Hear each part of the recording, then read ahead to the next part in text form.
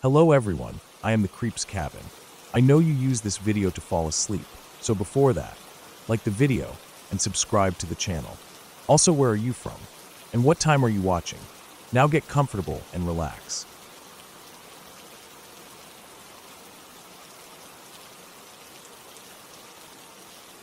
It was mid-September, just starting to cool down from summer, but still warm enough in the afternoons to hike without layers. I had the weekend off, and I'd been meaning to check out this area I'd heard about through an old backpacking forum. A stretch of woods with a long-forgotten town at its center, a place that hadn't seen many visitors in decades. The few posts I found mentioned falling down cabins, rusted tools half swallowed by roots, and a faint footpath that was more suggestion than trail. It sounded perfect, remote, quiet, the kind of place where it felt like time froze. To get to the town, you had to follow an old logging road that hadn't seen vehicles in years, then bushwhack along a ridgeline until you hit a creek. That creek had no bridges, just 3 fallen trees you were meant to use as crossings.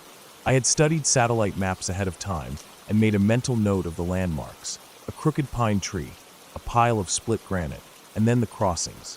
It was a 5 or 6 mile trek in all, depending on how well you stuck to the overgrown trail. I left early, just as the sun started burning through the morning haze. I wore my usual gear: boots, moisture-wicking clothes, light pack with water, food, compass, headlamp, basic survival tools. Nothing heavy. The plan was to hike in, look around the remains of the town, maybe take a few photos, then head back before dark. I told a friend where I was going, even dropped a pin on a map for him. The first few miles were peaceful. Birds were active, squirrels darting across the path. The usual forest sounds. Once I reached the creek, I started using the trees as bridges, just like the old post described. The first one was broad and solid, easy to walk across. The second was narrower, but still fine if you took your time. The third was slicker, thinner, and leaned slightly downhill, so I took a few careful steps, crouching a little for balance, and made it across without trouble. That was when the air changed. It's hard to describe. I was about 5 miles in, maybe more. The forest felt heavier somehow. Not darker, not colder, just quieter. Less movement. Even the wind in the trees felt like it held its breath. But that happens in deep woods sometimes, especially in the fall. Sound doesn't carry the same. Everything feels still. About 10 minutes after the third crossing, I noticed something odd.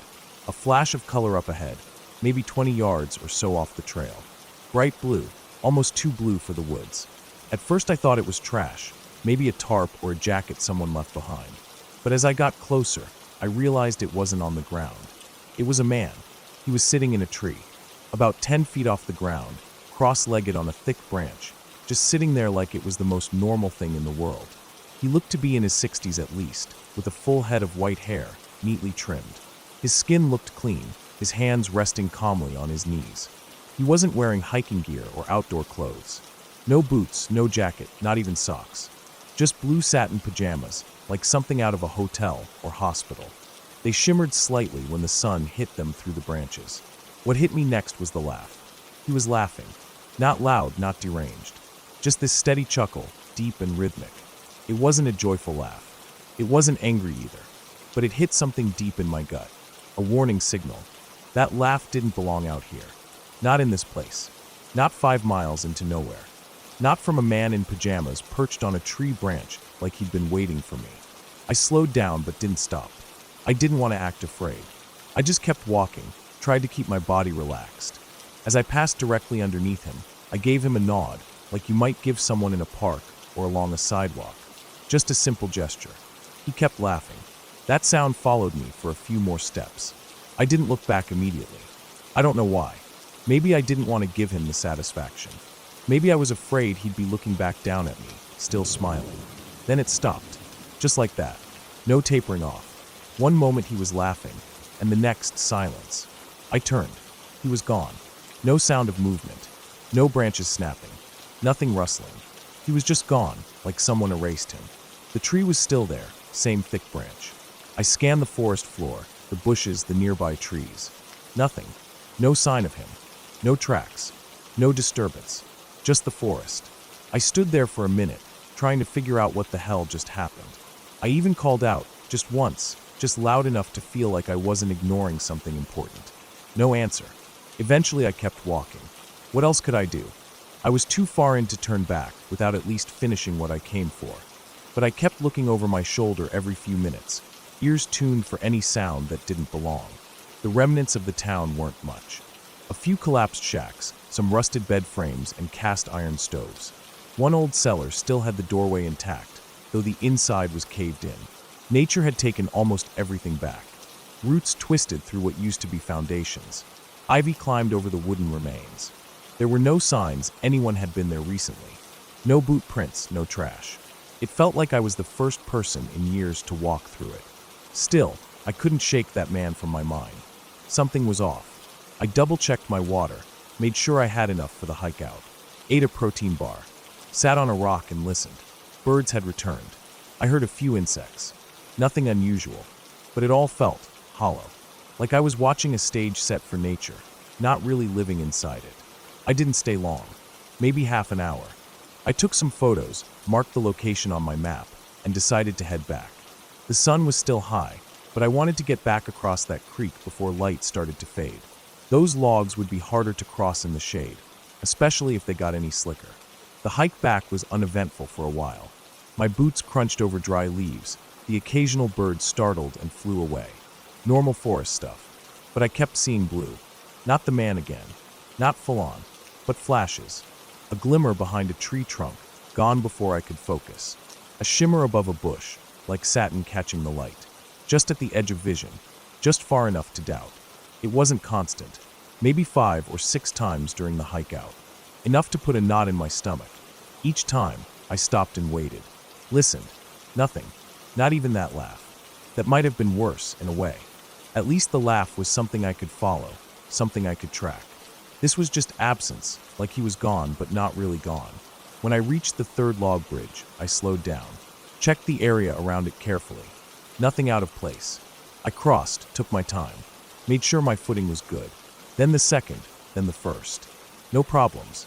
I didn't relax until I was back on the old logging road. Even then, I kept checking behind me.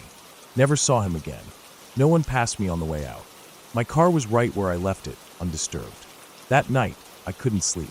My apartment felt too quiet. Every little creak in the building set me on edge. I kept replaying the moment he disappeared, trying to figure out how a full-grown man in bright clothing vanished without sound. The forest floor was covered in dry brush. You couldn't walk 5 steps without making noise. I didn't report it. What would I even say? A guy in pajamas laughed at me from a tree, then vanished? It didn't sound like anything anyone would care about, much less believe. I told a couple close friends. They laughed, said it sounded like a dream or a prank. Maybe someone had followed me out there. Maybe a squatter or some weird off-grid guy. But none of those explanations made sense. He was clean. Like not just not dirty, but clean. No mud on his legs, no leaves in his hair, no scratches on his feet. His pajamas looked ironed. His fingernails were manicured. He didn't fit the place. He didn't fit anything. And that laugh, it wasn't cruel. It wasn't fake. It was like he knew something I didn't. Like the whole hike, the town, the quiet forest. All of it was a joke only he understood. I haven't been back. I still hike, just not there. Not anywhere near those crossings. I think about it every so often, especially when I'm walking alone and the forest goes quiet. I check for flashes of color. Listen for that laugh. Never heard it again. I've told the story a few times, left out some details depending on the person. People like to fill in blanks with what makes sense to them. Drugs, dehydration, even hallucination. But I was fine. I was rested. I was prepared. That man was real, and he should not have been there. Whatever he was doing, whatever he was, I don't think I was meant to see it. Maybe I just walked through at the wrong time. Maybe he made a mistake by letting me see him. But that laugh still plays in my head sometimes. Not like a memory, more like a recording that plays itself when it wants to. And I wonder if maybe, just maybe, I was the one being watched the whole time. Not by something hiding in the trees, not by some ghost or monster. Just a man. A man in blue satin pajamas, sitting in a tree, laughing quietly as I passed by, knowing I would never understand why.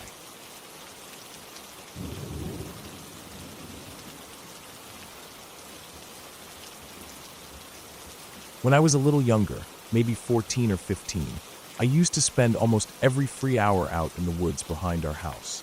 We lived way out in the country, at the end of a series of long back roads that were mostly gravel and potholes. No neighbors close by, just woods and pastures and old fence lines that seemed to stretch into forever. Our property went back a good bit, maybe 20 or 30 acres, and beyond that, the land kept going. It belonged to someone else, but it was wild and empty, and nobody ever came out that way. No signs, no fences, just more woods. That made it easy for me to treat the whole place like my own. I'd been slowly charting that forest for years. Not on paper or anything formal like that, just in my head. I knew where the thick pine groves were, where the deer trails ran, where old hunting blinds had rotted away into the ground. There were little clearings that filled with yellow flowers in spring, fallen trees big enough to walk across, and old dried-up creeks that only carried water after storms. I had a way of walking and looking, like I was always mapping the place in the back of my mind. When the weather was good, I was out there. My parents were used to it. As long as I was back by dark, nobody worried. We had a black lab named Sandy, and she followed me like a shadow anytime I stepped off the back porch. She was getting old even then, but she was sharp and loyal, and I liked having her with me. Coyotes were out there, and I'd even seen what I thought was a bobcat once, though it was from a distance. Still, Sandy made me feel a little safer. She was always quiet when we walked. She didn't bark unless something was truly wrong. It was sometime in mid to late September, or maybe even early October. I remember the air was cool but not cold. The leaves were starting to turn, patches of orange, red, and gold mixed with the green that hadn't let go yet. The sky was one of those pale autumn blues, the kind that makes everything look sharper. There wasn't a cloud anywhere, just that clean, crisp light that only comes that time of year. I left the house just after lunch. I remember that because I had a ham sandwich and chips, then filled my canteen before heading out. I told my folks I'd be out back for a while, and they just nodded. I had no real plan, just the idea to follow the main creek as far as it would take me. I'd walked it before, but never past a certain point. There was a spot where the ground turned soggy and the trees got thick, and usually I turned back there. But that day I felt like going further. Sandy came with me, tail wagging, leash clipped to her collar but slack in my hand. She always stayed close. We cut down the little path through the blackberry bushes, crossed the old stone fence, and made our way to the creek. It had rained a few days before, so the water was moving steadily, not a trickle like it was during dry weeks. The sound of it was nice, peaceful. We walked beside it, the ground soft under our boots and paws, leaves crunching just a little underfoot. I passed landmarks I knew, a big moss-covered boulder, the stump shaped like a chair, a tree with a lightning scar down the middle. Everything looked normal, familiar. The air smelled like leaves and damp bark, the kind of smell that settles into your clothes. There were birds here and there, squirrels skittering in the underbrush. Nothing strange. After maybe 30 minutes, we came to a part one hadn't seen before. The creek bent hard to the left, and the trees parted more than usual. I followed it, and just beyond that curve, the creek spilled out into a pool.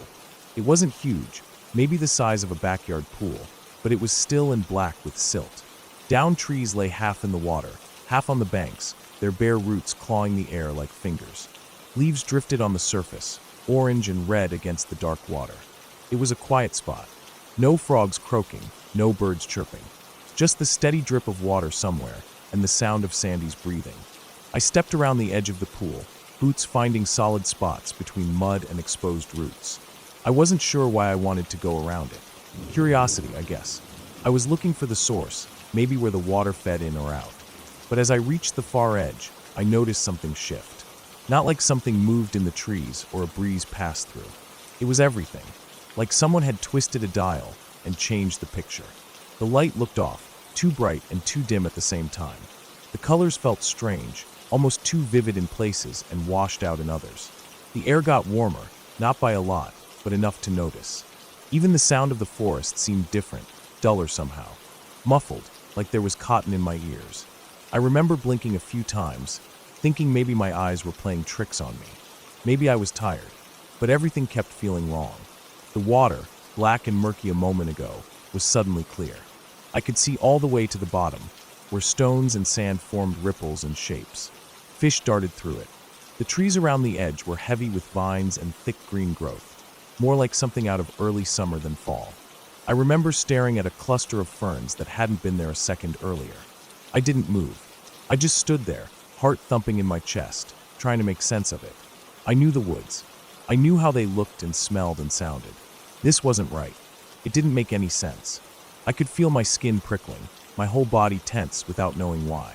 There wasn't a noise or movement that triggered it. It was just the overwhelming sense that I was somewhere I didn't belong. Then I felt Sandy pulling. Just a little tug on the leash. Not frantic, not urgent, just firm. Like she wanted to go. Like she'd had enough. When I turned my head to look at her, everything snapped back. Like flipping a switch. The light, the air, the sound, all normal again. The water was black and still. The plants were as I remembered them. No vines, no ferns, just dead leaves and muddy banks. But something was off in the light. It was dimmer than it should have been. I looked up, and my stomach dropped. The sun was low. Not just dipping low, nearly set. The sky was gold and orange and fading fast. I turned in a circle, trying to make sense of it. It had been maybe an hour tops. I hadn't even finished the water in my canteen. There was no way I'd been gone that long. Sandy was now pulling more urgently, her leash tight. She kept looking in the direction of home. That's when I heard them, voices. Faint, but unmistakable. My name being called. I started moving, feet heavy but steady, following Sandy back the way we came. The woods looked darker than they should have. Not night yet, but close. Shadows stretched long across the ground. The path we took to get there looked different in the low light, but I followed the sound of the creek in Sandy's nose. The voices got louder. My parents. My name again, over and over. When I finally saw the break in the trees, I broke into a run. Sandy kept pace, her breath loud and fast. We came out near the stone fence, where my dad was standing with a flashlight. He looked panicked. When he saw me, he dropped the light and ran to me. My mom was just behind him. They both looked like they'd been crying. Apparently, I'd been gone for over 8 hours. I'd left just after lunch, and now it was nearly dark. They had called the sheriff. My dad had gone into the woods 3 times looking for me and come up empty. They were about to start a full search. I didn't know what to say. I tried to explain that it hadn't felt like more than an hour. I didn't remember falling asleep. I wasn't hurt. I wasn't confused. Just off. Like I'd missed something but didn't know what. That night I barely slept. I kept going over the details in my head. The shift in the light, the clarity of the water, the way the plants had changed. The way it all snapped back as soon as I turned my head. I wanted to believe I'd just gotten turned around, or maybe had some kind of weird daydream, but it didn't feel that way. It felt real. Too real. In the weeks that followed, I avoided the woods. I didn't tell any of my friends. I barely talked to my family about it. They seemed to think I just lost track of time. Maybe I did, but it never felt like that. Not to me. Years later, after we'd moved to a new place and I was grown, I decided to go back. I was older, more rational, more skeptical of things I couldn't explain. I got in touch with the new owners of our old place, and they were kind enough to let me walk the land for a day. I didn't say why, just told them I had grown up there and wanted to take a walk down memory lane. It was the dry season then. The leaves were mostly gone from the trees, and the creek was barely more than a trickle in some places. Still, I followed it, past the mossy boulder, the lightning tree, the stump. I kept going until I reached the place where the creek bent hard left. I pushed through some underbrush and found the pool. It was still there, smaller now, shallower. The downed trees were still half rotted in the mud. No clear water, just dark silt and a smell of wet leaves. I walked the edge again, slowly this time, looking for anything that might explain what had happened. There was nothing. No hidden trail, no strange markings, no sign of any shift or change. I stood there for a long time, trying to match the place to the memory. The pool looked normal, too normal, like it refused to give anything away. I checked the time before I left. Exactly 40 minutes had passed. To this day, I don't have an answer. I don't believe in ghosts or magic or anything like that. I believe in things you can measure, things that follow rules. But that day out in the woods, something happened. Something I can't explain. Something that hasn't happened since. And even now, whenever I see the trees starting to turn and feel that clean autumn air, I think about that place. That moment. That shift. I've walked in a lot of woods since then, but I've never felt anything like it again. And maybe I never will.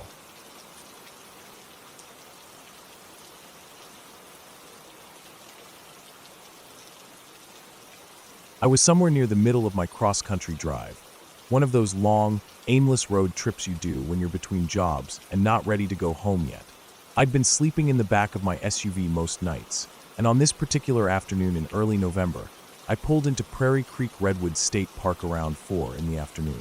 I'd never been in a redwood forest before. I'd seen pictures, sure, those black and white photos with the trees rising forever out of frame, but seeing them from the road as I wound through the park was something else entirely. Like driving into a cathedral someone forgot to finish building. Towering trunks rose up like pillars, and the air felt heavier, quieter, more certain of itself. I parked at a trailhead near the visitor center and figured I had time for a decent run before dark. I wasn't unfamiliar with running trails, even longer ones, but I hadn't really thought through what the terrain would be like out here.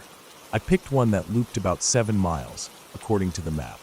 It didn't look too bad at first glance, and the trail names, Foothill Trail, Miner's Ridge, something like that, didn't sound especially ominous. The sun was still up, and even though I knew sunset would come early this time of year, I figured I had at least an hour and a half of decent light. I threw on my running shoes and a light jacket, locked the car, and started up the trail. The beginning of the trail was easy enough, flat, wide, even a bit soft underfoot with damp needles from the trees above. The smells hit me right away. Wet earth, decaying leaves, a touch of something floral but sharp. And the silence. That was the first thing that stuck with me, even more than the size of the trees. It wasn't the kind of silence you get in a house at night, where appliances hum and clocks tick. It was a full, blanketing silence. A silence that had been there long before I showed up and didn't particularly care that I had. I ran the first couple of miles feeling good. The forest swallowed the trail in a way that made it feel like I was entering a tunnel, then spit me out into an opening with a mossy log or a fern-covered hill. Every turn felt like another hidden place that had waited quietly for years untouched. The deeper I got, the more I slowed, not just from the trail getting steeper, but from the feeling that rushing through it felt wrong. I wasn't religious, but this place felt sacred. You don't sprint through a cathedral. Around mile 3, the trail curved along a hillside that dropped off steeply on one side and rose up like a wall on the other. The ground got rockier, more uneven. I noticed the light fading faster than I'd anticipated. It wasn't just the sun setting. The forest had its own way of dimming early. The tall trees, thick undergrowth, and deep valleys all worked together to take the light before the sky actually lost it. Shadows came early here, and they stayed longer. I slowed to a walk. I told myself it was to conserve energy, but the truth was I couldn't see well enough to keep up the pace without risking a twisted ankle or a missed turn. I wasn't panicking, not yet. I had a flashlight in my pack and a general sense of where the trail led. But I knew that if I lost the trail or got turned around, I'd be in for a long, cold night. Cell service was gone about 2 miles back, and there weren't many people in the park this time of year.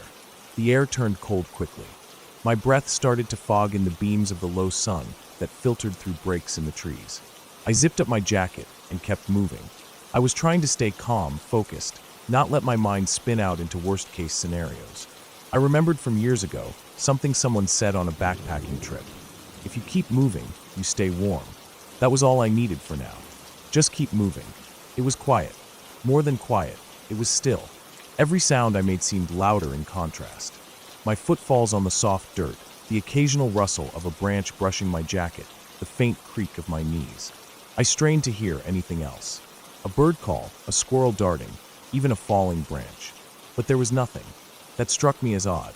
Usually there's some sign of life, especially in a forest this dense. But not here. Not then. Maybe a mile or 2 from where I thought the trail would loop back toward the campsite, I came around a bend, climbing a small ridge where the path narrowed between 2 giant fallen logs. Just as I crested the rise, I saw it. Floating directly in the center of the trail, maybe chest height, was a glowing orb. Silvery, faintly pulsing, perfectly round. I froze. There was no noise, no breeze, no rustle of leaves or animal nearby. Just me and this thing. It didn't flicker like a flashlight or beam like a headlamp. It didn't cast shadows. It didn't light up the ground around it. It was like it had its own self-contained glow, soft but unmistakable. It looked like it was just there, hovering, waiting. I stood for what felt like a long time, just staring at it, trying to make sense of what I was looking at. I blinked hard, looked away, looked back. It was still there. I rubbed my eyes and tried again. Still there. I stepped forward, slowly, just a few inches at a time. My boots barely made a sound on the path. I felt this strange combination of awe and caution, like I'd stumbled into something I wasn't supposed to see. I wasn't scared exactly, but every hair on my body was standing up. When I got close enough, I reached out with one hand. I expected to feel something. Heat, cold, pressure, some kind of resistance. But there was nothing. My hand went right through it. I held it there for a second, staring at how the light hit the edges of my fingers. The details of my skin, the creases and knuckles and small scars, all seemed to glow slightly in that silver light. It wasn't like anything I'd seen before. I traced the edge of the orb. It didn't distort or shimmer. It was perfectly still, perfectly smooth. A sphere of light that shouldn't exist, right there in the middle of a remote trail in a redwood forest at twilight. I wanted to walk around it, to keep going, but I couldn't bring myself to turn my back on it. I kept glancing at the trees around me, at the hills, trying to figure out what was casting it. Was it a light from a ranger station? A passing car reflecting just right through the canopy? But there was no sound, no sign of anything or anyone else. And then I saw it. The moon, just beginning to rise above the far ridge across the valley. A pale, full circle barely clearing the treetops. I watched it rise for a few seconds, and then I looked back down at the orb. It was still there, but now I could see the line of the moonbeam, faint and silver, cutting through the cold air and landing right where I was standing. The illusion clicked into place. The steepness of the valley below, the perfect break in the trees above, the exact angle of the moon just starting to rise, all of it had combined to create this bizarre, beautiful effect. A moonbeam projected into the mist of the trail, floating there like a ghost. I stood there for a long time, watching as the moon continued to rise and the angle shifted. The orb stretched slightly, then thinned, then faded entirely as the beam moved on. Just gone. I was left standing alone again in the deepening dark. My fingers were cold. I flexed them and realized I'd been holding my breath. I turned and kept walking, a little quicker now, warmed not just by movement, but by something else. Not comfort, exactly, but clarity. The orb hadn't been supernatural. It hadn't been a ghost or some message from another world. But for a brief moment, it had been something extraordinary. A phenomenon that didn't care if I was there or not. It just was. It took me longer than I expected to reach camp. The last part of the trail felt unfamiliar. The light was gone completely by the time I stumbled back into the empty parking lot. My SUV was the only vehicle there. I climbed into the back, kicked off my shoes, and bundled into my sleeping bag. I didn't bother cooking dinner. I just lay there, warm and exhausted, listening to the stillness outside. I didn't tell anyone about what I saw. Not for a long time. It wasn't the kind of story you throw out over drinks or post online. It didn't mean anything, exactly. But it stayed with me. Even now, years later, I think about that moment, the cold air, the silver light, the impossible silence of that forest. I think about how easy it would have been to miss it. If I'd run faster, if I'd taken another trail, if the moon had risen 5 minutes earlier or later. I think about how many things in the world are like that, beautiful, strange, fleeting, and how most of the time, we rush right past them without ever knowing they were there. But I saw it. I stood in front of it. I touched it. And that's enough.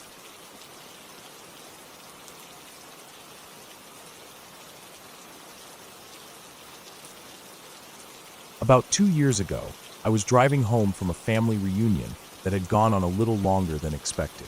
It was one of those extended family gatherings, uncles, aunts, cousins I hadn't seen in years. We were at my cousin's place, out in the countryside, a solid 2-hour drive from my place. It was a fun night, full of catching up and old stories, but I couldn't stay over. I had to be back home early the next morning for work. It wasn't one of those things where I could call in sick either. We were short-staffed, and I had promised my manager I'd be there. So, even though I was already starting to feel a little drained before I left, I got in my car and headed out just after 10:30 p.m. The route home wasn't exactly the most comforting kind, especially at night. For most of the drive, the road cut through dense stretches of trees and thick bushes. You know the type, those long, narrow two-lane roads that feel like tunnels with how close the vegetation presses in. Even in daylight, they can feel claustrophobic, but at night, they take on a different vibe. Everything outside the headlights turns to solid black, and even though I passed a car every 5 or 10 minutes, it felt lonely. It felt isolated. Every so often, The headlights from oncoming traffic would flash across my windshield, and for a second I'd feel less alone, but those moments were brief.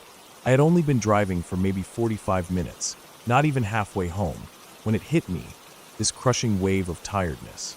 I don't mean the kind of sleepy that creeps up on you after a long day. I mean the kind that comes on hard and fast, where your eyelids start feeling like they weigh 10 pounds, and you catch yourself blinking longer than you should. That kind of tired. 1 minute I felt fine, the next I was struggling to keep my eyes open. I cranked the window down to let in some cold air, turned the music up, shifted in my seat, tried everything I could think of to keep myself alert. None of it helped for long. The sleepiness kept creeping back and heavier, like something pressing down on my shoulders and pulling my eyelids shut. I started looking for somewhere to stop. I didn't want to fall asleep at the wheel, and I knew if I kept pushing, I might do just that. But there was nothing, no gas station, no rest stop, no shoulder wide enough to pull over without feeling like I was asking to be hit. Just trees and bushes, the occasional bend in the road, and pitch black night. Finally, I gave in. I came around a long curve and saw a small grassy patch just beyond a thicker clump of bushes. It wasn't ideal, but it was better than the alternatives. There was just enough room for me to pull the car in a bit, getting off the road and tucking it mostly behind the shrubs so it wouldn't be too visible. I figured if I angled it right, it would be mostly hidden from anyone else driving by. I made a mental note of the time, 11:22 p.m., then shut off the engine. The silence was thick. No cars passed. No sounds outside. I didn't even hear crickets or wind through the trees. Just this still, heavy quiet. I reclined the seat, kept the doors locked, and closed my eyes. I don't know how long I was out, but it couldn't have been more than 20 or 25 minutes. I was jolted awake by a scratching sound. Not loud, but close. It wasn't metal on metal. It sounded like something dragging lightly across the side of the car. I opened my eyes slowly, heart pounding, but I didn't move. Just listened. The sound stopped after a few seconds. I was still groggy, and my brain hadn't caught up with reality. I looked at the clock, 11:50 p.m. My first thought was maybe it was just a branch brushing against the side of the car. I hadn't really checked how close I'd parked to the bushes. Still half asleep, and feeling like I could barely keep my eyes open, I let it go. Told myself it was nothing. Just wind, maybe an animal. And I let sleep take me again. The next time I woke up, it wasn't so gentle. The scratching came back, only this time it didn't stop. It was rhythmic, consistent, and it felt deliberate. Like something was pacing around the car and occasionally dragging a nail or a branch along the side as it went. My entire body tensed up. My mouth was dry, my palms sweaty.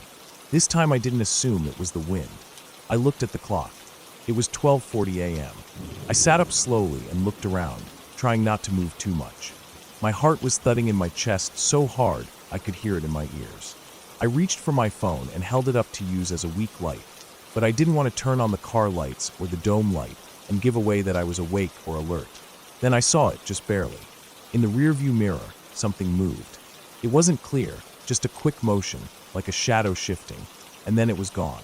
Whatever it was had darted into the trees, fast and low. Not animal-like, but not quite normal either. It was too big to be a raccoon or a fox. And the way it moved, it wasn't right. Every instinct in me screamed to start the car and get the hell out of there. I didn't need to see more. I didn't want to be that guy in the horror movie who gets out to check and then never comes back. I wasn't going to open my door. I wasn't going to call out. I just turned the key, fired up the engine, and hit the gas. I got back on the road quick, tires bumping over the grass and gravel as I pulled back onto the pavement. My hands were shaking on the wheel. I kept checking the mirrors, glancing into the woods on either side. But it was just black. The headlights lit up maybe 30 or 40 feet ahead, and everything beyond that was nothing. I figured if I could just put some distance between me and that spot, I'd calm down. I was still trying to tell myself it was just an animal, some curious thing sniffing around, maybe scratching itself on the car. That's all. But that didn't explain the timing. Why did it come back almost an hour after the first time? That was the part that sat wrong with me. Then I came around a bend, maybe 100 yards up the road from where I'd parked, and I saw it. A car, pulled off to the side of the road, just barely tucked in, not even properly off the pavement. Its driver's side door was open, swinging a little in the breeze. I slowed down, not stopping, but enough to take a look as I passed. No one inside. No lights. Just the open door, like someone had gotten out and not come back. I got this wave of nausea in my stomach. Something felt very off. I looked into my rearview mirror as I drove past, and for a second, I saw nothing. Just the bend behind me and the parked car. But then, out of nowhere, a man came sprinting around the corner behind me. Full sprint. Not a jog. He was running hard, like he was trying to catch up with me. I could see his arms pumping, his shoulders low. He wasn't waving or stumbling. He was charging. That alone was enough to raise every red flag in my head. I didn't stop to think. I pressed down on the gas and sped up. My eyes flicked back to the mirror again. The man had come into full view now. He was shouting something, but my windows were up and the music was still low. I couldn't hear the words, but I could see his mouth open wide, could see the rage or panic in his face. Whatever he was yelling, it wasn't friendly. I could read the urgency in his body language. He wanted me to stop. Or worse, he wanted me to get out. I didn't. I kept driving. Faster.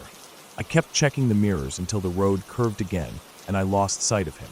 I didn't slow down again for a long while. Eventually, I hit a more open stretch, closer to the outskirts of town, and I started seeing streetlights again. More houses, driveways, mailboxes, civilization. Only then did I finally ease up on the gas a little. But the tension in my shoulders didn't go away. I made it home around 1:30 a.m., still shaking, still wired.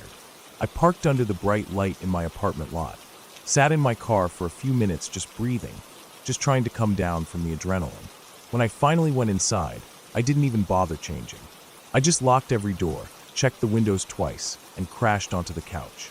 The next morning, I went out and checked the car in daylight. There were marks on the driver's side panel. Faint, but definitely there. Long, thin scratches parallel to each other, about 2 feet long. Not from a branch. Not from something brushing against it while I drove. They were too straight, too intentional. I didn't file a report. I didn't tell anyone at work. When my friends asked about the reunion, I just said it was fun and left it at that. But that night stayed with me. Still does. Every now and then, if I'm driving late on a dark road, I catch myself gripping the wheel too tight or checking the rearview mirror a little too often. Sometimes I'll remember the look of that open car door, or the man sprinting around the bend, or the silence of the woods right before the scratching started again. I don't know who or what it was. Maybe it was just some guy who had a breakdown on a dark road. Maybe the scratches were from a curious animal, and the man was looking for help. But here's what I do know. I'll never sleep on the side of a dark road again, no matter how tired I am. I'll drive to a gas station, a parking lot, a rest stop, anywhere with lights and people. Because whatever was out there that night, it didn't feel random. It didn't feel like just bad luck. It felt like I was being watched, chosen, and I don't ever want to be that close to something like that again.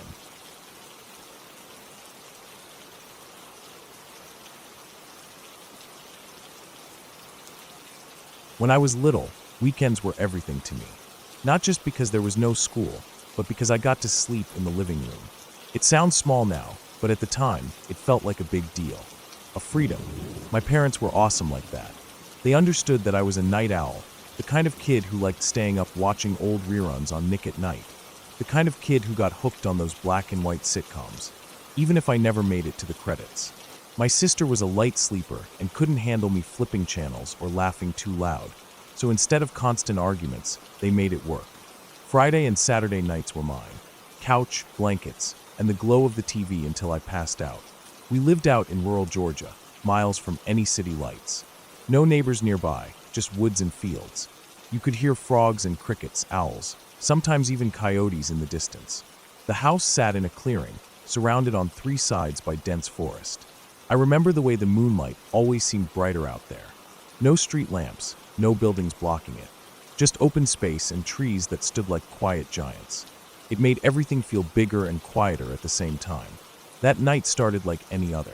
I was probably around 8 years old. The couch was already covered in the comforter I dragged out of my room, and I had a bowl of cereal that had long since gone soggy on the coffee table. The TV cast a blue-white glow over the room, flickering across the walls and ceiling like some kind of lazy lightning. I don't remember what show was on, probably some old sitcom I'd seen before. I remember the feeling though, that cozy mix of boredom and peace that hits right before sleep. Eventually, like always, my eyes got heavy. I stopped paying attention to the dialogue and just let the sound of voices wash over me. The dog, Buddy, our big mutt who always acted tougher than he was curled up on the rug nearby. He gave one big sigh, the kind that means he's down for the count, and that was the last thing I heard before sleep took over. Then it happened. I shot upright, like something grabbed me from the inside and yanked. My heart was racing, not because of a dream. I didn't remember dreaming. It was just this feeling, like someone had whispered directly into my spine. That cold, prickly instinct that wakes something deep in you. My eyes were wide open before I even knew why, and I stared straight ahead. The TV was still on, but it was muted. I never muted the TV. And through the wide front window, framed by the curtains that were only half pulled, I saw something. A person. In the tree. The tree across the gravel driveway, not too far from the porch. Not a bush or a shadow or some trick of the night. A person. A silhouette up in the branches. They were crouched, knees bent, back hunched, one arm wrapped around the trunk like they were trying to stay balanced. They didn't move, didn't twitch. Just there. I couldn't breathe. I was frozen, staring. My brain hadn't caught up yet. I wasn't thinking about what to do. I was just staring. And then Buddy, who'd been asleep, launched himself at the window with a growl I didn't know he had in him. He barked, deep and furious, ramming his paws against the glass. The sound shook me loose. I ran. Through the hallway, down the narrow stretch past the dining room. The carpet under my feet felt like it had teeth. My legs didn't work right. Everything felt like it was happening behind me. I pushed open my parents' bedroom door and nearly fell inside. Mama sat up first, confused, then Dad. I tried to talk, tried to explain, but it came out like panicked gasps and broken words. All I could get out was something about a man in the tree, outside the window, and Buddy barking. Dad didn't hesitate. He got out of bed in one fluid motion, grabbed something from beside the nightstand, probably his old aluminum bat, and told Mama to stay inside. He opened the door to let the dogs out. Buddy had followed me, but he turned around and shot out the front door like a bullet. Our other dog, Daisy, followed. Dad was right behind them. Mama wrapped her arms around me, and I buried my face into her shoulder. My whole body was shaking. I wanted to stop, to pull myself together, but I couldn't. Every time I closed my eyes, I saw that shape in the tree. My brain kept trying to fill in the blanks, what the face looked like, how he got up there, what he wanted. We waited. It felt like hours, but it was probably 5 minutes before Dad came back inside. He looked serious, but not panicked. He said he didn't see anyone. He checked the yard, the driveway, the edge of the woods. Nothing. No footprints, no broken branches. The dogs had gone crazy at first, but calmed down quick once they were outside. He said maybe it was a shadow, maybe I was dreaming. I wasn't dreaming. I wanted to believe him, wanted to believe it was over, but I couldn't go back to the living room. I didn't care if my sister complained. I went straight to my own bed. Mama followed me down the hallway and waited while I changed into my pajama shirt.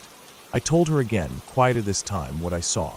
She brushed my hair back and kissed my forehead and said everything would be okay. I didn't believe her, but I needed to hear it. My sister stirred when I climbed into bed. She grumbled something about the noise and rolled over. But when I whispered what happened, she sat up. Her eyes were wide. She didn't say anything, just looked toward the window. I pulled the covers up to my chin and turned away from the glass. I thought I could sleep. Dad was making rounds. I could hear his footsteps in the hall, the sound of his mug clinking as he refilled it in the kitchen. He was staying up, checking the doors and windows. That should have made me feel better. But then I saw something out the corner of my eye. I turned my head. My sister was already staring. He was there, outside my window, standing, not crouching, close, just beyond the glass. The moonlight was enough to see the details now. He was tall and thin, wearing something dark. His shoulders were hunched forward like he was cold or trying to hide. I couldn't make out his face, but I saw his hand. He brought his finger up to his lips. A slow, deliberate gesture. Shuh. Then he turned and ran. Not fast, not stumbling. Just turned and ran straight across the yard. Like he was leaving because he wanted to. Like it was his choice. I couldn't move. I couldn't speak. My sister pulled the blanket over her head. I started crying. Silent at first, then louder. Mama came running. Then Dad. I told them, through sobs, that he was back, that he was outside my window this time. Dad ran outside again. Buddy tore after him. No one. Not a single sign. No footprints. no crushed grass, no broken branches. Dad stayed up all night. So did I. My sister and I huddled under the same blanket. Neither of us talked about it. We didn't have to. The next morning, Dad found something. A spot beneath the tree by the driveway, where the ground was scuffed up. The bark had fresh scratches about 10 feet up, like something had climbed it. Fast, quietly, and watched. We didn't call the police. I don't know why. Maybe because there wasn't much to tell. A shadow in a tree, a man at a window. No damage, no break-in. Just fear. Thick, paralyzing fear. After that night, I never slept in the living room again. I didn't even ask. My parents didn't suggest it. The couch stayed empty on weekends. I stopped watching Nick at night. I didn't want to fall asleep near that window. For a few weeks, Dad did nightly checks. Sometimes with the dogs, sometimes by himself. Always with the bat. He even set up an old floodlight that buzzed when it came on. He said it was just in case we got raccoons or foxes near the trash, but I knew better. Years passed. We never saw him again. The woods stayed quiet. The dogs grew old. The floodlight burned out eventually, and no one replaced it. But I never forgot. I can still see the exact way his body looked in the branches. The way he crouched like he belonged there. The way he stood outside my window like he'd been there before. The way he ran like he knew where he was going. Sometimes I think about what would have happened if I hadn't woken up. If Buddy hadn't barked. If I'd slept through the whole thing and never seen him. But I did see him. And he saw me.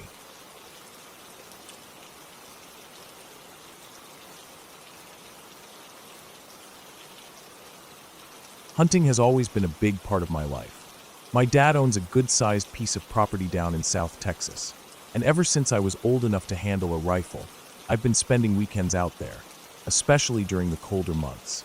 There's something peaceful about being away from people, surrounded by brush and mesquite trees, just listening to the wind and the occasional rustling in the distance. No phones ringing, no traffic, just the land and whatever's moving through it. Most of the time I go alone, which some folks find strange, but I like the quiet. You learn to pick up on sounds, patterns, the way animals move. It calms me in a way nothing else really does. This one weekend stands out like a sore thumb, though. It was mid-November, and the air had finally cooled off enough to feel like real hunting weather. That crisp bite in the breeze, the kind that makes your nose run a little and your fingers stiff if you don't wear gloves. I packed up on Friday night and left early Saturday morning. The drive out was normal, about 2.5 hours of country roads, the last 30 minutes on gravel and dirt until I hit our property gate. I unlocked it, drove through, and relocked it behind me like always. I had my gear in the back seat, my rifle, some food, a sleeping bag, a little propane heater, and a bottle of doe urine I picked up the day before. I hadn't used scent attractants too much in the past, but a buddy swore by it, so I figured I'd give it a shot. The plan was simple. I'd hike out to my favorite blind, about 2 miles from the little cabin we have near the entrance, and settle in before dusk. I'd sit through the night if I could stay awake, and see what showed up in the early morning hours. That blind sat along a ridge, with a good view of a few game trails that deer like to move along. It's a box blind, not fancy, just wooden walls and a little roof, about 6 or 7 feet off the ground on 4 legs, with a narrow ladder. It's solid enough to keep the wind off, but it creaks when you move around too much. I always bring extra padding for the bench inside. The walk out was weird from the start. Usually I see or hear something along the way. A rabbit darting through the brush, a pair of doves taking off, sometimes a hawk in the distance. Even in the colder months, there's usually something alive. But that day it was dead quiet. Like, not just quiet, but unnatural. No birds, no squirrels, no rustling. The only sound I could hear was the crunch of gravel and dirt under my boots. I figured maybe the wind had animals bedded down, or maybe I was just walking at a bad time. Still, it sat wrong in my stomach a little, but I pushed it down. You can't let yourself start imagining things out there, or it eats at you. When I got to the blind, I climbed up and set everything down. The sun was still up, but starting to hang low. I laid out the sleeping bag in the corner, got the heater ready, but didn't light it yet, opened up a little can of Vienna sausages, and sat back for a minute. The view was still, the brush swaying lightly. I could see clear across to the opposite ridge. Nothing moved. I checked my scope, loaded the rifle, and set it where I could grab it fast. Then I pulled out the bottle of doe urine. Strong stuff. Even with the cap on, it has a sharp smell to it. The second I cracked it open, I got a face full of that nasty scent. But right then, I also heard something move up behind the blind on the ridge. It was quick, like a big step through leaves and gravel, and then nothing. I froze. I leaned toward the back window, really just a slit in the wall, but I couldn't see much. The sun was at the wrong angle, casting shadows everywhere. I stared for a long time, holding my breath, trying to listen. Then came another sound. Not movement this time, but a hard, solid thud against the side of the blind. It shook the whole thing, made the walls groan. I damn near dropped the bottle and leapt up, heart hammering. At first, I thought maybe a deer had jumped or fallen and smacked the blind, but the sound was too solid. It didn't sound like something bumping into it. It sounded like something had been thrown. I looked out the other window, nothing. I tried to see through the slit where I heard the sound, still nothing. Finally, I grabbed the rifle and cracked the door open. Cold air rushed in, and I stepped out slowly. I looked down and there it was. A rock. A massive rock, probably about the size of a watermelon, lying right next to one of the blind's legs. There was a fresh dent in the side of the blind where it had hit. I could see where the paint had scraped off and the wood was gouged in. That rock had been thrown, and hard. I stared at it, and my mind just locked up. That thing had to weigh 30, maybe 35 pounds. There's no way it rolled down the hill. It came in at an angle. Something, or someone, hurled it. My hands were sweating even though it was cold. I turned and scanned the ridge behind the blind. That ridge went up maybe 20 or 30 feet, covered in mesquite, cactus, and brush. Thick stuff, hard to walk through. You don't casually wander up there. You need boots, gloves, and a damn machete sometimes. I couldn't see anything, but I had the feeling that something was watching me. That horrible crawling sensation that runs down your neck and makes your stomach knot up. I pulled the rifle up to my chest, not aiming yet, just holding it, and said out loud, F \******** this. It just came out. I didn't care who or what heard it. I turned, kicked the door the rest of the way open, and leapt from the platform to the ground. Landed hard, knees jarred, almost stumbled, but I ran. I ran that whole 2 miles back to the cabin, not even bothering to look over my shoulder. The trail isn't flat, and I'm not a young guy anymore, but adrenaline had me going fast. I didn't stop till I saw the cabin. My lungs were burning, my legs felt like rubber, and I had to lean on the porch post to catch my breath. I stood there for a long time, looking back the way I came. Nothing followed me. Nothing made a sound. That night, I locked the cabin door, which I usually don't bother with. I sat up with my rifle loaded and the safety off, watching the front window, waiting. But the weirdest part came later. Every night I've ever spent on that land, you hear coyotes. They howl, yip, chatter, echoing across the brush. It's almost like clockwork. But that night, nothing. Not a single sound. No howls, no owls, not even the wind through the trees. Just dead silence. I barely slept. I kept imagining something creeping up to the porch, hearing boards creak, seeing a shape in the window. None of it happened, but my nerves were shot. As soon as the sky started to lighten, I packed my stuff, loaded up the truck, and drove out without looking back. I didn't tell anyone for a while. Not my dad, not my buddies. I didn't want to hear them laugh, or tell me I was just spooked by a raccoon or a hog. But that wasn't it.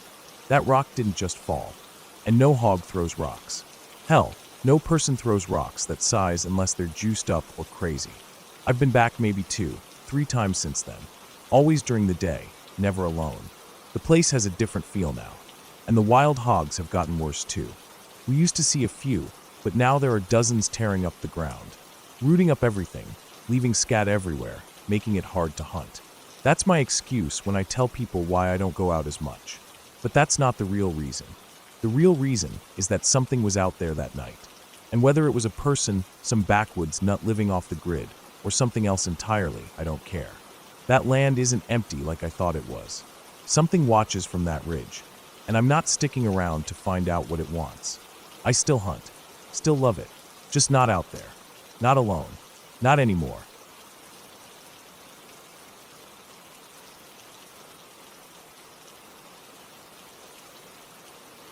A few summers ago, sometime around mid-July, I went for a bike ride late at night with a close friend. It wasn't unusual for us. We were both night owls, and the quietness of the city streets after dark was something we enjoyed. The daytime heat had finally let up, and the air had that warm but manageable feeling that summer nights carry. We'd been riding aimlessly for about an hour or so, weaving through side streets and empty parking lots, mostly just enjoying the calm. Most of the bars were closed or closing. Streetlights gave off a soft orange glow. It wasn't too late, maybe just after midnight. The streets were dead quiet, barely a car passing every 10 minutes. Eventually, we decided to call it a night. We split at the corner of an intersection about 4 blocks from my apartment. I remember we said a casual goodbye, no hugs or anything, just a wave and a see ya. I wasn't worried about the short ride home. It was a quiet neighborhood, part of the downtown area of a medium-sized city. There were a few scattered apartment buildings, some shops that had closed hours earlier, and the occasional bar or restaurant, but nothing ever felt threatening. I'd done that same ride alone dozens of times before. It was almost muscle memory. Because of some construction on my normal route, the streets were partially blocked off. Nothing major, just orange cones, barriers, and a few patches of torn-up sidewalk. There weren't any active workers, of course, but the mess forced me to ride on the sidewalk for a bit. I figured it was no big deal. It wasn't like there were pedestrians around, not at that hour. I was coasting down the sidewalk, maybe 4 blocks from home, and everything was still totally normal. I was approaching the corner, where I'd need to turn left onto my street, when I noticed a man walking ahead of me. He was maybe in his 40s, wearing a dark jacket despite the warm night, jeans that looked a little worn, and scuffed-up shoes. He had a little stubble and messy hair, but he didn't look homeless. Just average. He wasn't staggering or talking to himself, nothing that raised an alarm right away. Still, the sidewalk was narrow, and I didn't want to startle him. I was coming up behind him quietly, and in the dark, that might feel threatening. I tried to be polite. When I was about 6 feet behind him, I called out gently, "Hey, behind you." He turned around quickly, so fast it caught me off guard, and stared at me with a look I wasn't expecting. His face twisted with this sudden, sharp anger. It was like I'd done something deeply offensive by warning him I was behind him. His eyes locked onto mine for a split second, and I felt this weird chill go through my chest. Not because he was scary looking, but because there was this intensity in his face. That kind of rage that isn't loud at first, but is just simmering right under the surface. I didn't say anything else. I just turned down my street like I was supposed to and tried to act normal. I didn't hear anything right away behind me, so for about a second, I thought that was it. Maybe he was just on edge. Maybe he thought I was someone else. But then I heard footsteps speeding up behind me, and then his voice. Loud. Aggressive. "Fucking cunt," he screamed. "I'll kill you, you fucking bitch." That's when the fear hit me. His voice was raw and full of hatred, and it echoed off the buildings. I didn't dare look over my shoulder. I just kept pedaling, not full speed, because I didn't want to make it obvious I lived nearby, but quick enough to get some distance. I lived just a few doors down from the corner where I turned, and if I had gone straight to my front door, he would have seen exactly where I lived. So I made a split-second decision to keep riding. I passed my apartment without even glancing toward it, and turned right at the next block, looping around to try to lose him. I figured if he thought I lived nearby, I couldn't lead him straight to my place. I didn't know if he was actually following or just yelling. I didn't want to look back. My heart was pounding so loud in my ears I couldn't hear anything else. I circled the block slowly, trying to act like I belonged, like I was just a regular late-night rider. A couple cars passed by, and I felt the urge to flag someone down, but I didn't. I didn't want to make a scene. I was also trying not to panic. I figured maybe he had just yelled at me out of nowhere and kept walking. Some people do that. But when I turned the last corner and got close enough to see my street again, my stomach dropped. He was there, standing on my front stoop. Not sitting, not pacing, just standing there, like he belonged there, facing the street. He wasn't yelling now. He wasn't doing anything. He was just standing, looking out like he knew, like he'd known the whole time. Like maybe he saw the hesitation in my body language when I passed my apartment the first time. I slowed down and pedaled by again, trying not to look directly at him. But from the corner of my eye, I saw him look at me. Not following this time, not yelling, just watching. It was worse than the yelling. There was something so calm and deliberate about it, like he wanted me to know he knew. I kept riding. My mind was spinning. I felt exposed, like my whole neighborhood wasn't safe anymore. I didn't know what to do. I couldn't go home. I wasn't going to walk up to my door while he stood there. I didn't even want him to see me hesitate. So I just kept riding, back the way I came. I texted my friend as I rode back toward her place. My hands were shaking, and it took me a few tries to type the message correctly. She was confused at first, but I just told her there was someone outside my place, and I needed to come back for a bit. When I got there, she let me in right away. I didn't give all the details, just said some guy was acting weird. I didn't want to freak her out either. I spent the night there. I didn't sleep much. Every sound made me jump. I kept thinking about that man's face, how angry he looked when I passed him, and how still he was when he stood on my stoop. That look in his eyes. It wasn't just anger. It was focused, intentional. I left early the next morning. Broad daylight. Rode home fast, still checking behind me now and then. My front stoop was empty. Everything looked normal. I stood across the street for a while before finally going up to unlock the door. Nothing was touched. Nothing left behind. But it didn't matter. The feeling was already there. That fear that once someone knows where you live, it's never the same. I told my mom about it later that day. She asked if I wanted to call the police, but I said no. There wasn't anything to report, really. No crime had been committed. Just a man standing where he shouldn't have been. I didn't have a name, a clear photo, or anything solid. She agreed to leave it alone unless something else happened. 2 days later, my bike was gone. I'd left it in the alley behind our apartment building, locked to the metal gate like I always did. It was a busy alley. Neighbors used it all the time. But that morning, I went out and the lock was cut clean through. The bike was gone. I stood there staring at the broken lock in my hand. My stomach turned again. I knew bikes got stolen all the time, especially downtown. But this felt different. The timing, the way it happened right after that night. I couldn't say it was the same man. I never saw anyone take it. No one saw anything. But something in me was sure. Maybe it was a coincidence. Maybe someone saw the bike and thought it looked easy to steal. Maybe it had nothing to do with him at all. But I started locking it indoors after that. Started looking over my shoulder more. Started using a different route home. Even months later, I'd get tense walking up to my apartment at night. Every noise in the hallway made me freeze. I started noticing people more, faces, shoes, the way they walked. It faded with time. Eventually, I stopped thinking about it every day. But every now and then, I'll be coming home late or walking down a quiet sidewalk, and I'll think about his face. That moment he looked at me with such hatred, and then the stillness of him standing on my stoop, like he belonged there. And I'll never forget the worst part, how completely normal he looked. Not ragged or clearly out of place. Just like anyone else you might pass on the street. That's what still gets me. He could have been anyone. He could have followed me from anywhere. And I'll never really know what he wanted, or if he ever came back.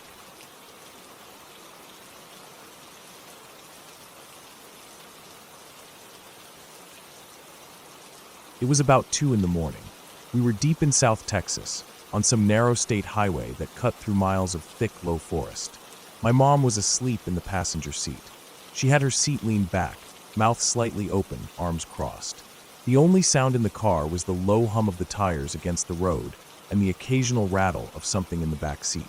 I wasn't tired, not even a little. I had music playing low, not even enough to really hear the lyrics, just background noise so the silence wouldn't start to feel too loud. The woods out there are dense and wild. Not tall trees like up north, but thick walls of mesquite, scrub oak, and cedar brush that stretch on and on. The road itself was narrow, no shoulder, just a white line and then immediate drop-offs into dirt and grass. It curved gently every few miles, but for the most part it was straight. No lights, no towns for maybe an hour in either direction, and no other cars on the road. I hadn't seen another set of headlights in at least 45 minutes. Even cell service had cut out completely over an hour back. Just me, the car, my mom snoring lightly, and the empty road through the trees. I don't even remember why I was the one driving that night. We had left late from visiting family, probably tried to beat the heat by driving at night. Mom had started driving, but I offered to take over when she looked like she was nodding off. She didn't even argue, just pulled over and swapped seats. That was maybe around midnight. It felt like I'd been behind the wheel forever already, and I still had hours to go. I wasn't scared or anything.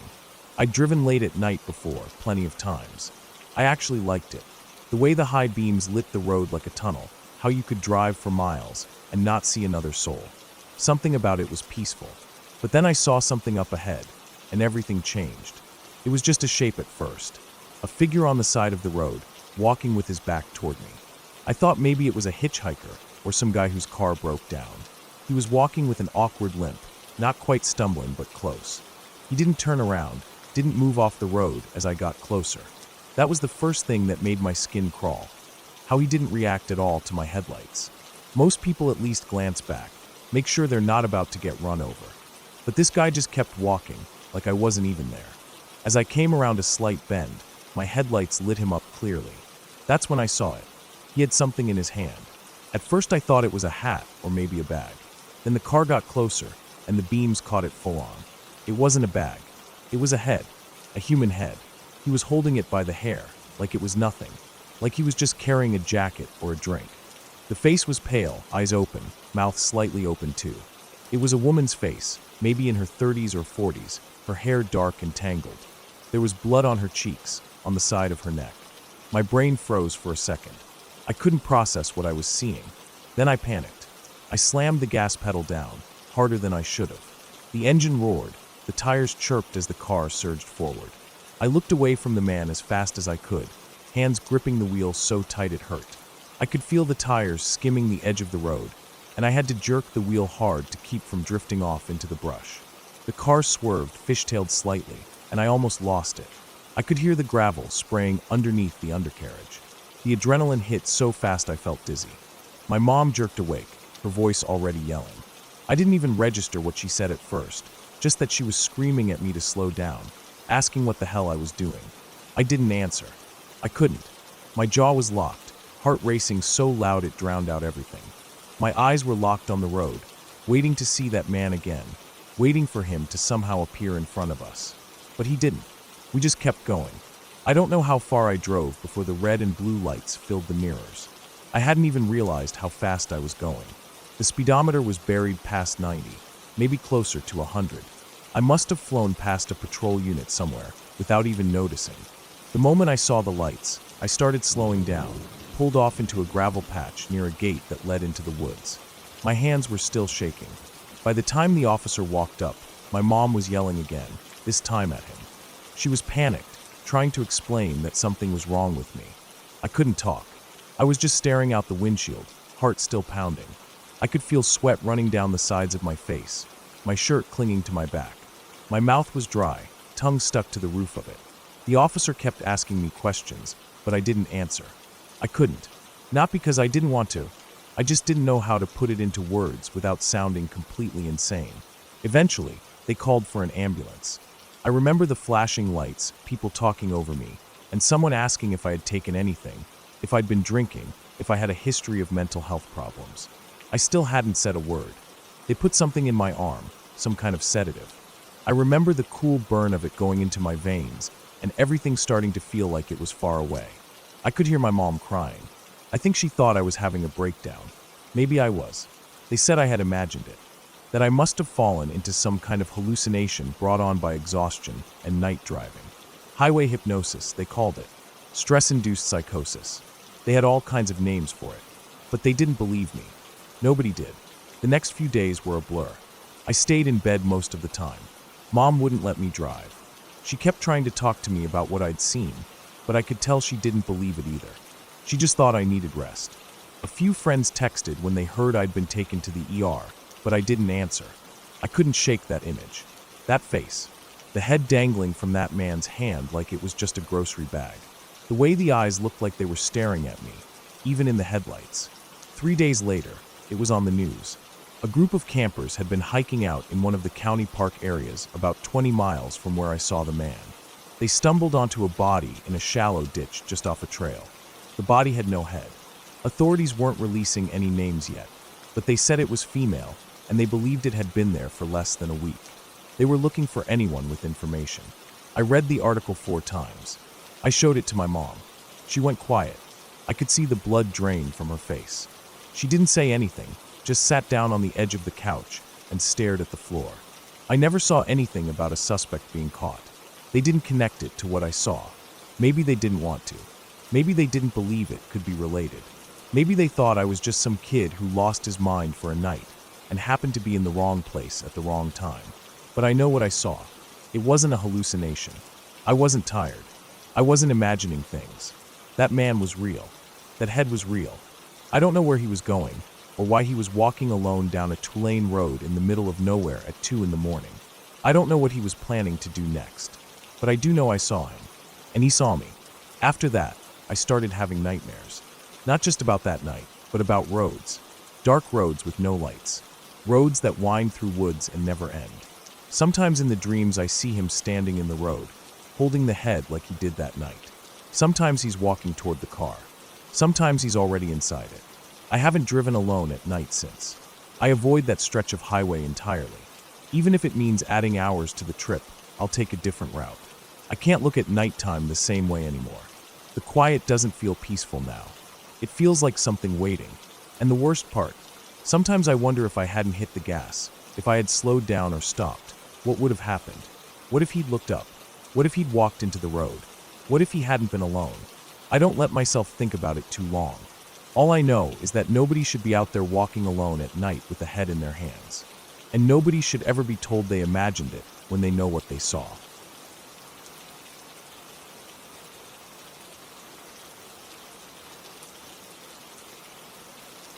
Last summer, I went back to my parents' house during the holidays. I'd been living on my own for a while, renting a small apartment in the city for work and school, so it felt strange at first coming back to the house I grew up in. The creaks in the stairs, the way the air always felt just a little cooler in the hallway at night, the sound of the old pipes groaning when someone turned on the faucet. All of it was familiar, but I'd grown used to the constant noise and movement of the city. Here, at night, it was so quiet I could hear my own breathing, and sometimes even the faint hum of the fridge all the way from the kitchen downstairs. The room I was staying in used to be mine when I was a teenager. My parents had kept it more or less the same. Posters still hung on the walls, faded from years of sunlight, and the old wooden desk in the corner still had a scratch from when I accidentally dropped a pair of scissors during a late-night homework session in high school. My bed was smaller than what I was used to now, a twin with a mattress that sagged slightly in the middle, but it was fine for the week or two I'd be there. It was the third night back, sometime around 3 a.m., and I was sitting at my desk on my laptop. I wasn't doing anything important, just watching random videos and scrolling through some forums. My headphones were on, but the volume was low since I didn't want to wake anyone else in the house. My parents' room was downstairs, but my younger sister's room was just a short walk down the hallway from mine. The glow from my screen was the only light in the room. I'd turned off the main light because I liked the darker atmosphere when I was on my computer. The curtains were drawn shut, and the fan on my desk hummed softly, stirring the slightly stuffy air. It wasn't hot enough for air conditioning, but just warm enough to make the sheets uncomfortable if I tried to sleep. Then my phone lit up next to me. It was a call from my sister. Now, that struck me as odd immediately. She was just down the hallway, and if she needed anything, even if it was something dumb like asking if I'd seen her charger, she could have just walked over. The fact that she was calling me at 3 a.m. made me pause. I stared at the screen for a second, watching it buzz in my hand. I picked it up and swiped to answer, but as soon as I did, the call ended. No sound, no voice, nothing, just a blank line for half a second, and then it was over. I waited, thinking maybe she'd call again, or maybe she'd come to my room. But nothing happened. The hallway stayed silent. No footsteps, no knock, nothing. I figured maybe she had tried to call by accident. Maybe she was half asleep and hit the wrong button. Or maybe something else was going on. I got up, grabbed my phone, and opened my door. The hallway was dark, but a faint light from the moon pushed in through a window near the stairs, enough for me to see without turning the light on. The floor was cool beneath my socks as I made my way to her door. Just as I reached for the handle, I heard her scream. It was sudden and sharp, not drawn out like in the movies, but loud and panicked and full of raw fear. I didn't even hesitate. I pushed the door open so hard it bounced off the stopper on the wall behind it. She was sitting up in bed, blanket clutched to her chest, eyes wide. Her lamp was already on, and she looked like she'd just seen something she couldn't understand. I ran in, looked around the room, opened the closet, even glanced under the bed, but there was nobody there. The window was shut and locked from the inside. Everything was in its place, clothes piled on her chair, her backpack on the floor, a couple of books on her nightstand. Nothing looked disturbed. Nothing looked out of place. Eventually, she stopped crying enough to talk. She told me she'd been asleep and woke up suddenly because she felt something. She didn't know what, just this overwhelming feeling that something was wrong. When she opened her eyes, she said she saw a dark shape, like a shadow, just inches from her face. No features, no movement, just something dark and close. And then she screamed. She said it was gone instantly, like it had never been there. But the panic hadn't gone with it. I was still standing near the door, trying to make sense of it. And then I remembered the call. I told her she had called me just a couple of minutes ago. That's what brought me to her room in the first place. But she looked confused and said she hadn't called anyone. Her phone wasn't even with her. She said it was still in her purse downstairs. I didn't say anything. I just left the room, went down the stairs as quietly as I could, and checked the purse on the kitchen table. Her phone was right there, screen dark, plugged into a portable charger. I picked it up and pressed the button. It was locked.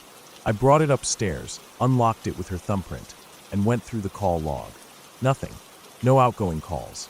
No record of her calling me. I checked my phone again. The call was there. Time-stamped at 3:07 a.m. incoming call from her number. I had answered it.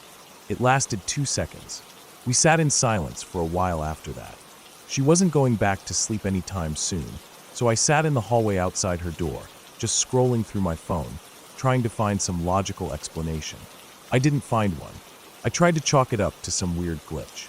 Maybe her phone had done something on its own, like a but dial or a ghost touch from overheating, even though it hadn't moved from her bag. Maybe I was just tired and had imagined the whole thing, but I knew what I'd seen on my phone. The call was there. The log didn't lie. The next day, I tried to bring it up casually, but she didn't want to talk about it. She just said she hadn't felt comfortable sleeping in that room again and ended up crashing on the couch. I couldn't blame her. I didn't feel quite right either.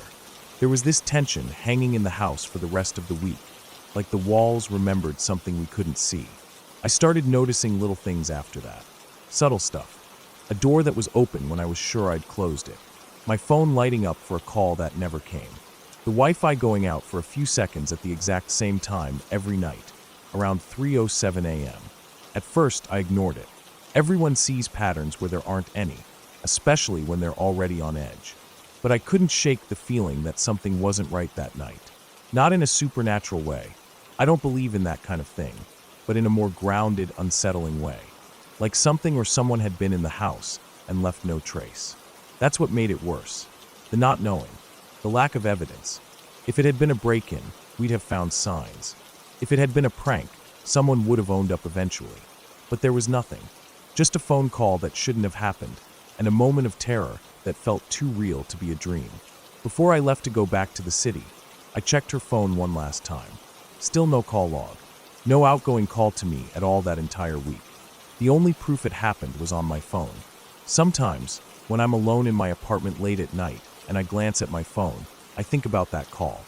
I think about how easily someone can mimic a phone number if they really want to. How simple it is to mess with people using just a little bit of technology and timing. And how if someone wanted to test how long it would take to reach a room in a house after a phone call, all they'd have to do is wait for the middle of the night. I don't have an explanation for it, and I've stopped trying to find one. All I know is that I was wide awake, alert, and sober. I wasn't half asleep or dreaming. I answered a call that came from my sister's number. She screamed seconds later. Her phone was downstairs, and I still have the log. It hasn't happened again since then, but I've changed a few things. I don't sleep with my phone next to my bed anymore. I keep it across the room. I double-check my locks before I go to sleep, even in the apartment. And every now and then, I scroll back to that call log just to remind myself that I didn't imagine it. Because it's easy to forget how vulnerable we are when we're half awake, tucked under blankets in the dark, assuming we're safe just because we locked a door or closed a window. But something, or someone, was inside our house that night, and I'll never know how they got in, or why they called me first.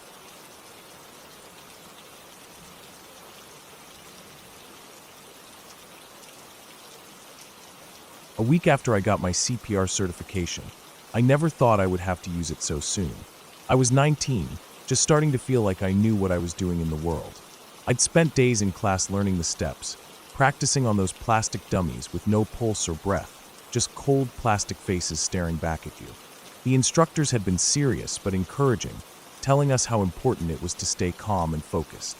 I thought I understood it all then, but nothing could really prepare me for what actually happened. It was late afternoon, just before the sun started to set, and I was out with a couple of friends at a thrift store. We were hunting for Halloween costumes, trying to find something that would be cheap but still good enough to wear to a party later that week. The thrift store was one of those big, cluttered places with clothes everywhere and old furniture shoved into corners. The air was a mix of musty fabric and dust, and the fluorescent lights buzzed faintly overhead. We split up to browse, and I ended up in the dressing room trying on a jacket that was too big for me. Suddenly, it got really quiet around me. No laughing, no shuffling, no talking. It was the kind of silence that feels heavy, like the whole place was holding its breath. I heard someone call out, but it was muffled, urgent. I stepped out, and the silence was thick enough to cut through. Someone said there was a person passed out in the parking lot. My heart started beating a little faster. I raised my hand and told them I was CPR certified. I said I'd go check it out, and that someone needed to call 911 immediately. I grabbed my phone from my pocket just in case, but I was shaking a bit inside. Outside, the air was cool, and the sun was dipping low, casting long shadows.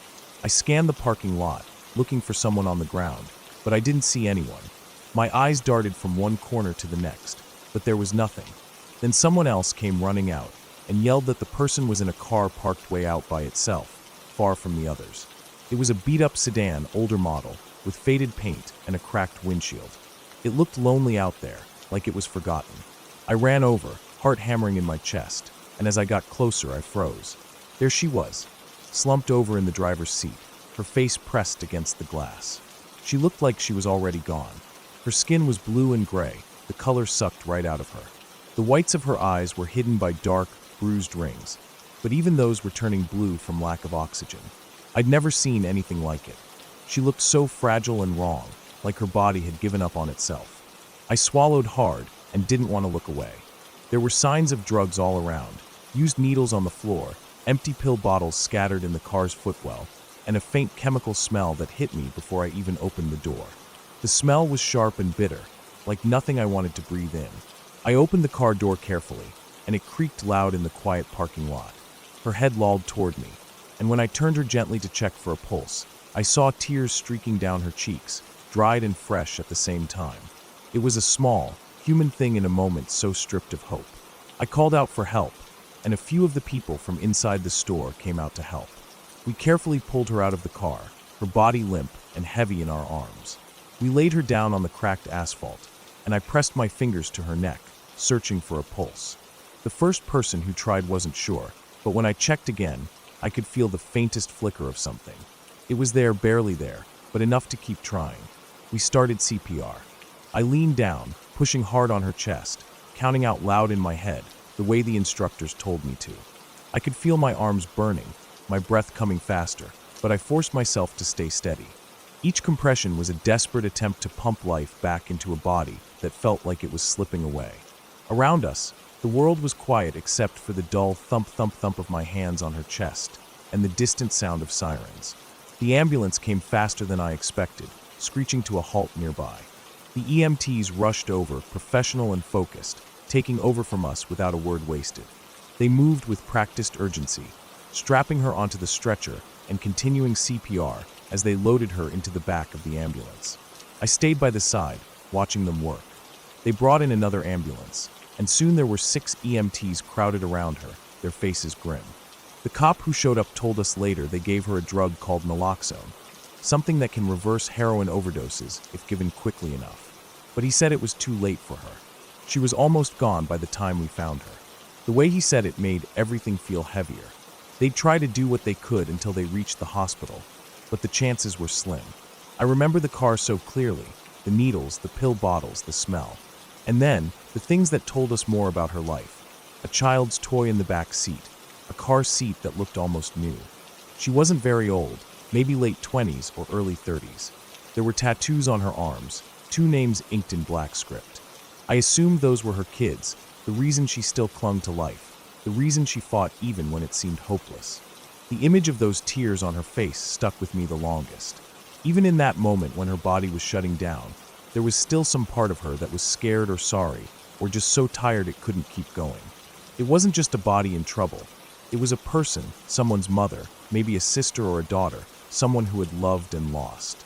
After the ambulance left, the parking lot felt emptier than before. The sun was gone, and the cold was settling in. I stood there, numb and shaky, replaying everything over and over. The weight of it was like a stone in my chest. I had wanted to be the person who saved her, the one who made a difference with the training I'd just earned. But that night, I realized that sometimes, even the best training isn't enough. In the days that followed, I couldn't shake the memory of her face, the way her skin looked like it had drained of everything, the tears frozen on her cheeks. I kept thinking about what her life had been like, what had led her to that lonely parking lot, alone in her car, fighting for breath.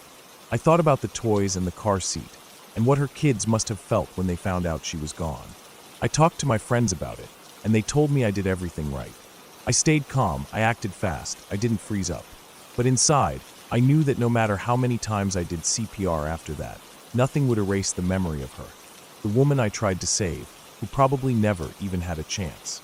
It was the hardest thing I've ever done, standing there with strangers, pressing on her chest, hoping against hope. And it changed me, not just as someone trained in CPR, but as a person who saw firsthand how fragile life is, how quickly it can slip away, and how sometimes there's nothing you can do but try. That night, I learned that saving someone isn't always about success. Sometimes it's about being there, doing what you can, holding on to hope even when it's barely there. And sometimes it's about facing the brutal truth that some battles are lost before they even begin. But you still have to try, because if you don't, no one will. And so I hold on to that. I hold on to the knowledge, the training, the hope. I keep it with me, not just to save others, but to remind myself that even in the darkest moments, there is value in trying. And that even when life breaks you, you find a way to keep going.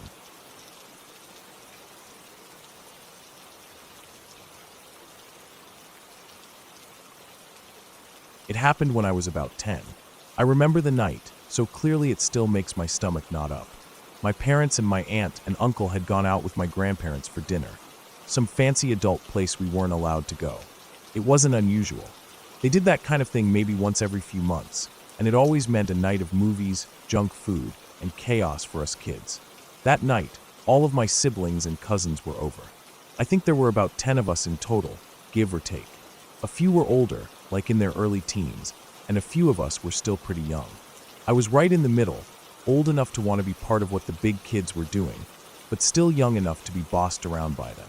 The house was loud with the kind of laughter and movement only a group of kids with zero supervision can create.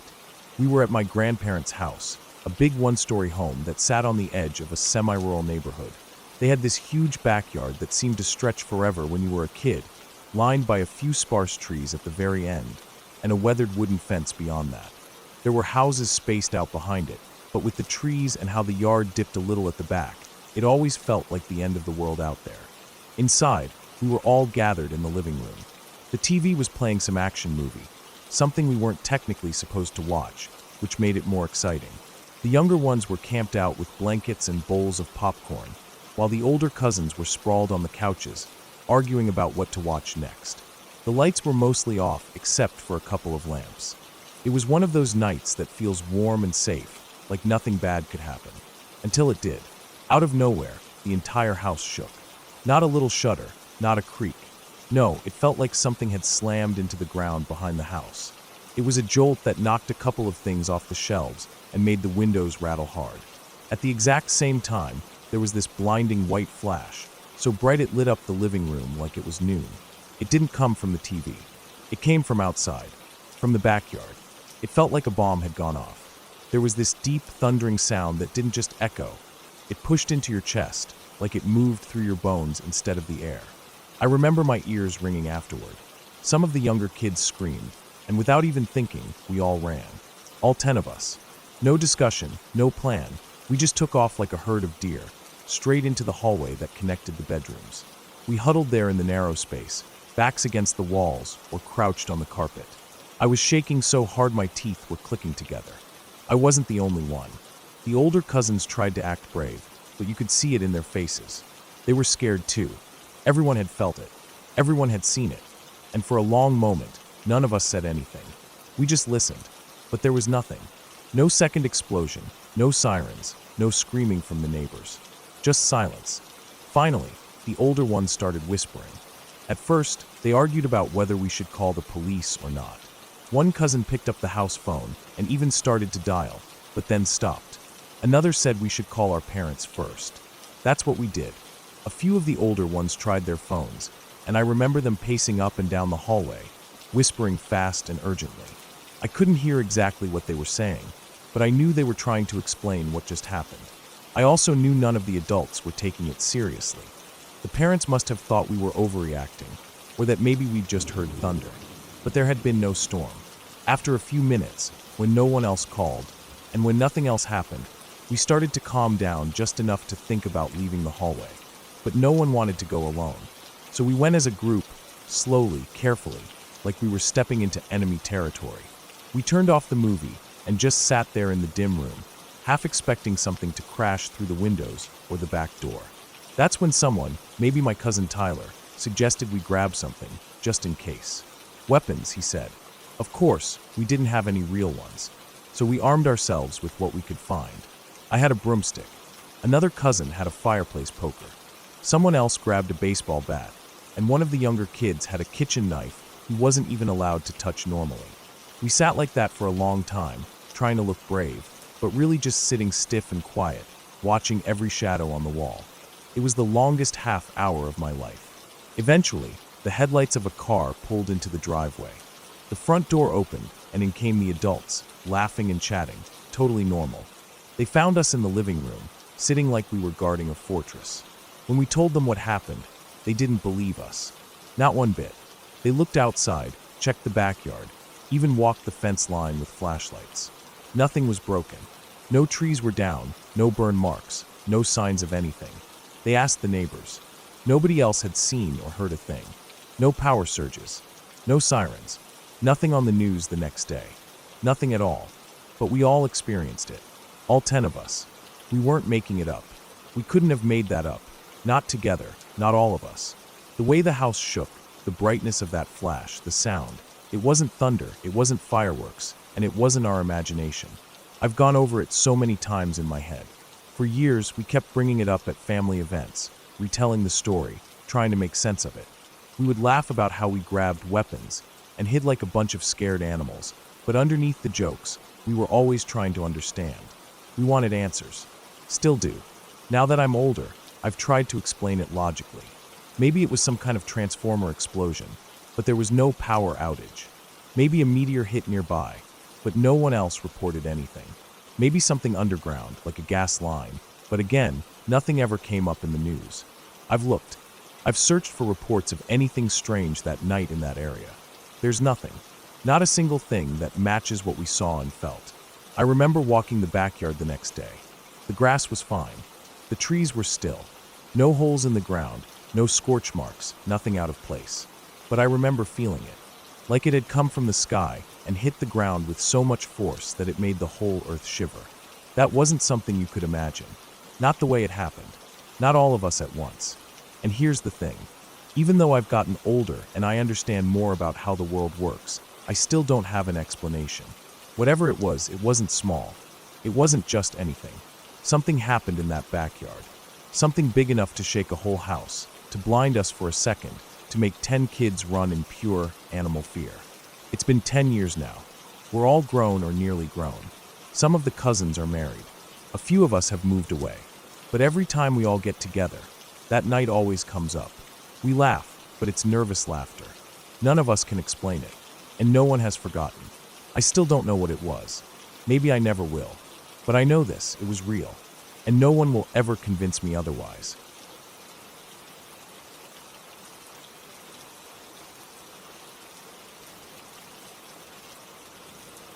I had just turned 17 that summer. Got my license the same week school let out. For the first time in my life, I didn't have to ask for a ride or plan around anyone else's schedule. I could go wherever I wanted, whenever I wanted. That kind of freedom makes you feel bigger than you are, like you're finally stepping into your own skin. Back in high school, my friends and I had a stupid tradition. We made it a mission to find old abandoned houses, half-built ones, foreclosed homes no one touched in years, shells that developers had left halfway done, and we'd party in them. Not real parties with music and tons of people, but little get-togethers. Usually 5 or 6 of us, a couple of drinks someone's older brother would buy, maybe a Bluetooth speaker. We thought it was edgy and cool. It was dumb looking back, but we were kids, and it felt like adventure. There were a few good spots we kept in rotation. One had an actual fireplace that still worked. Another was so deep in the woods, it didn't even have an address anymore. But there was this one place I found by myself that felt different from the others. I passed it every night on my way home from work. I had a summer job bussing tables at this steakhouse about 20 minutes from my house. Long hours, crap pay, but it was better than sitting at home. The house sat just off a narrow two-lane road, tucked behind some trees but not hidden. You could see it if you looked. It was massive, way bigger than anything else in that area. Looked like some contractor had started building a dream home, but stopped halfway through. The roof was done, but the siding wasn't complete. No windows, just open holes with bits of tarp flapping in the wind. The front porch sagged a little, like it hadn't been measured right. There was a long gravel driveway, and a gate that was always open. I never saw any signs posted, no for sale, no trespassing. Just a quiet, unfinished shell of a house sitting out there like it was waiting for someone to finish it. Every time I passed it, I got this weird feeling. Not fear exactly, but curiosity mixed with unease. Like something wasn't quite right about it. The property stretched way back, too, acres of tall grass and patches of trees. The grass in front of the house was kept weirdly short, like someone had mowed it recently, but there was never a car parked out front. No mail in the box. No construction equipment either. Just an empty, silent house with a long, flat yard behind it. I told my friend Jake about it one night when we were hanging out. He loved that kind of stuff even more than I did, always pushing us to go deeper, sneak into scarier places. He practically begged me to take him there. So one Saturday, we made plans to catch a movie that evening, and I told him I'd swing by the place on the way to the theater just to show him. It was summer, so the sun stayed out late, but by the time we got there it was dusk. That kind of light where everything's a little too quiet, and the sky glows orange, but the ground's already gone dark. I remember the air smelled like hot pavement and cut grass. I had my headlights on, not bright enough to really light anything up, but just enough to cast long shadows. I pulled off the road and into the gravel driveway. The tires crunched slow. Jake leaned forward in the passenger seat, looking around like a kid in a haunted house ride. I let the car idle for maybe 10 seconds, just enough to soak the place in. The house looked even bigger up close. No door on the frame, just an empty space where one should have been. You could see straight through the front of the house to the rear. My headlights lit up the inside just enough to catch the shape of beams and support studs. No floors yet, just dirt. We didn't even get out of the car. Something about it felt off. I don't know how to explain it, but the air felt thick, like something was holding its breath. Jake didn't say a word, and neither did I. It was like we both understood, without speaking, that we should leave. I reversed out and turned back toward the main road. We were laughing a little, trying to play it off.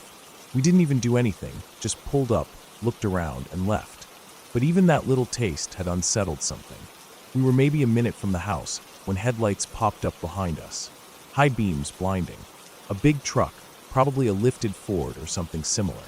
I checked the mirror. It was tailgating hard, so close I couldn't even see the license plate. Jake turned around in his seat to look and made a noise in the back of his throat. The truck didn't try to pass, just stayed locked on us, riding our bumper like it wanted to push us off the road. I tried to ignore it. We figured it was just some local getting mad at teenagers poking around. Maybe someone who lived nearby. I stayed calm, turned right at the main intersection by the gas station. But the truck didn't follow. It cut through the gas station instead, just drove over the lot like it was nothing, and blocked us off head-on. Tires screeched. My brakes slammed hard. The nose of my car almost tapped the truck's bumper. We froze. Jake whispered shit under his breath. The driver door opened, and this guy stepped out. Huge, built like someone who lifted for function, not looks. Thick neck, heavy arms, solid gut but not sloppy. He walked straight toward my window. His boots thudded heavy on the pavement, and each step made my chest tighter. I rolled the window down halfway, because that's what you do when you're trying to look innocent. He leaned down, just enough for me to see his face. His skin was tan, not from the sun, but like he worked outdoors. Deep lines on his cheeks, a few days of stubble. His eyes were small, but they didn't blink much. He looked at me and then over at Jake, and then back to me. For a second, nobody said anything. No horns honked. No other cars passed. It was like the road had gone dead. This was usually a busy road, especially on a weekend evening, but now it was just us. Just 3 people and the hum of 2 engines idling. I told him we were just making a U-turn. That's all. We thought it was a driveway, realized it wasn't, and left. He didn't ask questions. Just looked at me like he was weighing the lie in his head. Then he smiled. Not friendly, not threatening, just a smile like he knew more than I did. He straightened up, nodded once, and walked back to his truck. We watched him drive off. He didn't say a word, just got in, reversed, and left like nothing happened. We sat there for a second before I turned the car around and headed toward the movie theater. We didn't say much the rest of the night. We made it to the theater, saw some dumb comedy we barely paid attention to, and then went home like nothing happened. But something had happened. That weird silence on the road, the way that guy appeared out of nowhere, the fact that no one else was around even though it should have been a busy stretch, none of it sat right. And that house, I never went back. Over the weeks that followed, I noticed more about it. The grass out front was always trimmed. Even after heavy rains, there were no puddles in the driveway, no signs of erosion. One time I slowed down just enough to glance in, and I could have sworn there were tire tracks that hadn't been there the night before. Jake and I never really talked about it again. I think he didn't want to. We all have those things we brush off instead of digging deeper. But I kept thinking about the guy, the way he looked at me, like he wasn't mad, like he was assessing a threat. Years later, I passed that road again while visiting family. The house is still there, still unfinished. No windows, no siding, but the lawn is short. The gate is closed now, and there's a new mailbox out front, brand new. Shiny, but no number on it. I parked down the road a bit and watched. 10 minutes, 15. No one came or went. The wind moved the tall grass in the back like waves on water. I thought about walking up again, just to see, but I didn't. Because here's the thing, some houses aren't abandoned. Some places aren't forgotten.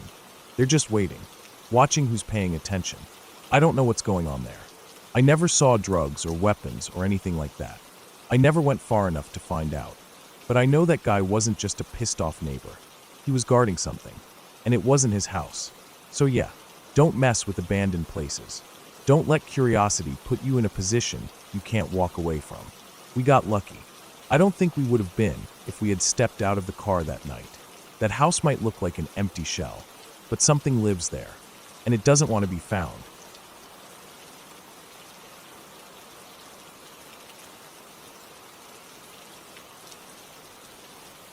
I'd been working at sea for years by the time it happened, mostly in the North Atlantic, hopping research vessels from one contract to the next.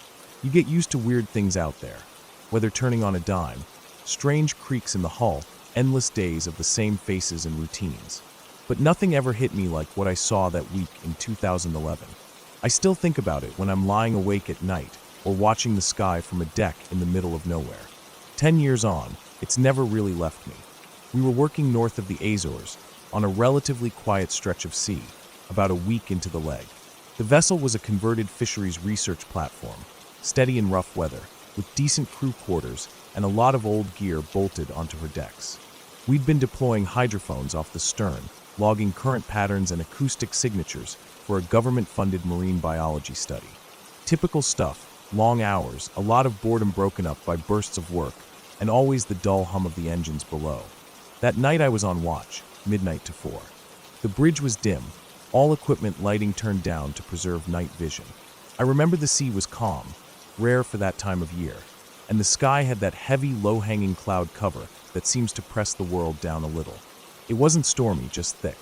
No stars, no moonlight, just a dome of dark gray hanging over everything like a lid.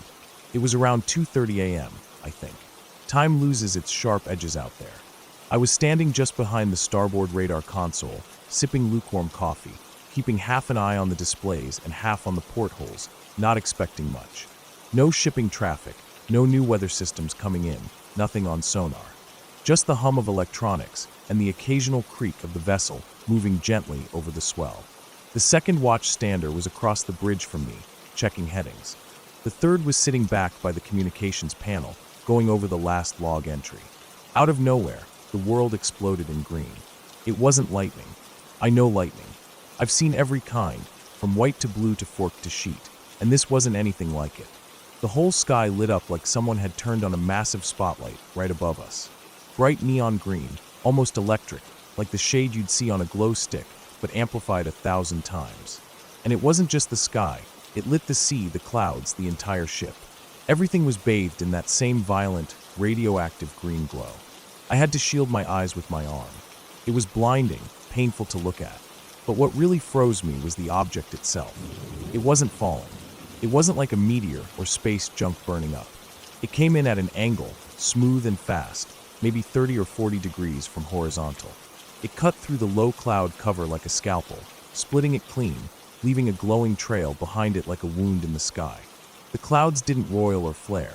They just parted, sliced open for a heartbeat, and then folded back in behind it. No sound. Not a single damn sound. Something that bright, that fast, should have torn the sky in half with a sonic boom. But there was nothing but silence. It struck the ocean about 200 meters off our port bow. I say struck, but it wasn't an impact the way you'd expect. There was no explosion, no plume, just this unbelievable light that kept glowing as the thing disappeared beneath the waves. It didn't flare out or fizzle. It just dimmed gradually, sinking deeper and deeper until it was just a faint glow below the surface. I stood there like an idiot, coffee cup in hand, unable to move. My heart was pounding. I looked at the others. They were frozen too, staring at the same spot. No one said anything. We just watched as the green light faded away beneath the waves, deeper and deeper until it was gone. Then the dark came back, thick and pressing. The normal red glow of the consoles felt pale, almost fake, after what we'd just seen. The bridge was dead quiet for another minute before someone finally broke it and logged the sighting. Not much was said. No one wanted to guess. We all knew we'd seen something that didn't fit into anything we were trained for. The rest of the watch passed in slow, stunned silence. No radar returns. No sonar hits. The sea was calm and empty again, like nothing had happened. When we were relieved at 4, the other watch team came up to find us pale and tight-lipped. One of them asked if we were feeling sick. We didn't even try to explain. What were we supposed to say? I didn't sleep well that day. My mind kept circling back to it. The light, the trajectory, the silence. I played it over and over again. I even went to the techs running the hydrophones and asked if they'd picked up anything strange. They hadn't. Not a thing. No impact. No spike. It was like the thing made no noise at all. Not in the air, not in the water. Just light. The next night was worse. Same time, around 2:30 a.m. The air felt wrong from the start. It was still calm, maybe even calmer than the night before. No wind, just a dead stillness that made the hair on the back of my neck stand up. We were about 40 nautical miles from where we'd seen the object. The sea hadn't changed. Sky was still low and gray, the cloud layer hanging like a blanket. It started with a thud against the bridge window, then another, then 3 more. I thought it was hail, but it didn't sound right. It was heavier, more solid. I stepped forward and looked out through the portside glass. In the dim bridge light, I saw something slide down the glass and stick for a second before falling off the edge. Feathers. I saw feathers. Then the sky came alive. Hundreds of birds. Maybe more. All kinds, gulls, petrels, shearwaters, auks, and others I didn't even recognize. I've spent years at sea, and I've never seen that many birds, let alone at night, let alone so far from shore. They were everywhere, screaming, flapping, crashing into the ship. Some of them were in a panic spiral, slamming into the radars, the antennas, the rigging. They hit the deck like wet sacks, some dead on impact, some flailing until they stopped moving. The bridge windows rattled under the constant battering. Some came down the exhaust stacks. Others collided with lifeboats or got tangled in the comms wiring. I ran outside to the upper deck with a flashlight, trying to see what was happening. The beam of light caught birds mid-flight, blinded and crashing. Some were just hovering in confusion, flying in tight, erratic loops. A few landed on the railings, dazed, their chests heaving like they'd been flying non-stop for hours. One of them was bleeding from the beak, feathers matted with salt and blood. It looked up at me, and then just toppled over the edge. I stood there for maybe 10 minutes, just watching this chaos unfold. I've seen birds get disoriented before during storms, or when drawn to lights on deck. But this was different. This wasn't normal disorientation. This was something else. A panic, like they were fleeing something. like they didn't know where to go or what to do. Some of them circled the ship until they dropped from exhaustion, wings failing. Others kept flying straight into the ocean, never pulling up. The decks were covered in bird carcasses by morning. The engineers were furious. Some of the cooling vents were clogged with feathers and remains. The antenna arrays had dents in them from the impacts. The crew was shaken. Even the old-timers who'd seen it all were rattled. No one had an explanation. We logged it, photographed it, cleaned it up, and moved on. That's what you do at sea. You keep working. You keep the ship running. But the rest of the trip was quieter. People spoke in lower voices. The usual joking and ribbing died off. We kept scanning the skies, expecting another flash of green or another storm of birds. But nothing else happened. The sea stayed calm. The clouds stayed low. We finished our route, collected our data, and headed back to port. In the months after, I asked around. I talked to other sailors, marine biologists, even a couple of retired pilots. Some had seen strange lights before, green flashes, fireballs, even things diving into the ocean. But no one had a good explanation, and no one had seen the birds. That part stayed with me more than anything else. The light was terrifying, but the birds were wrong. They weren't supposed to be out there, that far, in those numbers, at that time of night. And they weren't just lost. They were scared. I still don't know what we saw. Maybe it was a meteor with some weird chemical composition that made it glow green. Maybe it was something military, something experimental, something not meant to be seen. Maybe it was just a trick of light and sea and weather. But I don't think so. It moved too clean. It glowed too bright. It was too quiet. And the birds, those birds didn't just get confused. Something sent them into a panic. Something made them lose their minds. I don't tell the story often. Sailors don't like talking about things they can't explain. There's a quiet agreement among us. You see strange stuff, you log it, and you keep going. But every now and then, when I'm back on shore and the sky gets that heavy gray look to it, I remember those nights. I remember the green light splitting the clouds and diving into the sea. I remember the birds raining down on our deck, lost and dying. And I remember the silence. That awful, deep silence that came after. Whatever it was real. I saw it with my own eyes. And if it happens again, I hope I'm not out there. Some things the ocean can keep.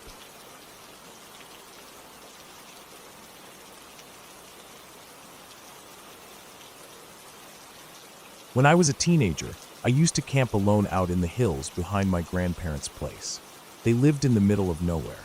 No nearby neighbors, just fields and woods and the sound of wind moving through grass. There were no trails marked out, no campgrounds. I just found myself a spot and went. To get to the place I liked to camp, I had to cross a few fences and cut through some private land that my grandparents had some loose arrangement with the owner about. It was mostly pasture, used for cattle grazing, and while you always had to be cautious around livestock, I'd done it enough times to know the routine. Open the wire fence, slip through, and move slow so I didn't spook any animals. There was this one time though, this time I'm thinking of now, that things were different. It was the last time I ever camped out there. I had set off early in the afternoon. My pack wasn't heavy, just a tarp, sleeping bag, some food, and basic gear. As I made my way across the pasture about a mile out from my grandparents' house, I noticed something wrong. The cows were already acting jumpy. Their eyes were wide, and they were making these short, agitated sounds, not quite panicked, but close. I'd never seen a whole herd that twitchy before, especially not when I hadn't even approached them directly. They were clustered near the far fence, away from the main path I usually took, but they kept their heads turned, watching me the entire time I crossed. I gave them a wide berth and didn't think too much of it. Maybe a coyote had spooked them earlier or something. The rest of the hike was uneventful. The area I camped at was this flat patch of dirt surrounded by low brush and a few larger trees, just high enough to see out across the hills during sunset. I spent the afternoon setting up my small camp, got a fire going with some deadfall I gathered nearby, and roasted some simple stuff I'd packed. Nothing fancy, just food to keep warm and full. The night was still, quiet, no wind at all. Usually I could hear coyotes yipping off in the distance or some owls calling to each other, but that night it was just dead quiet. Still, it didn't set off any alarm bells in my head. It was just one of those extra calm nights, and I fell asleep under the stars. The next morning, I packed up and headed back the same way I'd come. That's when I noticed the smell. It hit me maybe halfway through the pasture. just before the last fence line before my grandparents' back field. It was awful, like something rotting, but also like chemicals. The best way I can describe it is if a skunk had rolled around in a septic tank and then died in a pile of manure. I covered my nose with my sleeve and started looking around for the cows. I couldn't see any. The entire herd was gone. It was a large pasture, maybe 20-30 acres of gently rolling grass with a few trees along the north edge, but not enough to hide a whole herd. Still, I figured they had moved to the other side or were back near the water troughs behind the tree lane. I kept walking, still nauseated by the stench. It was thick, clinging to the inside of my mouth and throat like the smell had weight to it. Just before I got to the fence, I saw something that didn't sit right. Some grass and brush were flattened in a rough trail, leading toward a shallow ravine I hadn't paid attention to before. It wasn't large, maybe 10 feet across and just deep enough to hide a person crouched down, but it had this look to it, like something had been dragged. I don't know why I did it, maybe just curiosity or trying to reassure myself, but I set my pack down on a flat rock at the fence line and followed that trail. I didn't have to go far. Less than 200 yards into the ravine, I found them. All the cows were there, maybe 15 or 20 of them, stacked in a disgusting, mangled heap. Each one had been killed deliberately, clean puncture wounds to the skull, right between the eyes. A bolt gun maybe, or something sharp and heavy. And then they were gutted. Some split open from neck to belly, others hacked apart like meat for processing. It wasn't like a wild animal had done it. I've seen coyotes take down deer, and it's messy, but this was precise. Surgical in some places, savage in others. Entrails thrown to the side, some torn open and leaking, others piled together like someone had started dissecting them and stopped halfway through. I couldn't believe it. I just stood there, stunned. The smell was overwhelming, and flies buzzed in thick clouds. I covered my face with my shirt and backed away slowly. I didn't want to touch anything. I didn't want to leave prints. Something about it screamed wrong. Like this wasn't just poaching or butchery. This was something worse. Like someone had enjoyed doing this. I turned and jogged back toward where I had left my gear. I just wanted to get out of there. When I reached the fence, my gear was gone. It had been no more than 5 minutes, maybe 6, and everything was gone. My sleeping bag, my tarp, my food, my knife, my little gas stove, even the water bottle I had hooked to the side. The rock I'd set it on was bare, not a scrap left behind. I spun in a slow circle, scanning the field. Nothing, not even the trace of someone walking away. No footprints, no rustled grass. I took a few steps forward and stopped. Every hair on my body stood up.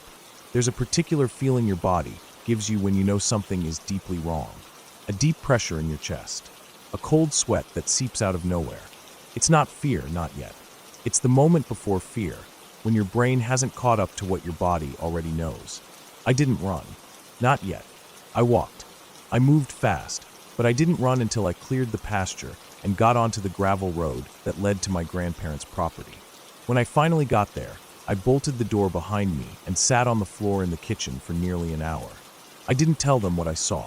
I told them I cut my trip short because of the weather or something. I can't even remember what excuse I made. I just remember how my shirt stank of that foul smell, how I kept looking over my shoulder for days afterward. A few days later, I walked back up there with my grandfather. I told him I thought I saw something weird. When we got to the pasture, the cows were still gone, but the ravine was empty. No bodies, no blood, nothing, just bare dirt and dry grass. Like it had never happened. I didn't ask any more questions, and I never camped out there again. Years passed. I almost forgot about that whole thing until I visited my cousin up in the Montana/Wyoming area. She worked with the Forest Service doing hydrology work, and I thought it'd be fun to tag along for a few days. We were going to check some streams and snowpack data, basically making sure runoff wasn't contaminated. It sounded peaceful, riding out into remote areas, testing water, camping under the stars. It reminded me of my old solo trips. The first day and night were everything I'd hoped for. Clean air, long views across untouched landscapes. We rode horses through narrow paths, pitched camp near a cold, clear stream, and cooked dinner over a small fire. It felt good. Simple. Clean. On the second morning, she looked at me and said, "Want to see something weird?" She didn't elaborate, just led me off our path and into a narrow ravine that coiled between two ridgelines. We rode for almost 2 hours, winding deeper into country with no road access. No sign of civilization. Just woods, rock, and sky. Eventually, she dismounted in a clearing and told me to tie up my horse. She handed me our rechargeable radio and said, "Bring this." I followed her down a faint animal trail into the trees. It was quiet, not in a peaceful way. Quiet in a way that made my ears ring a little, like the sound had been turned off. That's when I saw the wire. It was maybe 10 or 12 gauge electrical wire, the kind you'd use for wiring up a house. It came straight up from the ground, then ran across low branches, dipped back down, and twisted its way through the brush. It was old, dusty, maybe even weathered from seasons of exposure, but it was intact. We followed it. Every few feet, it would drape over a rock or wind around a trunk. No breaks, no splices. After about 100 yards, it ended. There was a desk there, just sitting in a pocket of flat earth surrounded by pine. A heavy, old metal teacher's desk with a fake wood veneer top. No chair. No sign of anyone having been there recently. No tire tracks. No drag marks. The wire fed into a socket on the side of the desk, and next to it was a standard 2-plug outlet. My cousin took the radio from my hand, pulled out the cord, and plugged it in. The radio lit up. Static burst from the speaker. It was receiving power. I stared at the outlet, then at the wire, and then at the surrounding woods. No buildings. No signs of infrastructure. No humming of a generator. No solar panels. Just a working electrical outlet in the middle of nowhere. We didn't stay long. I didn't take a picture. I should have, but something about it felt off. Not dangerous, just wrong. Like it was something I wasn't meant to see.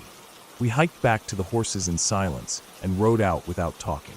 That night, I didn't sleep well. I kept imagining the wire in the trees, snaking through the woods like a vein. I asked her once about it again later. She just shook her head and said, "I don't go back there." That was all she said. That was all I needed to hear. I never forgot that day. 2 moments years apart, 2 different places, but the same feeling. The same silence, the same emptiness, the same sense of something watching, listening, waiting. And both times, the only thing I knew for sure was that I didn't want to be there anymore. Some things don't need an explanation. Some things, I think, aren't meant to be found.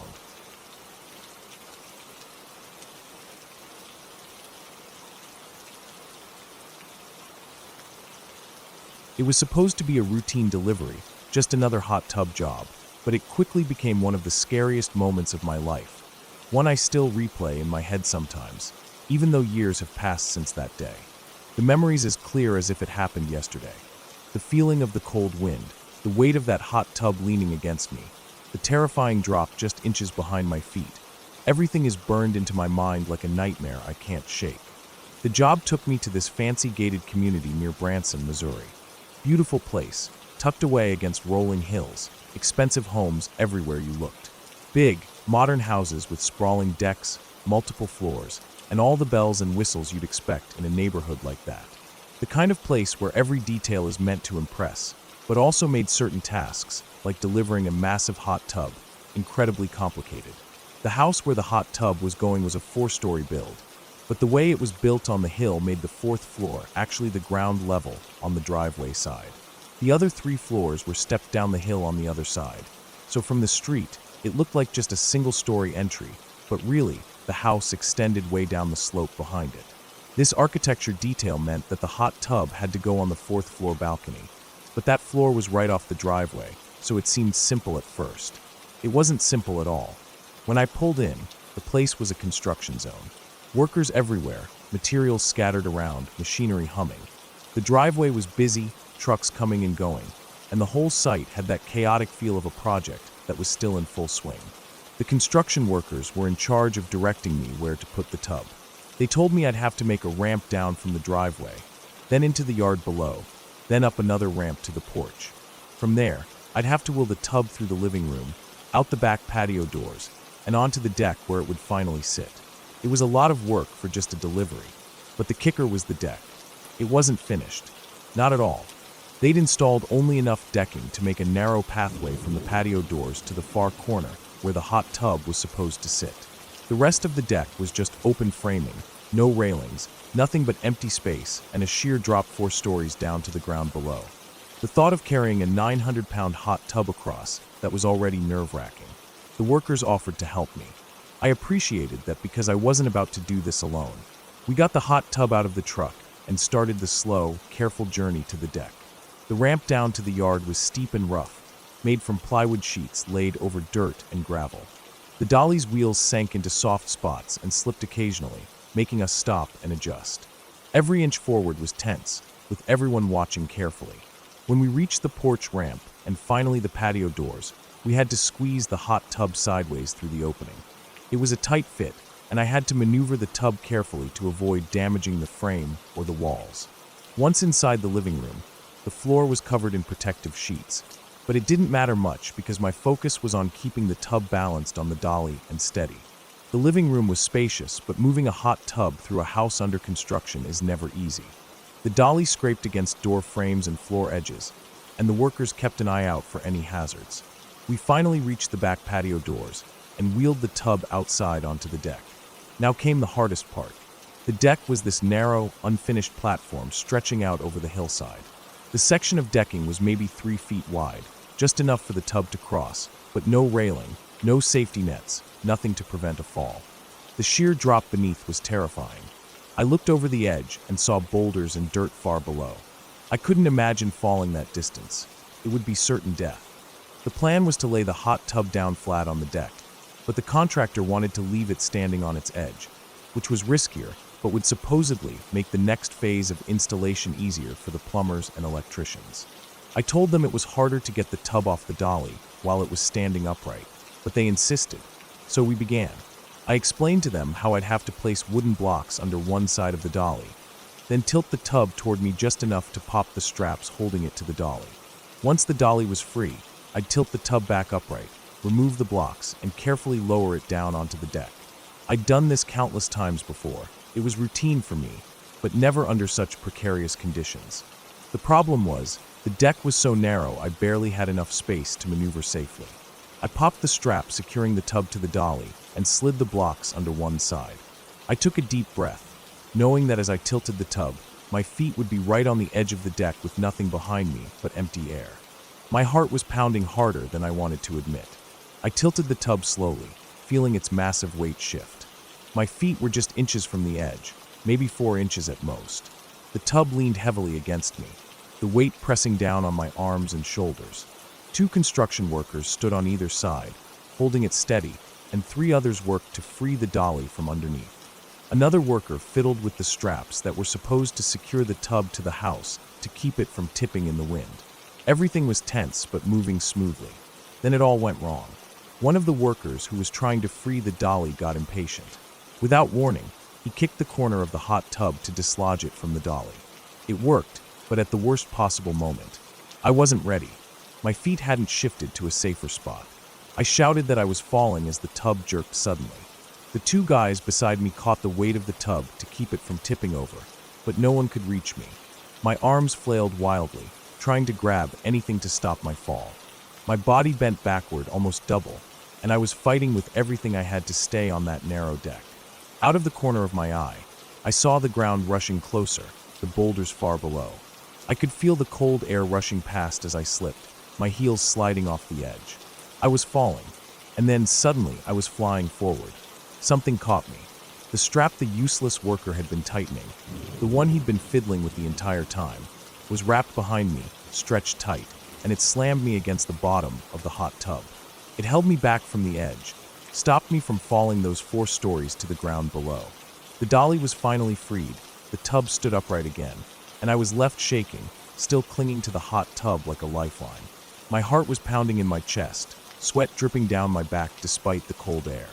That strap, which no one thought would make a difference at that moment, had saved my life. After catching my breath and making sure the tub was secure, I couldn't stop thinking about how close I came to death. The feeling of helplessness, the terror of falling, and the sudden relief when that strap held fast, it all stuck with me. That day, I realized that sometimes the smallest things can be the most important. I never forgot the guy who saved me either. He hadn't been the most helpful at first, messing with the strap and not seeming to focus, but when it counted, he pulled with all his strength and stopped me from plummeting to my death. I felt I owed him more than just thanks. So, I gave him and his family a trip to Breckenridge, Colorado for Christmas. It was a vacation I had been saving for my own wife and daughter, a surprise I had planned for them. But after that day, I knew the man who literally saved my life deserved it more. It was a gift I could give without hesitation, even if my family never knew about it. That experience changed me. I'm more careful now. I respect the weight of the things I handle and the dangers of the places I work. And I never take safety for granted, not for myself, and certainly not for the people around me. Every time I think about that deck, that drop, and the hot tub leaning against me, I remember how close I came to losing everything. And I remember the strength of a simple strap holding tight, saving a life in a moment when all hope seemed lost. That was one of the scariest moments I've ever faced. And it taught me to value every breath, every step, and every person who stands by you when things get dangerous.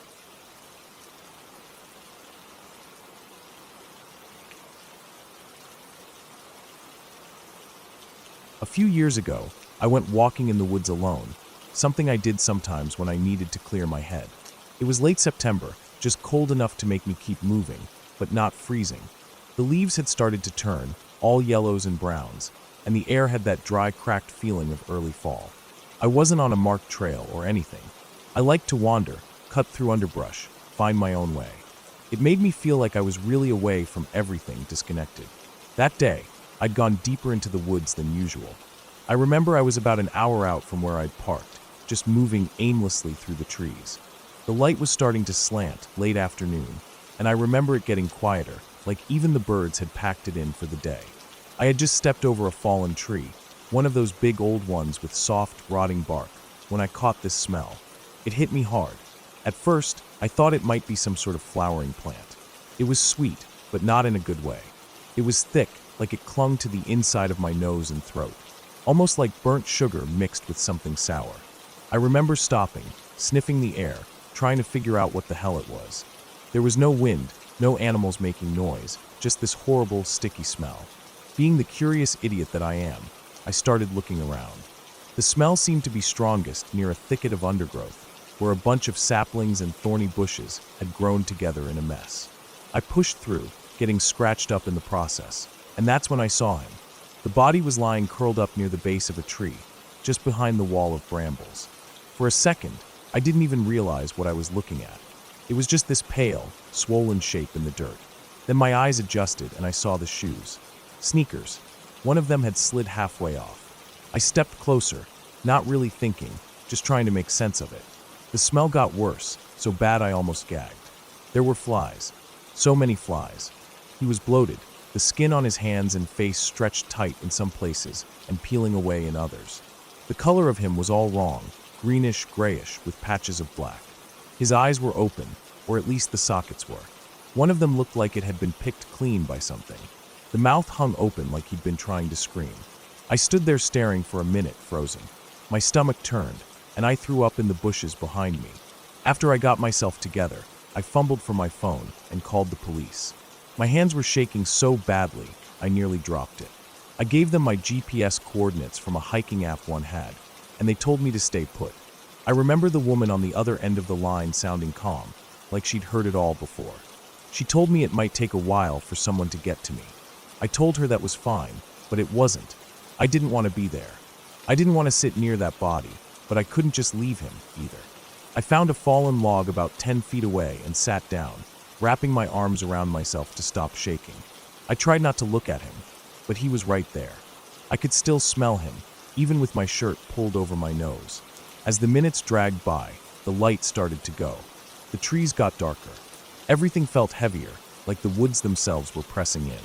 I kept checking my phone, watching the battery drop slowly. The sun dipped below the horizon, and suddenly it was just me, the body, and the dark. I don't know how long I sat there. Time felt weird. Every sound made me jump, branches creaking, leaves rustling, small animals moving through the brush. I kept imagining they were footsteps. I started to think about who he was, what had happened, why he was out here. He looked young, maybe my age or a little older. Mid-20s maybe. Brown hair, what was left of it. He'd been wearing a hoodie and jeans, though they were soaked and torn and barely hanging on. I wondered how long he'd been here. Days? A week? Longer? And why had he come all the way out here? Eventually, I saw flashlights bobbing through the trees and heard voices. 2 officers and a paramedic found me. They looked at the body for a long time, didn't say much, just called it in. One of the officers came over and asked me some questions. I told him everything. He nodded, jotted down notes, didn't seem surprised by anything. They put up a small perimeter and waited for the coroner. I didn't stick around for that. They let me go once they got my statement, and I practically ran back to my car. I remember the feeling of getting in and locking the doors, like something had followed me out. Over the next few days, I kept checking the local news. Eventually, I saw a brief article. The body had been identified. A missing person, gone for about 3 weeks. No foul play suspected. Cause of death was suicide. No other details. I thought that would be the end of it, but it wasn't. That first night, I had a nightmare. I was back in the woods, standing over the body, except this time he was sitting up, looking at me. He didn't say anything, but I could feel something from him. Anger, like I'd done something wrong. I woke up sweating. The dreams kept coming. Not every night, but often enough. Sometimes he was lying there, staring. Other times, I was the one lying on the ground, and he was standing over me. Once, I dreamed I was trying to run, but I couldn't move my legs. He was right behind me, always silent, but always angry. I stopped going into the woods for a long time. Couldn't bring myself to do it. I started to avoid parks, even tree-lined streets. The smell haunted me. Even now, certain things trigger it.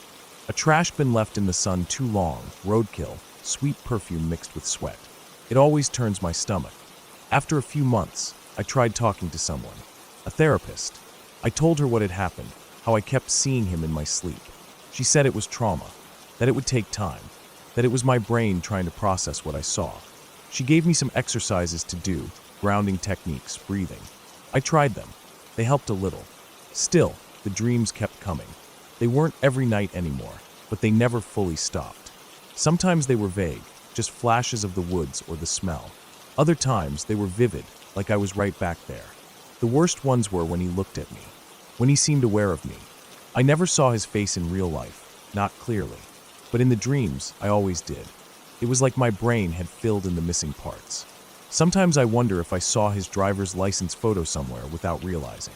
Maybe on the news article or the police report. Maybe my brain latched onto it. I started avoiding sleep. Not all the time, but on nights when I felt it creeping up on me.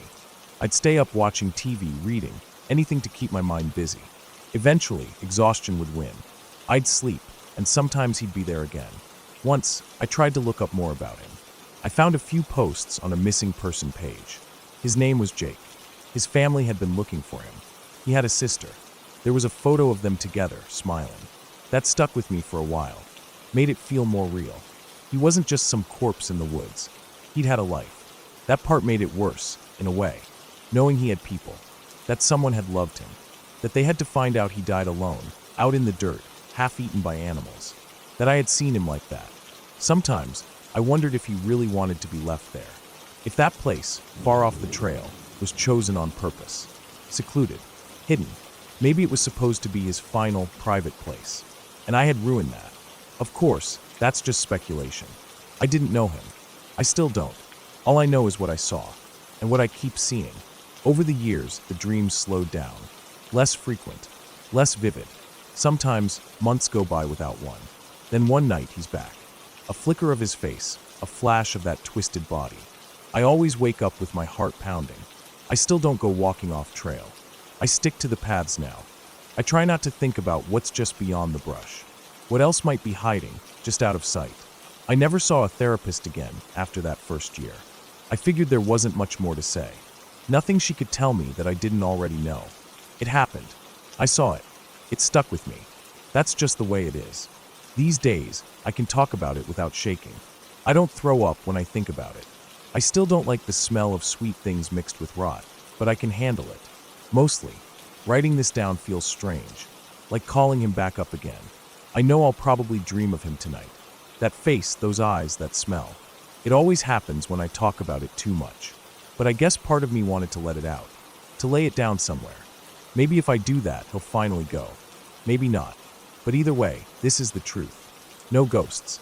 No demons. Just a guy who went out into the woods and never came back. And another guy who found him and couldn't stop seeing him after. That's all there is to it.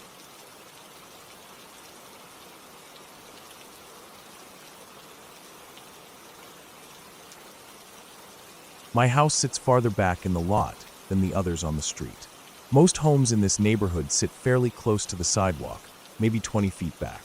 But mine, it's almost 40 feet from the curb to the front steps. The driveway runs alongside the house, but the sidewalk, oddly enough, doesn't lead directly to the front door. It stretches alongside the front of the house, running the entire length of the living room before finally meeting the small front porch. That porch is barely big enough for a chair or two, just enough space to say you have one. The whole setup is strange. I've never really liked it. The house has these massive living room windows that face the yard, but they don't open. They're fixed glass, meant for light, not air. When the sun is up, it floods the room with warmth and color. But once the sun goes down, it's like sitting in a fishbowl. Anyone can walk up and look in, and I'd never know. No curtains either. I'd always meant to get some, but never got around to it. During the day it felt fine, almost pretty. But at night, those windows made me feel like I was putting on a show for the dark. When my family left for vacation, I didn't go. I had work. It wasn't a big deal. They'd be gone for the week, and I'd have the house to myself. That first night alone, I figured I'd make the most of it. I bought a six-pack on the way home and figured I'd crash out on the couch in the living room. It was a Friday. I didn't have work the next day. I drank more than I meant to. I wasn't hammered, but I was buzzed enough that when it got dark and the house started to feel bigger and emptier, I just stayed put on the couch. The back hallway that led to my bedroom felt long and cold. It always did when I was by myself. I could have made the walk back there, but I didn't want to. Something about the quiet gave me the creeps. So I left the TV on low and pulled a blanket over myself right there on the couch, directly under those huge glass windows. It wasn't a comfortable sleep, but the alcohol helped. I woke up sometime later. It wasn't the TV that woke me. That was still on, humming softly. It wasn't a sound I could place. I just opened my eyes and felt instantly wrong. Something was off. My arms were cold. My legs were cold. The blanket had fallen off. The air in the room felt heavy and still, and I had this deep, bone-deep chill. I sat up a little, not all the way, just enough to glance at the cable box. The time said 3:08 a.m. That's when the banging started. It was loud and sudden, like someone had slammed their fists against the glass right above me. I froze. The couch was pushed back against the wall, right beneath the windows. The sound came directly above my head. One heavy pound, then another, then another. 3 in quick succession. I didn't move. I didn't breathe.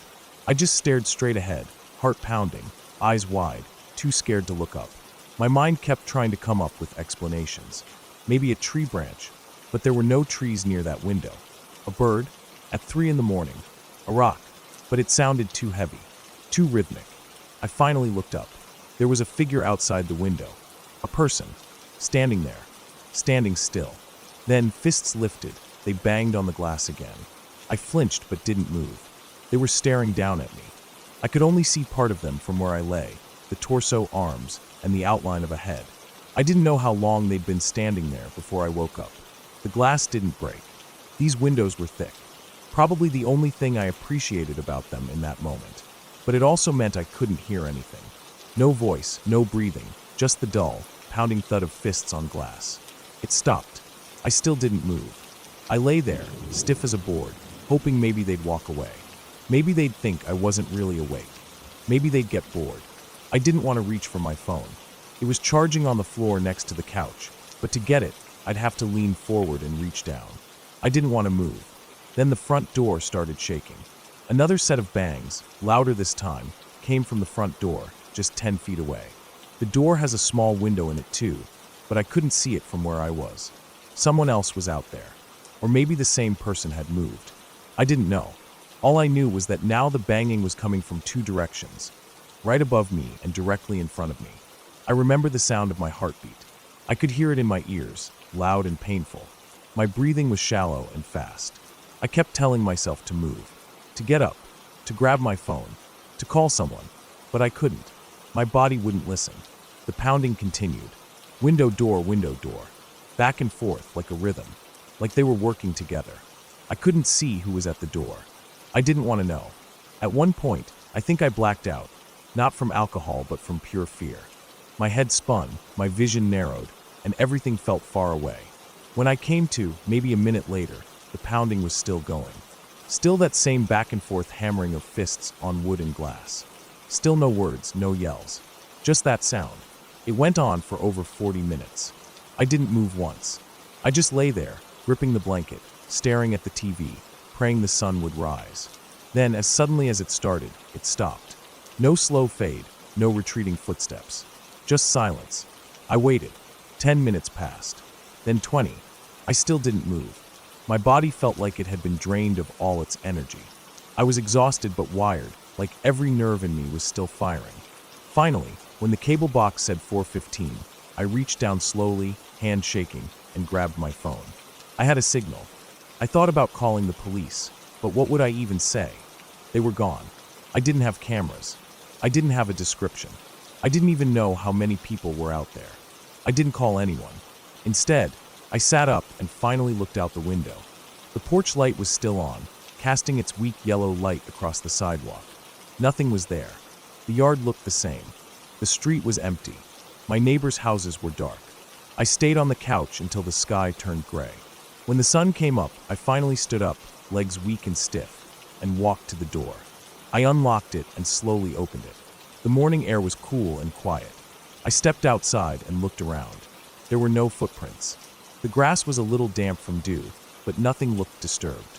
I walked around the side of the house, looked at the windows. No cracks, no smudges. Just spotless glass staring back at me. I couldn't explain it. I didn't want to try. That day, I called a friend to come stay the rest of the week. I didn't go into much detail. I just told him something weird happened, and I didn't want to be alone. He didn't take it seriously. He laughed, said I was probably just seeing things. Maybe it was a raccoon. Maybe a drunk guy lost his way. But the way he laughed told me he wasn't coming. I didn't sleep in the living room again. I didn't sleep much at all, to be honest. Every night, I stayed in my room with the door locked. I moved a dresser in front of it. I kept the window closed and locked. I barely ate. I barely showered. I waited for my family to come home, counting down the hours. They got back 4 days later. I didn't tell them. I couldn't. It sounded crazy, even to me. I just said I was glad they were home. A week later, I bought curtains for the living room. I never slept in there again. I checked the locks 3 times before bed now. I keep a bat next to my bed. I got a motion light for the front yard. I haven't seen anything since that night, and I hope I never do. But sometimes, just before I fall asleep, I think about the sound of those fists hitting the glass. I wonder what would have happened if I'd moved, if I'd stood up, if I'd tried to talk to them, or if they'd broken through. Sometimes I wonder if they'll ever come back. And I know if they do, I won't be sleeping in that room.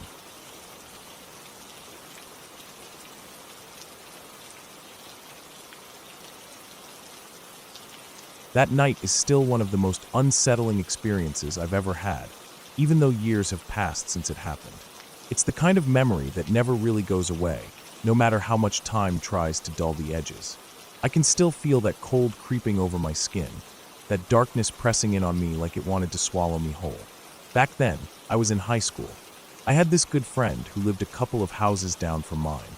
His place was in this older, quiet neighborhood where most houses had been there for decades.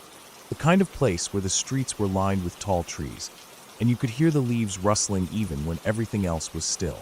His house was like many others around it, an old craftsman style, built maybe in the 1950s. It had that solid, homey look that made you think families had lived there for generations. Just next door to his was this house that had been up for sale for as long as I could remember. Nobody had lived in it for more than 6 months without suddenly moving out, usually in the middle of the night, without telling anyone. The real estate signs would go up and down, but the house always stayed empty in between. People in the neighborhood whispered about it sometimes. Nobody ever said anything directly, but the way they talked made it clear that the house gave everyone the creeps. Things would go missing, neighbors would hear strange noises, or there'd be unexplained lights flickering behind the curtains, but no one could explain it. At least not in a way that made any sense. It was just a creepy house, and because it sat empty so often, it became this weird curiosity for us. One night, my friend and I were hanging out. It was winter, the air was cold, but there wasn't any snow yet, just that damp chill that seemed to get inside your bones. We were bored, just sitting around his room, scrolling through our phones, trying to find something to do. Eventually, he suggested we check out the empty house next door. He said it had been empty for weeks now, maybe months, and since it was right there, why not explore it? He always had a bit of a thrill-seeker streak, so I figured why not? It wasn't like we had anything better to do. We went around back, and he showed me this dog door built into the side of the house near the kitchen. It was small, but just big enough for him to crawl through. The door itself was locked from the inside, but somehow he managed to unlock it. I can't remember exactly how he did it, but he must have found a spare key or figured out a way to jimmy it open. He slipped inside through the dog door and helped me crawl in after him. The inside of the house was like walking into a time capsule. It looked like no one had touched it for a long time. Dust covered the furniture, and the air smelled stale, like a closed-up room that hadn't been aired out in months. The wallpaper was faded, and the linoleum floor creaked under our feet. The kitchen was the most interesting part. The built-in breakfast table was still there, set right against a big picture window that looked out onto the street. The electricity was off, but through the window, the streetlight cast a pale yellow glow that seeped inside, giving the room just enough light for us to see each other's faces. We sat down on the floor across from the table. It felt strange just sitting there, like we were intruding on someone else's space, even though no one had lived there for a while. We talked about random stuff, school, music, stupid jokes, anything to break the silence. It was just two kids hanging out in an empty, creepy house, doing something we knew we probably shouldn't. I remember thinking how quiet everything was inside. No cars passing, no dogs barking, no sounds from neighbors. Just us and the muffled hum of the streetlight outside. Suddenly, without any warning, my friend screamed. It wasn't a normal scream. It was full of panic and pure terror. The sound ripped through the quiet, and in that instant, something happened to me. My vision went black, but not like closing my eyes or fading to darkness. It was like everything went completely blank. No shapes, no light, no color, just nothing. But it wasn't just my sight. My whole body felt like it was plunged into this sickly coldness that started at my head and spread down to my toes. It was freezing, but not the kind of cold that you can shake off with a jacket or a blanket. It was a deep, bone-chilling cold that felt like it was seeping into my very soul. The air around me felt heavy and sticky, like I was trapped inside a thick, invisible fog that wouldn't let go. I started screaming too, but the sound barely felt real, like I was shouting underwater. I could feel my friend's hand suddenly grabbing mine with an urgent, forceful grip. He was pulling me, dragging me hard toward the door. I didn't want to move. I was frozen, paralyzed by that crushing cold and darkness. But his grip was strong, and eventually, I had no choice but to follow. Slowly, my vision started to return. The blackness faded, and I began to feel warmth creeping back into my body.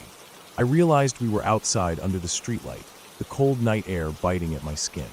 It was December, and it should have been much warmer inside that house than out here. The cold I'd felt wasn't normal. It wasn't just winter air. It was something else entirely. I looked over at my friend, who was still holding my hand, his face pale and shaking. He looked scared, really scared, and that scared me even more. I could barely catch my breath, still trying to make sense of what had just happened. He told me later what he'd seen. While we were sitting there talking, he said something had crawled out from under the table. It was this black figure, the vague shape of a girl, but without any real form or features. Just this dark, moving shadow that somehow managed to sit on top of me.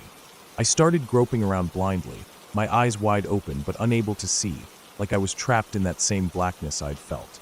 My friend freaked out and pulled me out of the house as fast as he could. We never really talked about it much after that, but the memory stayed with both of us. Whenever the story comes up, it still sends chills down my spine. I've never felt anything like that blackness or coldness in my life before or since. It wasn't just an absence of light or warmth. It was real and physical, palpable and almost sticky, like it was trying to hold on to me and drag me back inside. For days afterward, I couldn't shake the feeling that something was watching me. Every time I walked past that house, my heart would race and my skin would crawl. I even started having trouble sleeping. I was scared to get out of bed in the morning, scared of what I might find if I opened my eyes. That empty house wasn't just a creepy place anymore. It was something else, something dangerous. Even now, years later, I can't pass that house without a tight knot forming in my stomach. I avoid looking at it if I can, and I never go near it alone. The neighborhood has changed a lot since then, but that house remains, sitting empty, waiting for the next person to move in, and maybe never move out. I don't know what that black thing was, or why it came out that night, but I know one thing for sure. I don't want to find out.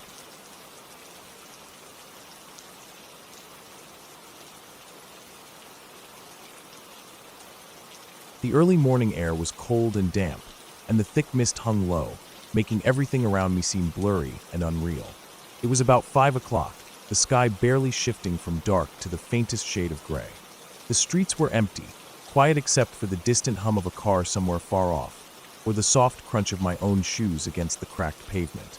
I was walking to my usual bus stop, eating a banana I'd peeled just a minute before. The skin of the banana had that faint bruise I'd noticed yesterday, but ignored. I held the fruit loosely in one hand, my other clutching my bag. My mind was somewhere else, debating something trivial, like whether I'd get my usual Starbucks before or after the commute, or maybe skip it entirely to save money. I was dressed like I always was on these early mornings. Loose, baggy pants, a big jacket pulled tight around my neck, a hat pulled down low. I looked like a kid from the 90s, all oversized clothes and quiet steps. I liked it that way. It made me feel safe. I liked to blend in, avoid attention. As I neared the corner where my street bent sharply, the dim streetlight flickered above me, casting a thin, yellow glow on the wet pavement. To my left, a narrow alleyway disappeared into the shadows. The mist curled around the bricks, making it look like a secret passage into a darker world. I barely noticed it. Then, out of the corner of my eye, a figure stepped out. At first, I thought it was someone like me, someone going the same way or just passing through. But as the figure moved closer, I saw the black mask covering their face, the way they moved with a kind of stiff purpose. My body wanted to keep walking, to not look, to pretend nothing was happening. But my brain caught up in an instant when a sharp voice cut through the quiet. "Put down your fucking purse," the man shouted. I froze. The banana slipped from my fingers, the sticky smell lingering in the air as I turned to face him fully. He was tall, his black mask hiding everything but his eyes, cold, sharp, watching me like prey. My heart hammered inside my chest so hard it was like it wanted to burst out. I could feel it in my throat, my hands shaking slightly despite myself. There was a gun, pressed firmly against my temple, its cold metal biting into my skin through my hat. The world spun a little. The mist thickened. "Put down your bags," he repeated, voice low and angry. I nodded quickly, trying to stay calm, trying to keep my voice steady even though I wanted to scream or run. Okay, I'm putting them down over here." My hands trembled as I moved my things slowly onto the wet ground. My mind was racing, adrenaline flooding every nerve. I knew I needed to find a way out, but my body felt frozen, caught between fight and flight. "Walk over here," he ordered, his gun still steady on me. "Get down on the fucking ground." Okay, I'm coming," I said, trying to sound cooperative, hoping to buy myself some time. I moved slowly toward him, feeling the rough concrete under my shoes, the cold mist sticking to my skin. My hands still smelled faintly of banana, a small, useless detail in the midst of this nightmare. When I got down, I dropped to my knees and then my chest, hands pressed flat on the wet ground, eyes on the cracked pavement. I tried to keep my voice soft, trying to reason. "Look, see, I'm on the ground. My stuff is over there. Please just take my stuff." But the man didn't like that. His voice shot out, louder, sharper. "Shut the fuck up, okay?" He climbed on top of me, the gun pressing harder into my head.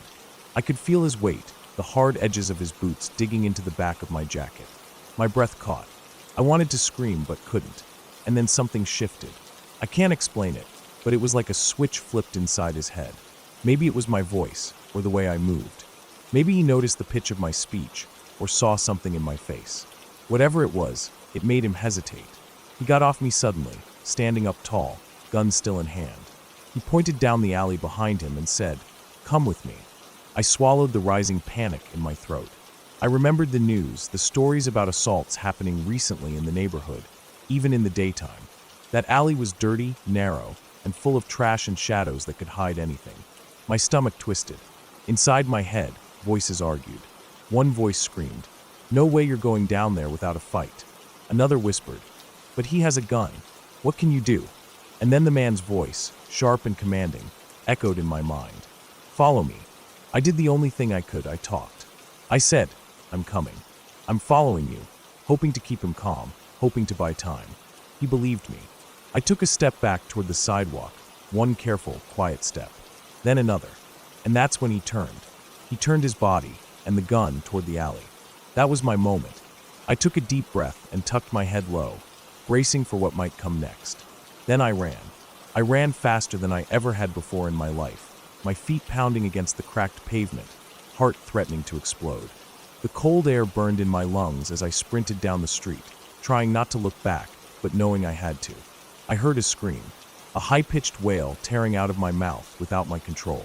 Pure fear and desperation. I ran 6 blocks, then 7, until my legs burned, my lungs burned, and the sweat chilled on my skin. I turned toward home, heart still racing like a wild animal, desperate to put distance between me and that dark alley. When I finally reached my apartment, I slammed the door behind me, locked it twice, and slid down the wall, trying to calm my shaking hands. I called the police, voice barely steady as I told them what had happened. They came, checked the alley, but he was gone. No trace but my banana peel, slowly browning in the damp alleyway.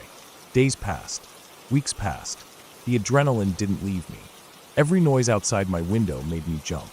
Every shadow in my room looked like him. I replayed it all over in my head, the what-ifs and the what-could-have-beens.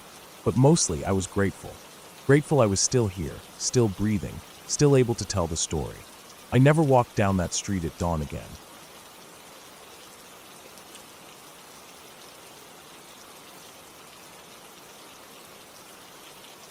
Thanksgiving morning, 2015. I was at my in-laws' place in northwest Montana. Their house sits way off the grid, deep in the mountains, about 60 miles south of the Canadian border. The kind of place where there's no cell reception, no TV, just miles of wilderness surrounding you. They're comfortable survivalists. If that makes sense, they live simple, don't care for towns or modern distractions. My wife was homeschooled there, so you get the picture. It's a quiet, isolated life, tucked away in the trees. That Thanksgiving, I decided I'd go for a morning deer hunt. The area is perfect for it. Their property borders national forest land on 3 sides, so it's wild country out there. Deer, elk, bears, you name it. It's exactly the kind of place hunters dream about. My father-in-law had insisted I leave the house just before dawn, even though I knew deer usually don't move until 8 or 9 in the morning. But I went along with it. Better to keep him happy than argue about timing, especially since I was a guest in his home. So I got up while it was still dark, bundled up against the cold. No snow on the ground yet, but the air was sharp and biting, the kind of cold that makes your breath fog in front of your face. I grabbed my rifle and headlamp and slipped out quietly. The trail I was following was narrow and crowded with thick underbrush and trees. My headlamp cut a small circle of light in the darkness, about 10 feet ahead, but beyond that was just black. The forest was silent except for the occasional snap of a twig underfoot, the crunch of dead leaves frozen crisp by the cold. The plan was to hike about 20 to 25 minutes until I reached a small, curved valley where there had recently been a logging project.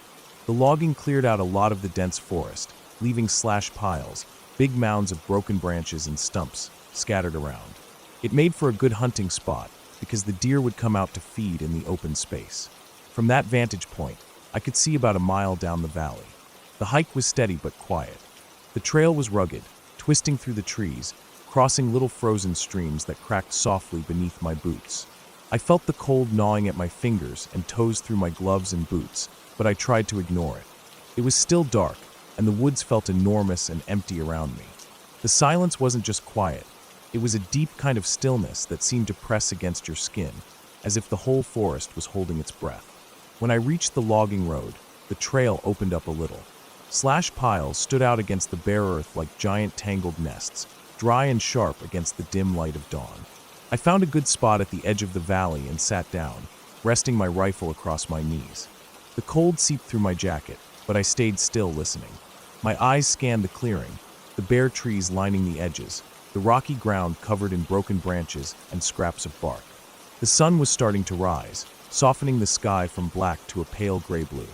The forest began to come alive with the quiet sounds of early morning. A bird calling somewhere far off, the rustle of leaves in a light breeze. But there was no sign of deer yet. I kept watching. Then, about 200 yards to my right, I spotted movement near one of the large slash piles. At first, it was just a flicker, something shifting between the branches. I brought out my binoculars to get a better look. That's when I saw it. A deer lying on its back, its legs stiff and splayed in the air. It was covered in dirt and blood, twisted awkwardly among the pile of branches. My stomach tightened, and the hair on my neck stood on end. Something about it felt very wrong. Then, suddenly, the deer disappeared into the tangle of wood and branches. My eyes darted around, trying to understand what I was seeing. A moment later, a mountain lion stepped out from the pile. Its nose was red, stained with fresh blood. The cat was big, muscles taut beneath its tawny fur. It moved slowly, sniffing and scraping at the ground around the area where the deer had been. For a few minutes, it just prowled around the pile, but it wasn't calm. The mountain lion kept pausing, lifting its head and sniffing the air, walking in tight little circles. It felt like it was sensing something nearby, maybe me. I could feel my heart pounding, a cold sweat breaking out despite the chill. I knew these cats were territorial and could be dangerous if they felt threatened. I didn't want to be anywhere near it, but I was frozen for a moment, unsure of what to do. Then, I remembered my rifle. Without thinking too much, I fired a warning shot into the air, hoping to scare it off. The echo cracked through the valley, startling the stillness. The mountain lion jumped, turned its head sharply, and then bounded away into the woods. I watched it disappear into the shadows between the trees. Even though it had left, the fear didn't go away. I felt exposed and vulnerable out there in the middle of nowhere with no backup. Slowly, carefully, I started to make my way back to the house. I kept my rifle ready and fired a few more shots into the air, just to be safe and loud. The woods seemed darker now, the silence heavier. The hike back was the longest and most terrifying walk I've ever taken. Every sound, every shadow seemed to hold something waiting for me. The cold bit at my face and hands, but I barely noticed. My focus was on getting out alive. When I finally reached the house, I felt an immense relief. I was safe again, surrounded by walls and warmth. I kept my cool when I walked back inside, but inside I was shaking. I told my wife about what happened. No one doubted the danger. It was clear the mountain lion had been close and angry. The rest of the day was quiet, the story sitting heavy in my mind like the cold mountain air outside. That hunt didn't give me a deer to bring home, but it left me with a story I'll never forget. The raw, sharp edge of wilderness and the reminder that out there, you're never really alone. The mountains, the forest, and the creatures that live in them have rules all their own. And sometimes, when you step into their world, you find out just how small you really are.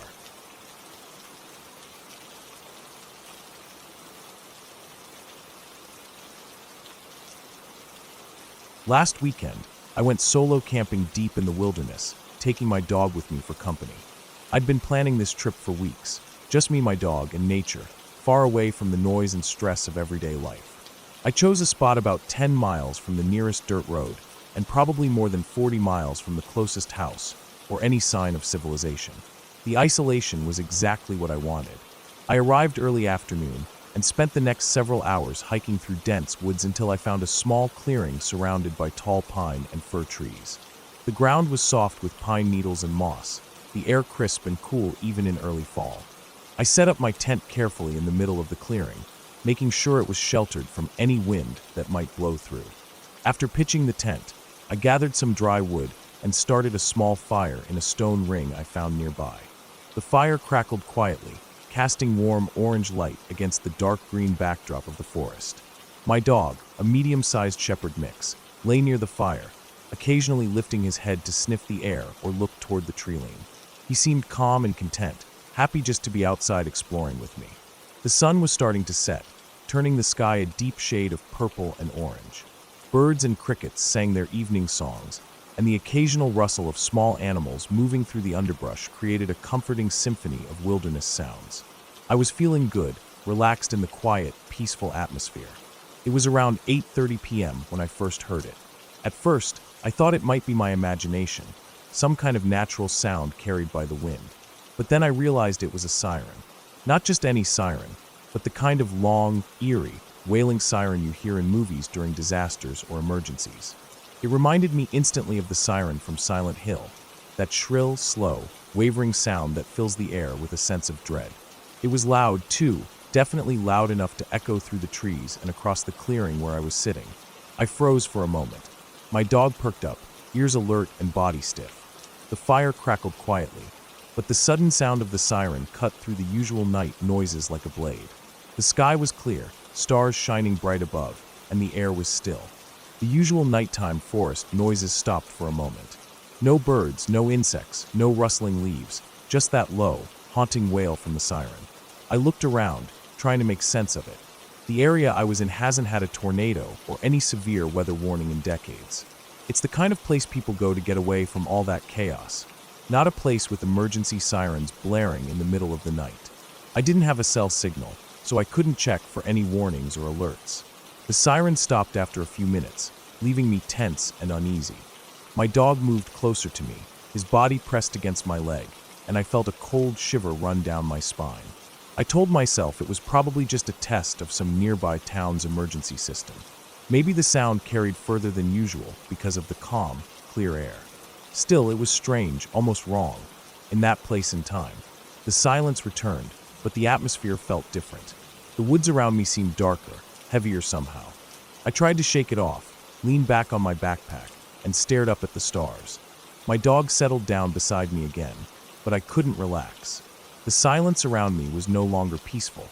It felt like it was holding its breath. Not long after, maybe half an hour or so, the siren sounded again. This time it was shorter, but no less unsettling. The sound echoed across the trees in a way that made my skin crawl. I listened closely to the forest after it stopped, but only the usual nighttime sounds returned. Crickets chirping, an owl hooting far off, leaves rustling softly in the light breeze. I sat by the fire until it died down to embers, but I didn't sleep much that night. Every time I closed my eyes, I could still hear that siren wailing inside my head. The night stretched long, and I stayed alert, watching shadows move in the dark. The siren sounded 2 or 3 more times over the course of the night, always the same haunting sound, always cutting through the calm of the wilderness. When dawn finally came, it felt like a relief. The sky slowly turned pale blue, and the forest woke up with birds singing and squirrels scurrying through the trees. My dog was tired too, but eager to get moving. I packed up my gear quickly, eager to get back to civilization. On the hike back, I kept replaying the night's events in my head. Once I was home, I did a lot of research. I looked for any information about emergency sirens in that area, any tornado warnings, weather alerts, or strange events. Nothing. There wasn't even a system in place for tornado sirens anywhere near where I'd camped. No town or county website mentioned tests or alerts for that night, and the weather reports showed calm skies with no storms or emergencies. No one else reported hearing anything like it. I even checked social media and local forums. There was nothing. The more I looked, the more puzzled I became. I can't explain what that sound was or where it came from. It didn't seem natural, but it wasn't anything I could find on any records. The eerie feeling I had while sitting in that clearing late at night, surrounded by nothing but trees and stars, has stayed with me since. It was the kind of unsettling experience that you want to forget, but it sticks in your mind because it doesn't fit any explanation. Now, every time I think about going back there, I hesitate. The wilderness has always been a place of peace for me, but that night reminded me how strange and unpredictable it can be. Even in the quietest, most isolated places, something can happen that shakes you to your core. The silence around that fire wasn't just empty. It was waiting, watching, like the forest itself was holding back a secret I wasn't meant to hear. I don't know if I'll ever go back to that spot, but if I do, I'll be ready for whatever comes next. Because sometimes the scariest things aren't ghosts or monsters. They're the unexplained moments that remind you how little control you really have, even when you're alone with just your dog in the middle of nowhere.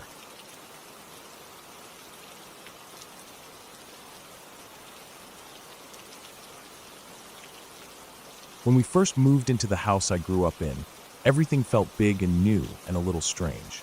The house was an older one, with creaky floors and long hallways that seemed to stretch forever. I was just a kid, around 6 or 7, and the kind of kid who got lost easily in big places. I loved my room. It had a big window where the sun came in every morning, and a little shelf full of my Legos, all sorted by color and size. I could sit for hours building little worlds out of those tiny blocks. But something started happening that I couldn't explain, something that made me feel uneasy every time it happened. It started small, almost like a whisper at first. I'd be playing quietly in my room, totally focused on building some elaborate spaceship or castle, and then I'd hear my name being called. It was usually my dad's voice, or at least I thought it was. / my name. It would say soft but clear from the opposite end of the house. The strange part was, The sound always came from my parents' bedroom, which was at the far end of the hall. The hallway itself was long and narrow, and because the house was old, sounds echoed in weird ways, bouncing off walls and floors. Still, this wasn't just an echo or a random noise. It was my name. At first, I thought it was normal. Maybe Dad needed something and just called out. So I would get up, carefully step through the hallway, trying not to make too much noise on the creaky floorboards, and walk into their bedroom. But every single time, when I asked, "What do you want?" my parents looked at me like I was a little silly and said, "We didn't call you." They were calm, but they looked serious. This happened about once every couple of days. Sometimes I thought maybe my brother was playing a trick on me from his room, which was closer to theirs, but I never caught him in the act. Other times, I wondered if maybe I was imagining it because I wanted attention or was feeling lonely. The house was big, and sometimes the silence was loud, you know? It was a quiet house with only 4 of us living there, so hearing my name called out was both comforting and weird at the same time. One time, I remember, I was sitting on the floor in my room, building a little Lego car, when I heard my dad call my name clearly. I stopped what I was doing and looked at the door. I could hear the faint sound of his voice, low and soft, just like he does when he calls me from downstairs. I put down my Legos, got up, and slowly walked to their bedroom. When I opened the door, both my parents were there, sitting on the bed reading. I asked them again if they had called me, and both shook their heads, smiling a little but still serious. I didn't say anything more, but inside, I was confused and a little scared. The house felt different at night. The shadows were longer, and the sounds seemed sharper. The house would creak and settle, and sometimes the wind would whistle through the cracks in the old window frames. Sometimes when I was in my room and the house was quiet, I would hear the soft calling again. My name, whispered from far away, like it was coming from the walls themselves. It wasn't loud or scary, but it was strange. It felt like something or someone wanted me to come somewhere, but I never knew where or why. One night, this happened in a way that made me realize no one was joking or trying to trick me. I was about 8 years old then. I was sitting on the floor building a spaceship with my Legos, the little colored bricks scattered all around me. The house was quiet, except for the faint sound of the wind outside. Suddenly, I heard my dad call my name from his bedroom again. I got up, careful not to step on any Lego pieces, and started walking toward their room at the end of the hall. The floorboards creaked under my feet, and the hallway seemed longer than usual. When I reached the doorway of their room and looked inside, I saw both my mom and dad sitting on the edge of their bed. They were talking quietly to each other, neither one looking at me or speaking to me at all. I asked, "Did you call me?" And both said no. I was confused and about to turn around when I suddenly heard my mom's voice calling my name. This time, it wasn't from the bedroom or the hallway. It was coming from the living room on the other side of the house. It was her voice, soft but clear, calling for me to come. I froze for a moment, standing in the doorway, looking at both of them. It didn't make sense. How could my mom be calling me from the living room when she was right there, sitting on the bed next to Dad? I felt a chill run down my spine, but I didn't say anything. I just slowly walked back toward the living room to see if she was there or needed something. But when I got to the living room, no one was there. The house was empty, silent except for the hum of the old refrigerator in the kitchen nearby. After that night, I didn't talk about it with anyone. It felt too weird, too hard to explain. I thought maybe I was going crazy or hearing things, but I wasn't sure. The calls kept happening sometimes, and I learned to just ignore them and not go looking for whoever was calling me. Years later, when my brother was diagnosed with partial narcolepsy, I thought maybe I had some kind of oral hallucinations too. Narcolepsy can cause people to hear things that aren't there, like voices or sounds. I got myself checked by a doctor, just to be sure. The tests were normal, completely fine. No sign of narcolepsy or anything unusual. So I still didn't know what was calling my name all those years, and honestly, I still hear it sometimes when I come back to visit the house. Now, as an adult, I look back at those experiences with a strange mix of curiosity and unease. The house is still there, though my parents have moved away. I still go back sometimes for visits, or just to be in that place where I grew up. And when I stay overnight, sometimes late at night, just before falling asleep, I hear my name again. It's soft, almost like a whisper traveling through the walls, coming from one end of the house to the other. It's not scary in the way you might think. It's not like a scream or something violent. It's just there. a quiet, almost gentle calling, like the house itself remembers me and tries to reach out in its own strange way. I've thought about it a lot. Could it be the house settling, sounds traveling through the old pipes or heating system? Maybe the way the wind moves through the cracks and bends the air just enough to carry voices from one room to another? Maybe my ears pick up little sounds and turn them into something familiar, like my name, because it's what I expect or want to hear. Or maybe it's something else. Something that can't really be explained, but also isn't supernatural or unreal. Just a strange, real thing that happens in old houses, in quiet moments, when you're alone with your thoughts. Whatever it is, it's part of the house now, and part of me too. I'm not afraid of it anymore. I've learned to listen without trying to find answers, to accept that some things just happen, and not everything needs a reason. The house called my name, and maybe in its own way, it still does.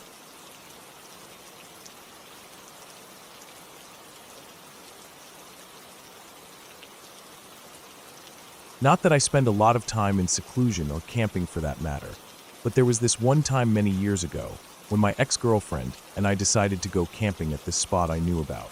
It wasn't a place most people went to. It was kind of off the beaten path, halfway down a cliff.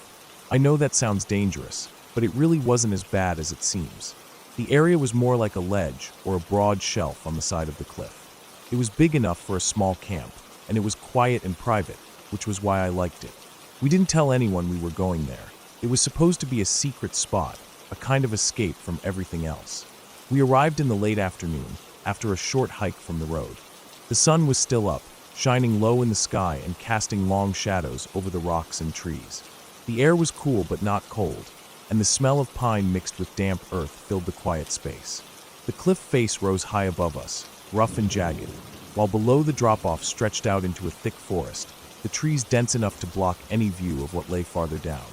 The only sounds were the distant call of birds and the occasional rustle of leaves when a breeze blew through. We picked a flat area to pitch our tent, a place that felt safe enough, but hidden enough not to be noticed by anyone passing by. The ground was covered with a layer of dry needles and small twigs, and a few patches of moss. There were some scattered stones around, and I cleared some of the bigger ones away to make space for the tent and our gear.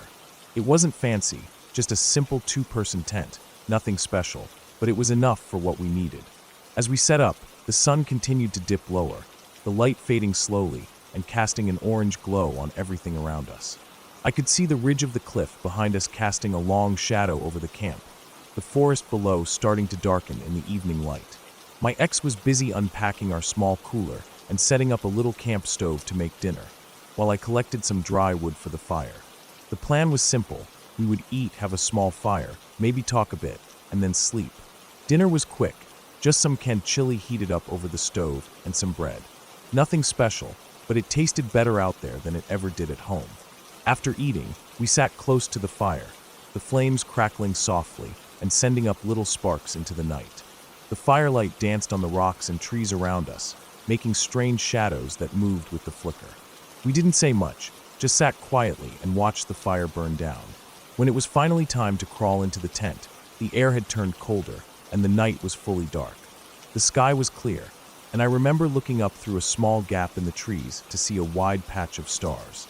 The silence was heavy, but not unpleasant, just the normal quiet you get when you're far from civilization. I zipped up the tent and settled down beside her. She was already half asleep, her breathing slow and steady. I tried to fall asleep too, but I couldn't shake the feeling that I wasn't alone out there. There were sounds I didn't recognize, twigs snapping somewhere in the dark, faint rustling through the underbrush, and occasional low groans or creaks, probably just the trees settling or some animal moving. But then, I heard something different, something closer. At first, I thought it was the wind brushing against the tent, but then I noticed a soft scraping sound, like something brushing against the outer fabric. It was faint, but it definitely wasn't the wind. It was almost like nails or claws lightly scraping, maybe from a small animal or something bigger. I could hear the sound moving slowly around the tent, stopping for a moment, then starting again somewhere else. I froze. My heart started to race, and I couldn't bring myself to move or even breathe loudly. I looked over at her. She was completely out cold, unaware of what was going on. Part of me wanted to unzip the tent and look outside, to see what was making the noise, but I was too scared. What if it was a wild animal? What if it was something worse? So I stayed still, barely daring to blink, listening to the slow, uneven rustling that moved around us in the darkness. It went on for what felt like an eternity, but probably wasn't more than a few minutes. Then it stopped, just like that. The silence returned, thick and heavy, and I lay there wide awake, feeling trapped in the small space. Eventually, exhaustion won out over fear, and I drifted off to sleep. When morning came, I woke to the pale light filtering through the tent's fabric. My ex was still asleep, peaceful as ever. I sighed, relieved that we were both okay, and told myself that maybe it had just been a raccoon or some other animal curious about the smell of our food. Nothing to worry about. But when we stepped outside, the strange feeling came back. There, just behind our tent, was a neat semicircle of stones, about 10 in total. They were arranged carefully, almost deliberately, like someone had spent some time placing them there. The rocks weren't huge, maybe the size of a fist or two, but their presence was unmistakable. I looked at the circle again, then back at the camp. There was no sign of footprints or anything else around, just the stones lying in that half-circle formation. It was too precise to be random, and too deliberate to be an accident. I wondered how long the rocks had been there, and whether the scraping noises the night before had anything to do with it. The whole thing made me uneasy. The isolation of the place, the noises, and now this circle of stones, all of it felt like a warning or a message. It wasn't a story about ghosts or monsters, just something real and unsettling. I had the sinking feeling that whoever or whatever had come close to us that night wasn't just some harmless animal. Maybe it was someone watching us, or someone who didn't want us there. We didn't stay another night. We packed up quickly, not saying much, and headed back the way we came. The hike out felt longer than before, my mind stuck on the strange events of the night. When we finally reached the road, I looked back once, toward the cliff and the forest, feeling a chill that had nothing to do with the cool air. That camping trip was a reminder to me that sometimes the wilderness is best left alone. Not because of ghosts or monsters, but because people or things we don't expect can be out there. And sometimes the simplest signs, like a circle of stones or a rustling noise outside a tent, are enough to tell you that you're not as alone as you think. I never went back to that spot again, and I never forgot that night.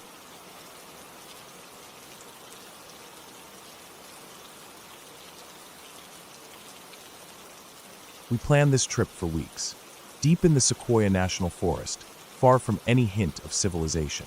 The campground we chose was about as remote as it gets.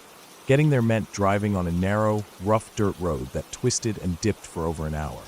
It wasn't really a road, more like a path carved into the side of a mountain, barely wide enough for one vehicle, with sheer drop-offs on one side and dense forest pressing in on the other. No guardrails, just loose gravel and dirt that kicked up dust as we drove carefully, inching along like it was a test of nerves. I kept thinking, if the car slipped off here, no one would find us for days. When we finally arrived, the sun was dipping toward the horizon, casting long shadows through the towering sequoias. The campground was quiet, almost eerily so. Only 2 other people were there. The campground host, an older man who nodded politely but didn't say much, and an older woman camped a little ways off, sitting outside her tent with a small dog curled up beside her. The dog looked calm, but there was something about the woman's eyes that made me think she'd seen more than she was letting on. We picked a spot near a cluster of trees with enough open ground for our tent. The air was cool but still held the dry smell of pine needles and earth. We set up our camp quickly, the tension of the long drive still lingering. I couldn't shake the feeling that we were the only ones for miles in any direction, that this forest was vast and wild, and we were just small, temporary intruders in its endless depths. Dinner was simple, canned chili warmed over the small camp stove. The sun finally set, leaving a faint glow behind the mountains, but the darkness came fast and thick. It felt heavy and absolute, the kind of darkness where the trees become shadows that lean in closer, where every rustle of leaves or snap of a twig sounds sharper and closer than it should. We settled in our tent, trying to get some rest, but the night kept us awake in shifts.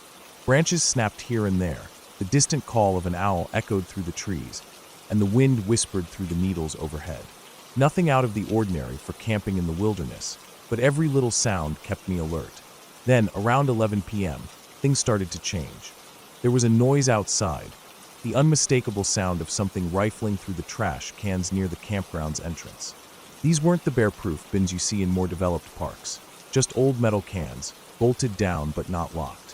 Whatever it was persistent, digging and tossing things around. I beeped the car horn a few times, hoping to scare it off, but the noise just stopped briefly before starting again, louder and more frantic. It didn't seem like a bear, at least not a normal one. Bears usually make a mess if they get into garbage.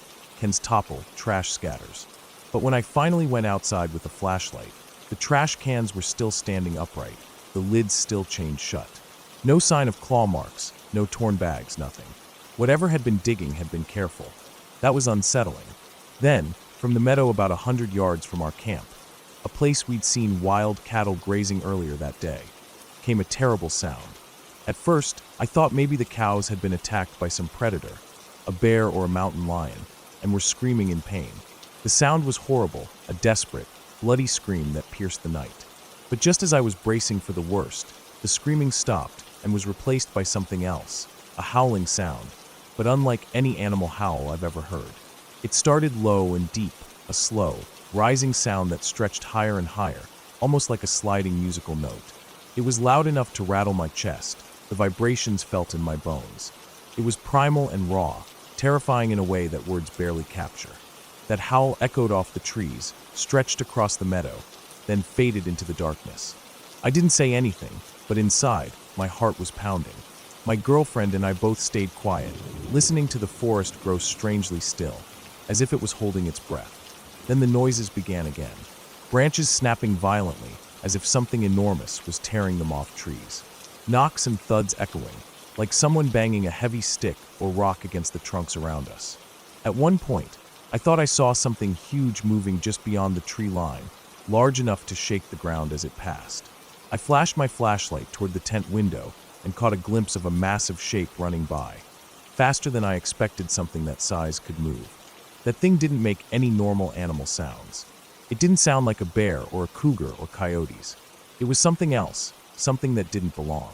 The noises finally died down after what felt like hours, but before silence returned, the deep, rising howl came again, farther away this time, drifting off deeper into the forest. I didn't sleep. I lay awake, listening to the forest settle, my mind racing with questions. What had we just heard? What had been near us? There was no way to explain it rationally. Not with bears or coyotes or anything we knew. When the sun finally began to rise, the forest changed. The shadows shrank away, and the world looked safer in daylight. But I still had to know. I got up and walked around the campground with a flashlight, inspecting the trash cans. Nothing was knocked over. No garbage spilled on the ground. The chains were still tight. If a bear or cougar had been there, it should have left a mess. Then I looked for tracks. Near the edge of the meadow, in the soft dirt, I found footprints, but they weren't animal tracks. They were unmistakably human. Barefoot, slightly larger than average, but nothing exaggerated like some giant mythic creature. Just human footprints. I'm not a believer in Bigfoot or any of those legends. I've laughed at the stories, shrugged them off. But these prints, this noise, the way that creature moved, it wasn't human, but it wasn't any animal I know either. The old woman who had been camping nearby was gone by mid-morning. She packed up quietly and left fast, almost like she'd seen something too. We didn't want to be the only campers left in that place, so we packed up quickly, not waiting for the sun to get too low. The road out felt even more dangerous, the forest pressing in on all sides like it wanted to trap us there. On the way home, my girlfriend pulled up videos of supposed Bigfoot sounds on her phone. Most were silly or clearly fake, but one from Ohio sounded exactly like what we'd heard that night. That long, deep, rising howl. I don't know what we came close to that night in Sequoia National Forest. I don't have any wild theories or tall tales, but I know what I heard. I know what I saw, and I know I'll never forget how it felt to be out there, so close to something wild and unknown, something real enough to shake the ground and make your blood run cold. I'm not sure I'll ever go camping in a place like that again.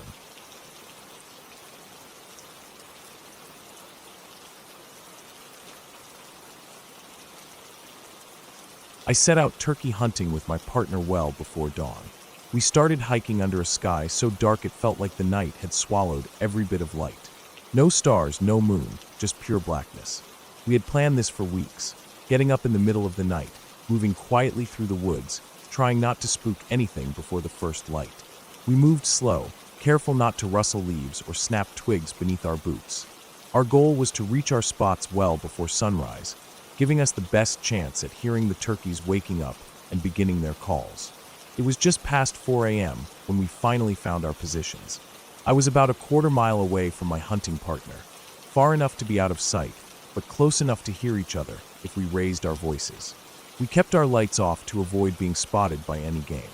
The woods were pitch black around me, and all I could hear was the quiet rhythm of my own breathing, the occasional rustle of dry leaves in the wind, and the distant sounds of the field waking up slowly.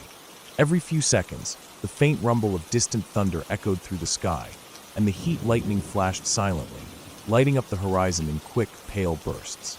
It was then that I started to notice something else. Footsteps. Human footsteps. They weren't coming from one clear direction, but seemed to circle around me, shifting from the left to behind me, then far to the right, almost random. At first, I thought it might be my hunting partner moving closer, or maybe another hunter wandering nearby. But the sounds didn't make sense. The footsteps were soft but deliberate, not like an animal, but like a person walking carefully through the underbrush.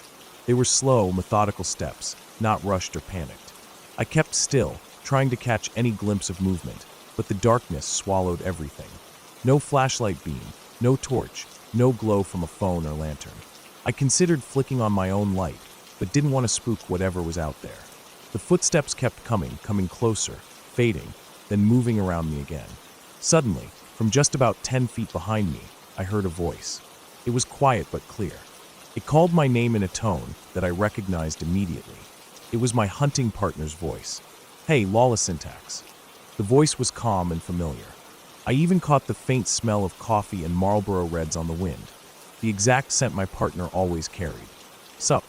I called back softly, hoping to hear a reply. But there was nothing, no movement, no answer. I flicked my lighter to catch a glimpse of whoever was there, but all I saw was the thick, dark forest around me. No figure, no outline, no shadow. Just the empty space behind me. I called out again, a little louder this time, repeating my greeting. The footsteps circled again, but still, no one answered. My voice felt stupid, breaking the silence. The woods, usually full of natural sounds in the morning, felt completely dead except for those footsteps. After a few minutes, I shouted for my partner, expecting a quick response. This time, a voice came back, distant but clear. It sounded like it was a quarter-mile away, from where I knew he was supposed to be sitting in his tree stand. His voice was calm, telling me he was still there. The rain started then, light at first, falling softly in the distance, the kind that barely dampens the leaves but makes the air heavier. The heat lightning continued to flash on the horizon, lighting up the field in pale, ghostly bursts. A few of the flashes caught a tall tree near the edge of the field. It looked like a human figure standing there, tall and still. But as the lightning blinked off, the tree was gone. Just the dark shapes of other trees, nothing human at all. The footsteps didn't stop. They kept coming from every direction, sometimes behind me, sometimes off to the side. They sounded like slow, steady walking, never quick or panicked, just constant. I tried to shake off the feeling creeping up my spine, the kind of discomfort you get when you know something isn't right, but can't put your finger on it. When the sky began to lighten, the first faint signs of dawn peeking over the horizon, I realized I had been standing there frozen for a long time. My back ached from leaning against the tree. My legs were stiff from standing still. I was unnerved, and the footsteps hadn't stopped. I was done with waiting and decided to take a break, even if it meant walking that quarter mile to my partner's tree stand. I moved carefully, not wanting to make noise, but wanting to get out of the thick darkness behind my spot. The quarter-mile walk felt longer than usual in the half-light of dawn. My ears were tuned to every sound, the rustle of leaves underfoot, the snap of a twig, the constant distant footsteps that never quite matched my own pace or direction. When I finally reached my partner's tree stand, I called up to him, asking what he wanted, if he had moved or come over at any point during the night or early morning. He sounded confused, almost concerned. He told me that he hadn't left his spot once and hadn't walked up to me at any time. I was silent for a moment, trying to process what he said. If it wasn't him, then who or what had been walking around me? Who had called my name in his voice? And why had it smelled like his cigarette and coffee? There was no sign of anyone else in the area when I looked around. No footprints, no torchlight, Nothing but the same quiet forest and the early morning light filtering in through the trees. We packed up soon after. The unease hung thick between us as we walked back to the truck. The usual sounds of birds starting their morning songs felt off. Too quiet, like the woods were holding their breath. Neither of us spoke much on the way out. Even now, thinking back on that morning, I can still hear those footsteps circling me in the dark, and I remember that voice, so familiar, so real, calling my name when no one was there. The forest was alive in a way I hadn't experienced before, but not with animals or wind. It was something else, something unexplainable but very real. I don't know if someone was out there walking around in the dark, or if my mind was playing tricks on me. All I know is that I never want to be out there alone in the dark again, not without knowing exactly who's around me. That morning wasn't just a hunting trip. It was a reminder that some things in the woods don't belong to nature, and you might never see them, but you'll feel them.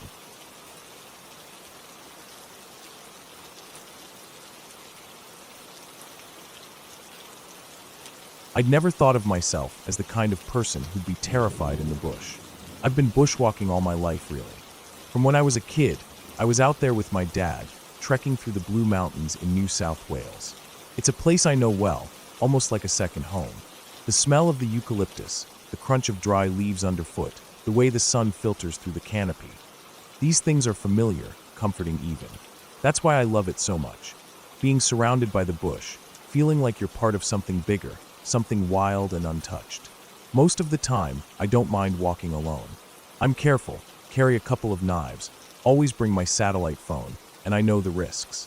I'm aware that as a woman out there alone, there's always some danger. But the bush has its own rhythm, its own rules, and I've learned to respect them. I thought I knew it well enough to do an overnight solo trip without trouble. It was about 5 years ago when I decided to do it. I wanted to push myself, to see if I could manage an overnighter by myself. I planned the walk for a track I'd done many times before, so I felt confident. The first day went smoothly.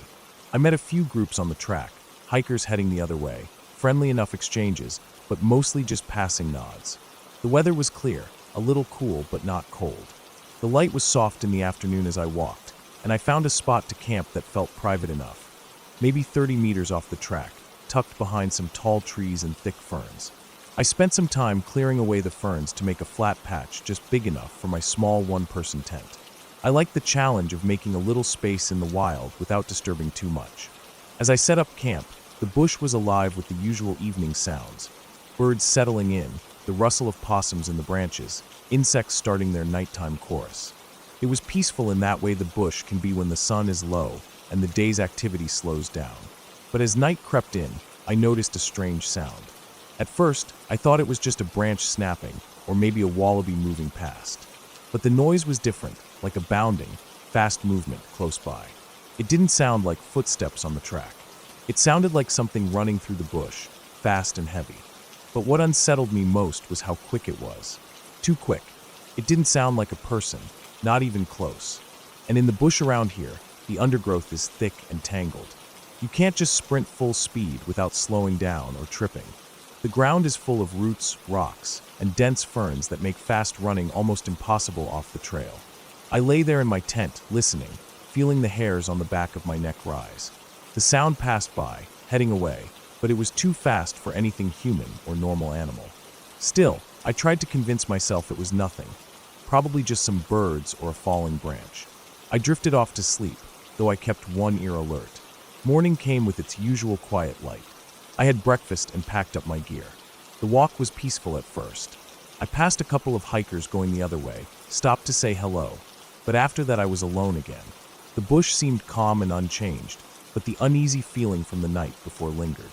I tried to shake it off. About half an hour later, I heard something that froze me in place, a sharp crack of a stick breaking, coming from behind me, off to my left, deeper into the bush away from the track. I stopped walking and turned slowly to look. At first, I thought I might see a person, a lost hiker or someone who had wandered off the path. But what I saw wasn't human, not even close.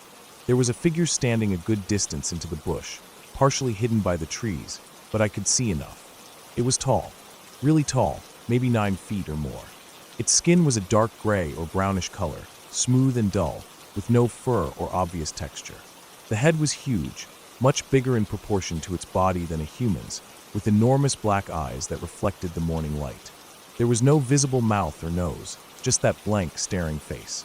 Its arms and legs were long and lanky, too long for anything I'd ever seen in an animal or a person. It stood there completely still, watching me. My heart slammed in my chest so hard I thought it might break through my ribs. I felt tears come to my eyes, but I couldn't look away or move. My legs felt frozen, like they were locked in place by some invisible force. The fear wasn't just in my mind, it was physical, overwhelming. It felt like my whole body was screaming at me to run, but I was stuck. Time stretched out. The stare between me and that creature lasted forever, though it was probably only a few seconds. The dread grew, building up inside me until my vision blurred, and I could see my heartbeat in the veins pulsing in front of my eyes. That's when I broke free. I bolted. I sprinted down the track as fast as I could, tears streaming down my face. I didn't look back, didn't stop to catch my breath until I found other hikers ahead, moving in the same direction. They saw me and asked if I was okay, but I just shook my head and asked if I could walk with them. I needed to be with people, safe. It took me months before I dared go back into the bush again. When I did, I never went alone. I couldn't shake that fear, and I didn't want to face whatever that thing was again. I tell myself it was something unexplained, maybe an animal I didn't know, but I don't think so. It didn't move like an animal. It looked alien, like something not from this world. The way it stood there, watching me, was like it was studying me or waiting. I still dream about it sometimes, the shape in the shadows, those black eyes that seem to see right through me. And even now, when I'm out in the bush, I can't help but wonder if it's still there, watching, waiting for the next person to wander too far from the path.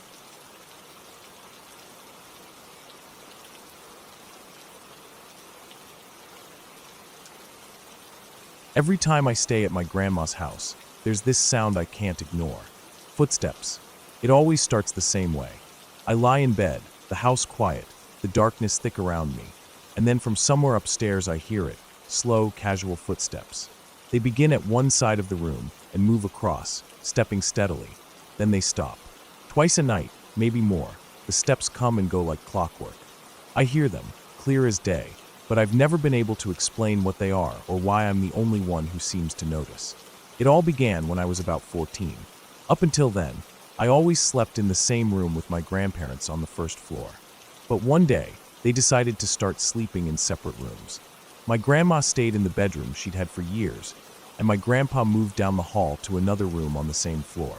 That's when they told me I'd be sleeping alone in a different room, also on the first floor. A smaller room, right beneath the stairs that led to the second floor. I remember feeling uneasy the first night I stayed there alone. The house itself is old, built decades ago.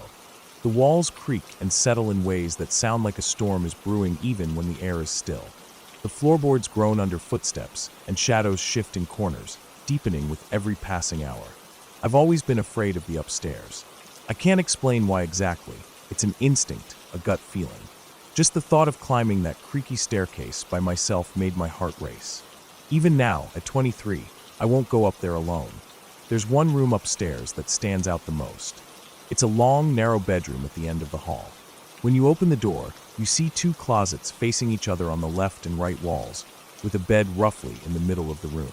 At the far end, opposite the door, there's a window that looks out over the backyard. The room feels claustrophobic, almost like a tunnel, with the closets making it narrower and darker.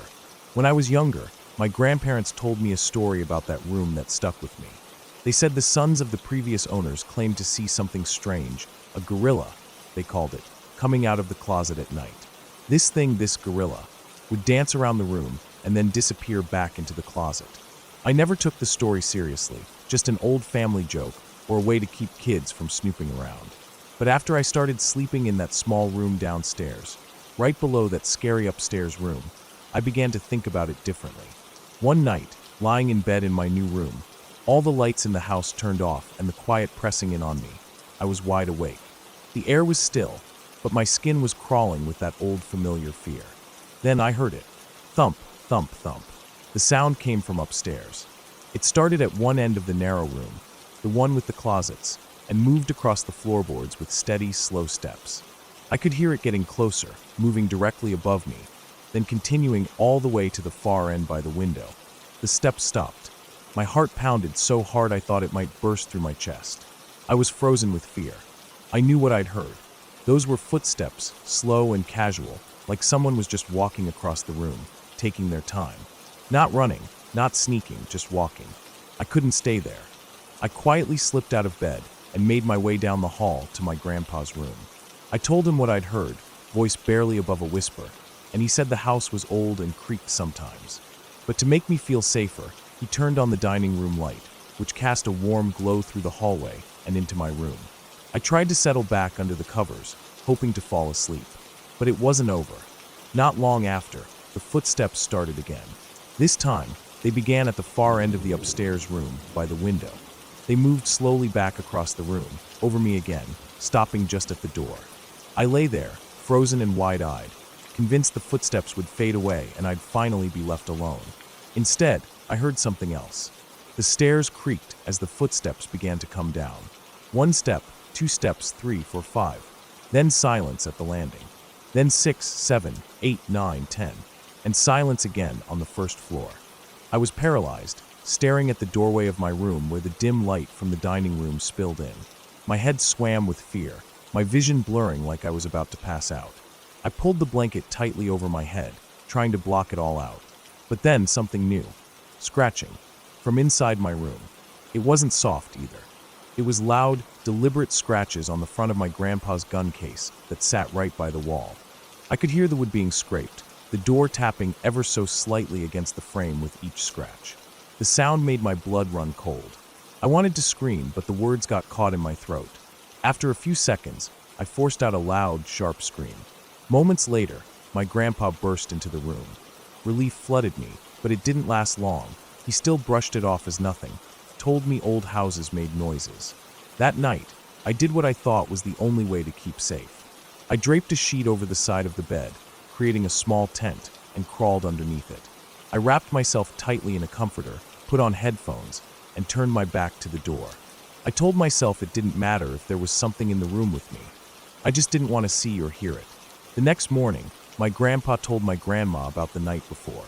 She just smiled and said, "That's silly. Your cousin woke me up once when she stayed here. She said she heard footsteps too." I didn't ask for details, but it was clear this wasn't just me. I spent the rest of that week sleeping under the bed. Every night, the footsteps came. Twice, sometimes more. Always slow, always steady. But I never heard the footsteps come down the stairs again. Since then, I've stayed at my grandma's house countless times. The footsteps never stopped. They've become something I expect, like the ticking of a clock or the hum of the refrigerator. I've learned to live with them, but I still sleep on top of the bed, back turned to the door, headphones on, hoping the noise will drown out the sound of whatever walks above me. I don't know what those footsteps are, or who or what makes them, but I do know this: they're real, and they're right above me, every time I stay there. And as much as I've tried to ignore them, I don't think I ever will. The upstairs at my grandma's house will always be off limits to me. I don't want to go up there alone. I never will, because whatever those footsteps are, they don't belong to me, and they don't seem to mind that I'm right below.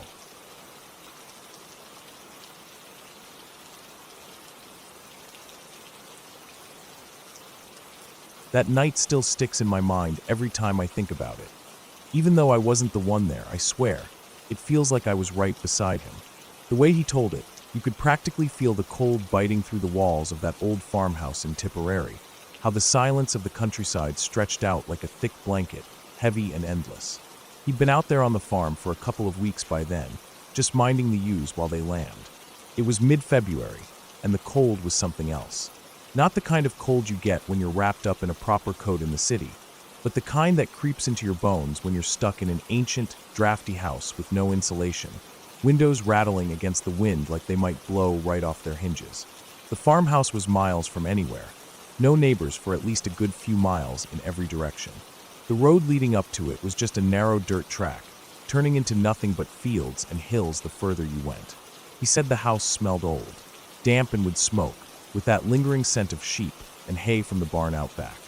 The floorboards creaked and groaned whenever he moved, making the place feel alive, almost like it was breathing with him. At night, the wind moaned through the cracks in the walls, and every little sound was loud. The drip of melting ice, the scurry of rats behind the walls, the distant bleats of ewes calling to their lambs. It was the kind of place where silence itself was a kind of noise. He wasn't there by choice, really. Just the kind of job that pays well enough to keep him going for a while. To pass the time, he'd bring a bottle of whiskey to take the edge off the cold. 2 small drams before bed, just enough to warm his throat and slow the thoughts in his head. Every night, before he laid down, he would check his shotgun, the one he'd brought with him, just in case. It was old but reliable, a single-barrel break-action model that his grandfather had passed down to him. The gun was heavy in his hands, cold and solid, a piece of home in a place that felt so far removed from anything familiar. Rocky, the sheepdog, was always there too, an old black and tan collie who was loyal as they come.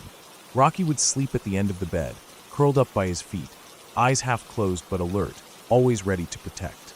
That night, 2 weeks into his watch, it was colder than usual. The frost was thick on the windows, and the wind was relentless, rattling the glass as he lay there, whiskey warming his insides, gun close by. He said he drifted off to sleep with Rocky snoring softly, the sound of comfort against the vast quiet outside. But then, close to 3 in the morning, everything changed. He was jolted awake by a strange noise, a cry from outside, sharp and wild, echoing across the empty fields. It wasn't the usual sheep bleating or a fox yapping in the distance. No, this was something deeper, more primal. He said it sent a chill down his spine, freezing his blood faster than the cold air ever could. It was a stag calling out for a mate, a deep, guttural sound that carried far across the night, wild and haunting. He sat up, heart pounding, eyes trying to pierce the darkness outside the window. Then, before he could even take a breath, there was a deafening bang, an explosion that shattered the stillness like a thunderclap. The shotgun had gone off. In the chaos of waking, frightened and disoriented, he must have knocked it over in his half-conscious state. The heavy gun fell to the floor, firing a shot that sent a blast through the quiet. The recoil and noise startled Rocky so badly. The dog scrambled in panic, blindly crashing into the window. The glass exploded outward, scattering shards across the room and into the darkness outside. The cold air rushed in, biting at his skin, and for a moment, all he could do was lie there, frozen, clutching the blankets like they were the only thing keeping him safe. He swore the fear was so sharp and overwhelming that he wet himself right then and there. Not proud of that, but honest about it. After the initial shock passed, the reality of what had happened started to settle in. Rocky was gone through the broken window. For a second, he was terrified for the dog. What if he'd broken a leg or worse?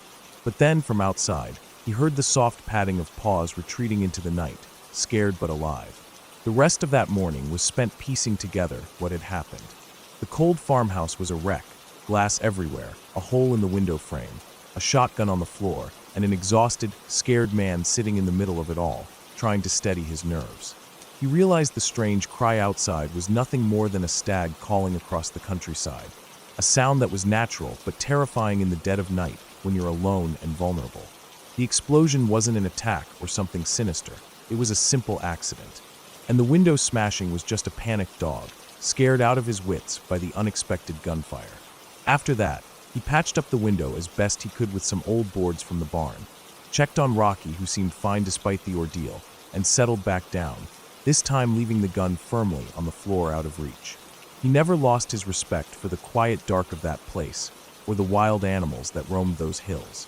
But he also learned something about fear, how it can twist reality in a moment, turning an ordinary night on a sheep farm into a terrifying ordeal. No ghosts, no fairy tales. Just the cold, the silence, the wild calls of animals, and a shotgun that fired when it shouldn't have. And a dog that would never look at a gun the same way again.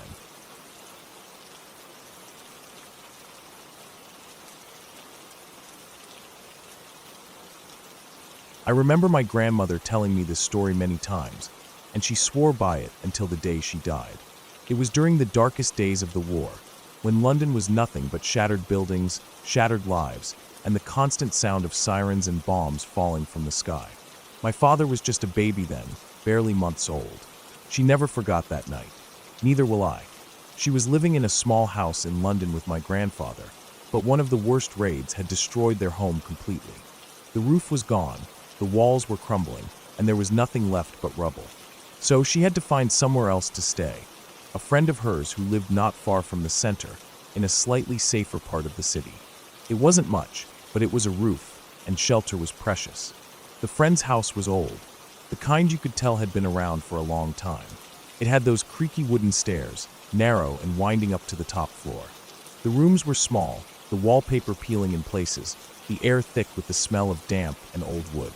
She was given a room on the very top floor, right at the end of the hallway. It looked out over the back alley and a row of burnt-out buildings. Not much to see, but it was quiet compared to the streets. My grandmother would take my father upstairs at night, holding him close because the city noise was loud and frightening, even for a baby.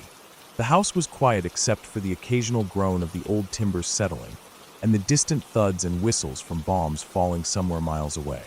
It was tense, but you learned to live with it. You didn't have a choice. One night, as she was carrying my father up the stairs, something stopped her cold. Halfway up the staircase, just around the bend where the steps narrowed, she saw a figure standing there. It wasn't a shadow or something vague. It was a person, a man maybe, but she couldn't make out any details clearly. The shape was solid, just standing still on the stairs. She didn't hear any footsteps, no sound at all. It was like he was waiting.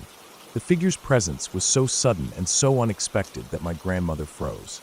She couldn't explain it, but something inside her told her that it wasn't safe to go up to that room.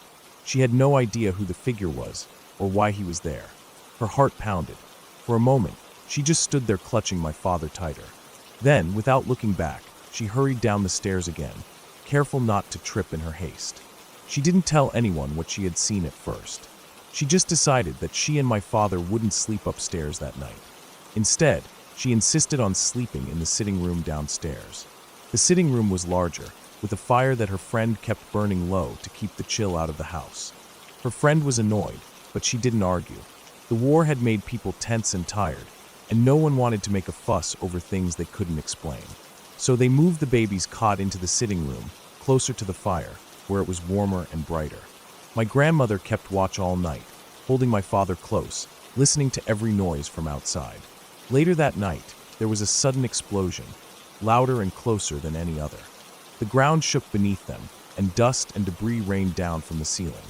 The bomb had landed just a few houses away, but the force of it was enough to collapse the roof over the room my grandmother had been meant to sleep in.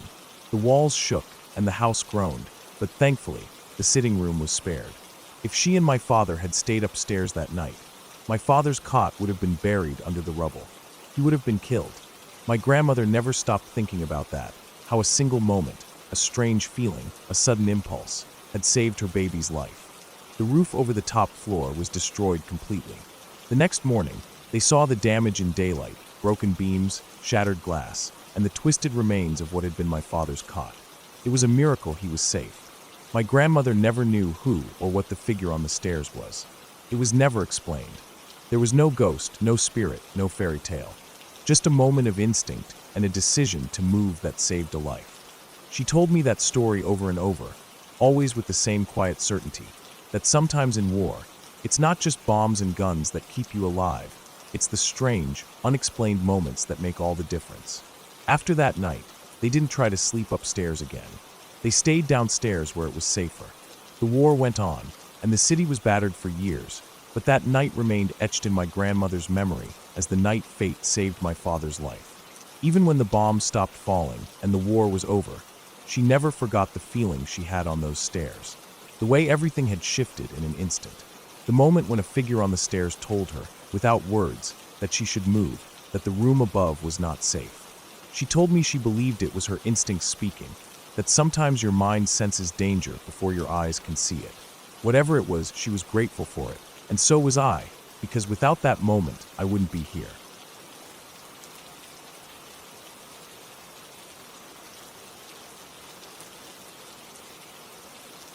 When I was about 7 years old, my two older brothers and I spent a lot of time playing outside near a place that was sort of an unofficial motocross track. It wasn't a real track with fences or signs, just a rough patch of dirt and hills where people sometimes brought their dirt bikes to ride. For us kids, it was like our own little wild world. We ran around, climbed over mounds of dirt, raced up and down the hills, and generally just made a mess. One day, for some reason, we decided to dig a tunnel in the dirt. I don't remember why exactly. Maybe we thought it would be cool to make a secret underground passage, or just wanted to see how deep we could go. Being the smart and resourceful kids we thought we were, we grabbed some shovels and started digging near the side of a big dirt hill. It took a long time, probably a few hours, because the dirt was packed tight and dry. We dug slowly, moving the dirt out of the way, trying to make the tunnel about 2 feet high so we could crawl through it, and about 6 feet in length. It wasn't fancy or anything, just a rough tunnel carved into the side of the hill. I was the smallest, so I was the one who went in first, crawling into the dark space we made. The dirt around me felt dry and crumbly but stable enough. At least it seemed that way. I was right at the very front, digging and moving dirt out of the way when suddenly, without warning, the whole tunnel collapsed. I didn't even have time to think or react. 1 second, I was staring into the dark dirt ahead, and the next, I was buried under a heavy wall of earth. Everything went completely black instantly. It wasn't like closing your eyes. This was deeper, darker than any black I'd ever known. The air around me felt like it had turned into a thick furnace. The heat was intense, like being trapped in an oven, but worse because I was stuck and couldn't move. The dirt pressed down on me from all sides, crushing me, pinning me in place like a statue made of mud and earth. I couldn't wiggle an inch. My whole body was trapped, squeezed tight under the weight of the dirt. At first, I thought I could hold my breath and wait for someone to find me, but the dirt was too heavy, and every breath became harder and harder. I started to panic. My chest felt like it was being squeezed by invisible hands. My hands were up near my face, but no matter how hard I tried, I couldn't move them to clear the dirt away. The soil was heavy and thick and completely blocking any air. I started to breathe in dirt without meaning to, and I began coughing. That coughing was the worst because every time I coughed, it hurt my stomach and made it even harder to breathe. The panic made my head spin. My whole world was spinning red and black. The blackness of the tunnel mixed with flashes of deep red that I now think was blood rushing to my head because of the pressure. The heat made my skin burn, even though I was buried underground. My mind couldn't understand what was happening. I didn't know what was real anymore. In my fear, my young brain convinced me that I was going to hell, buried alive in a furnace underground, trapped with no way out. It was the worst kind of fear, the kind that crushes your soul and makes your heart beat so fast it feels like it might explode. I don't know how long I was trapped down there. Time lost all meaning in that dark, hot prison. Minutes felt like hours, and hours felt like days. My body was screaming for air, for space to move, but there was none. My mind drifted in and out of panic, and a strange kind of numbness, like I was slipping away but trying to hold on. I felt my body start to give up, and with that came a horrible mix of hopelessness and desperation. Then, suddenly, I felt something grab one of my feet. At first, I thought I was imagining it, but the grip was real and strong. My brothers had been digging frantically to reach me. They hadn't left me there. They were fighting against the dirt to pull me out. Their hands clawed through the heavy soil, pushing dirt aside and pulling me toward the light. It was a struggle, but slowly, I felt the weight ease as they pulled dirt away from around me. Fresh air began to reach my nose, and the terrible heat started to fade. After what felt like an eternity, I was finally pulled out of the dirt. I was covered in sweat and dirt, my clothes soaked, and I was shaking from shock and cold air. I was free, but I was also scared and weak. We never told our parents what happened. I just went home and got hosed down in the backyard. My parents never knew the terror I went through, and maybe it was better that way. The memory stayed with me, though, like a dark shadow in the back of my mind. Every time I think about it, I can still feel the weight of the dirt and the burning heat of that moment. It taught me how close you can come to losing everything without even knowing it. That day, I learned how fragile life can be. It's scary to think about what could have happened if my brothers hadn't come so fast, or if the dirt had been heavier. It wasn't a fairy tale or some story with monsters. It was real, raw, and terrifying. Just 3 kids playing, digging, and almost losing one of us to the earth itself. And yes, I pissed myself. It was the only thing I could do. The dirt didn't care. The heat didn't care. But I was alive, and that was all that mattered.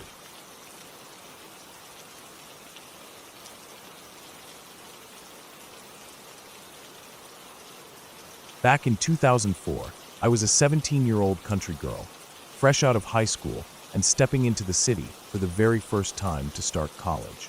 Everything was so new, so exciting, and honestly, I was pretty naive about what the city was really like. I grew up in a small town where people mostly knew each other.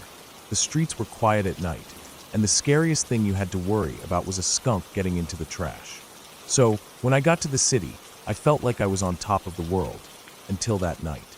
It was late, around 1:30 in the morning on a Saturday.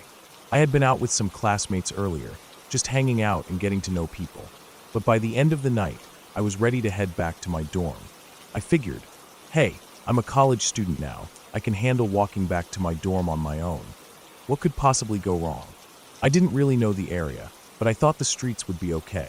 I was tired, sure, but I thought walking would clear my head and help me calm down before bed. I stepped out into the cool night air and started walking. At first, the street was lit okay, just normal city streetlights and a few cars parked along the sides. But as I kept going, the neighborhood changed quickly, and I didn't notice it at first. The streetlights became few and far between, and many were broken or flickering weakly. Trash was piled up on the sidewalks, empty bottles, crumpled fast food wrappers, old newspapers. The smell was something else too, a mix of garbage, stale smoke, and something rotten I couldn't quite place. The houses along the street were old, falling apart.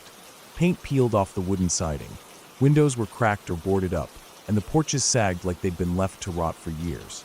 I could hear shouting from inside a few of them, loud, angry voices that didn't sound friendly at all.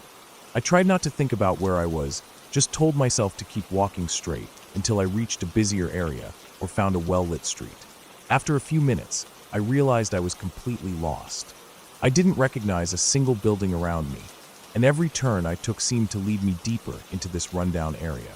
My heart started to race a little, but I told myself to stay calm. I kept my head down, avoided eye contact with anyone, and just kept moving forward. Then I heard the sound of an engine behind me. At first, I thought maybe it was just a car passing by, but it slowed down and stayed behind me. I quickened my pace, but the car matched me step for step, its headlights dim and yellowish, like the car itself was old and beat up. I stole a glance over my shoulder, and there were 5 men inside, all looking rough and mean. Their faces were hard to read in the dark, but their eyes caught the little light there was, and I could tell they were watching me. My skin crawled. I tried to think of what to do, but my brain froze. I was in a nightmare, and I didn't know how to wake up. The car pulled up beside me as I approached an intersection. It stopped right in the middle of the street, blocking my path. I was frozen in place, my legs refusing to move. I could feel their eyes on me, and the car doors creaked open slowly. My mind was screaming at me to run, to scream, to do anything, but I stood there, rooted to the spot. I didn't have a plan. I wasn't brave, just terrified beyond words. Then, suddenly, a porch light flicked on in the house just past the car. A man stepped outside, carrying a small bag of trash. He looked completely normal, just some guy taking out his garbage, nothing heroic about it. But the moment he walked out, the car engine roared, the doors slammed shut, and the car sped off, disappearing down the street. I dropped to my knees and started shaking, tears streaming down my face. I didn't know how long I'd been standing there, but it felt like forever. The man noticed me, came over, and without saying much, helped me up and led me inside his house. He gave me a soda, something simple, and sat with me while I tried to explain what had just happened, even though my words were jumbled and shaky. His roommate came home a little later, and together they walked me all the way back to my dorm, making sure I got there safely. They didn't ask for anything in return, didn't try to make me feel like I owed them. They just wanted me to be safe. They even invited me to come see their stand-up comedy show sometime, but I was underage and too scared to go. I never saw those men again.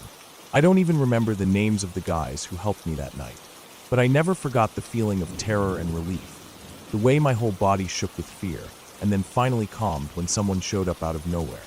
I was lucky, extremely lucky. Looking back, I know it was a stupid, dangerous thing to do. Walking alone, lost, in that part of town, late at night, I was young and dumb. But that night changed me. It taught me to be careful, to respect my own safety, and to never take the city lightly. If it hadn't been for that man taking out his trash at 1 a.m., I don't want to think about where I'd be now. Maybe I'd be another scary statistic, or worse. But because of him, I got to finish college, go home to my family, and tell this story. I'm not that naive country girl anymore. I'm cautious. I listen to my gut. And I never walk alone at night, no matter how safe I think I am.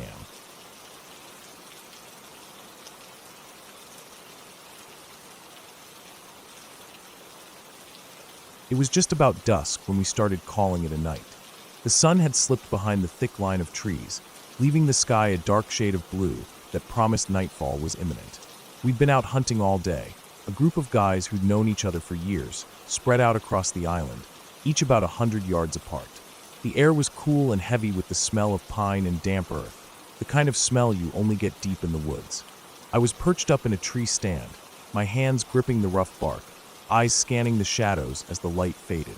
The other guys had been slowly making their way back to camp over the past half hour, and now it was my turn. I didn't want to rush it. Climbing down from a tree in the dark is no joke. You have to be careful. One wrong step, and it's not just a bruise. You could seriously hurt yourself. I was almost halfway down when I heard it. A snap. Just a small twig breaking underfoot, but in the quiet woods, it sounded like a gunshot. My heart stopped for a moment. I froze in place, barely breathing. I told myself it was probably a deer or maybe a raccoon, something normal, but the sound put me on edge. I didn't want to spook whatever it was, so I stayed still, eyes straining in the dim light to catch any movement. The woods around me were alive with the soft rustling of leaves and the occasional call of a bird settling in for the night. Minutes passed. My muscles started to tense up, and the cold was starting to sink in. Just when I thought I might try to get down again, it happened. A howl, loud and sudden, ripped through the air. It was the kind of sound that cuts through you deep and raw, something you don't forget.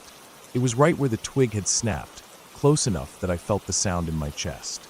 The noise vibrated through the wood, through the air, making every hair on my neck stand up. I've hunted this island for 10 years. I know every sound these woods make, every animal's cry. But this howl, it wasn't like any coyote or fox I've ever heard. Coyotes make sharp yips and barks, sometimes a high-pitched yowl, but never that deep, blood-curdling howl. And wolves. We don't have wolves here. Not on this island, not in this part of the country. It didn't make sense. My phone buzzed like crazy in my pocket. Messages from the others, all asking if I'd heard it. I typed back quick. Yeah, I heard it. It's close, maybe right under my tree.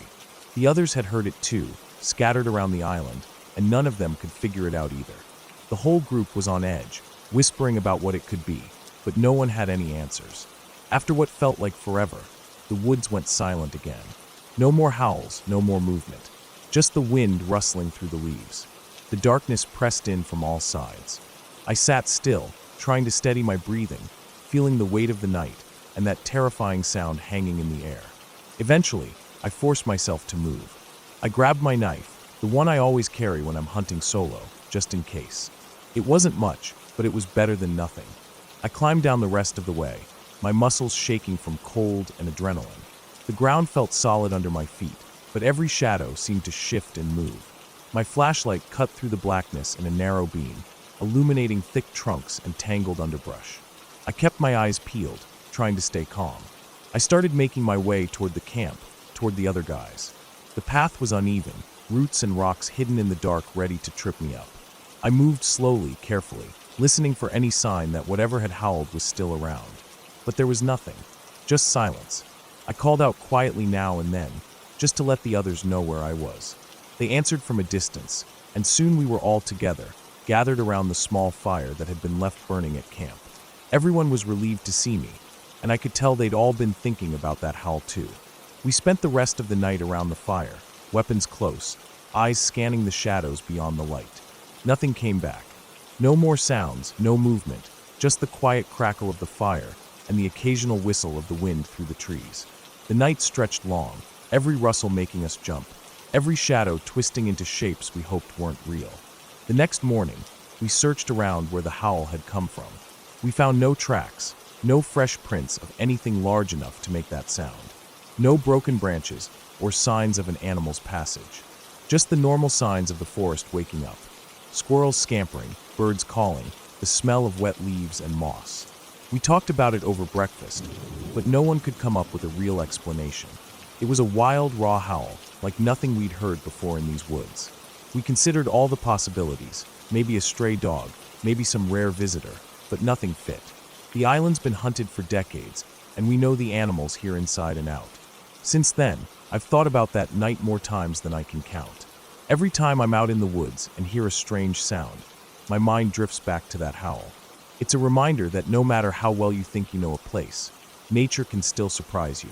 That night changed how I feel about these woods. Not because I believe in anything supernatural, but because it showed me there are things out there we just don't understand yet.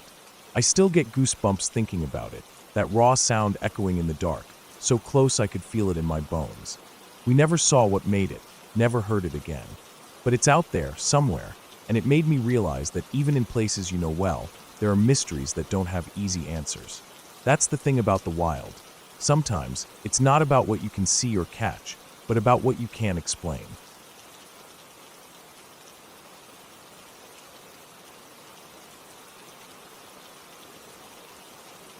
I was out hunting once about an hour's drive south of Canberra. The place we went to was a property we had known for nearly 20 years. I had spent so much time there over the years, hunting, camping, hiking, since I was a kid, barely 5 years old.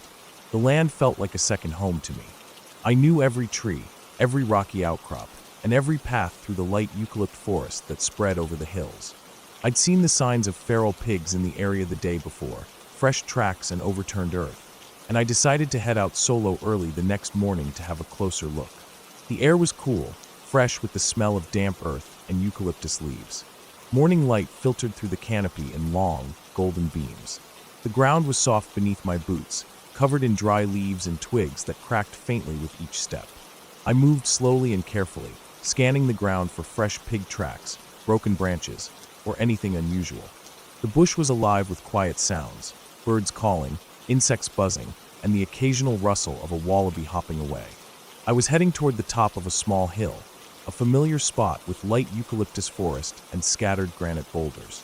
The trees here were tall but spaced enough that I could see through the trunks to the sky beyond.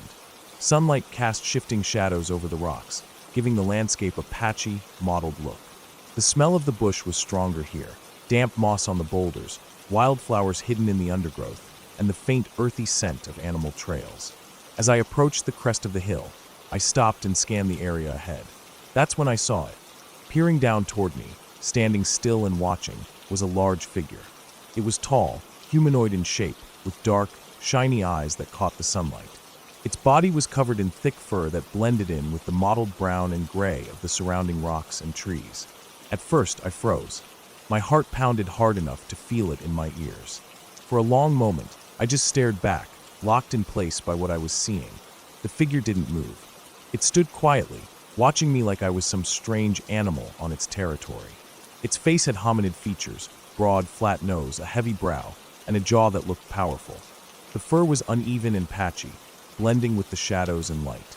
It was like nothing I'd ever seen before in the bush, or anywhere really. I nearly crapped myself. My mind raced, 1,000 thoughts flashing through. The stories about the Yowie, the Australian version of Bigfoot, popped into my head unbidden. I was an experienced bushman, but this was something else entirely. My hands trembled slightly as I slowly reached down to my rifle resting by my side. I had a .223 with a 9x scope slung on my back. The rifle was heavy and familiar, a comfort in this moment of shock. I moved cautiously, every step careful, as if making a wrong move might startle the creature or make it disappear. I took a deep breath, sliding my hand along the rifle's bolt. Slowly, I closed it with a soft click and raised the gun to my shoulder, bringing the scope to my eye. I adjusted the focus, trying to get a clearer look without making too much noise. That's when I realized what it was. A big old kangaroo. The angle, the combination of light and shadow, the mottled color of the fur. All of it had tricked my brain into seeing something far stranger. The kangaroo's black eyes held a steady gaze, unblinking, as if it was just as curious about me as I was about it. The shape of its face, the way it stood tall and still, gave it a strange, almost humanoid appearance in the quiet of the forest. We both held our positions for what felt like minutes. The kangaroo finally twitched its nose, gave a slow blink, and then turned away, bounding off into the thicker bush beyond the rocks. I lowered my rifle slowly, my heart still racing but now calming down as the adrenaline faded.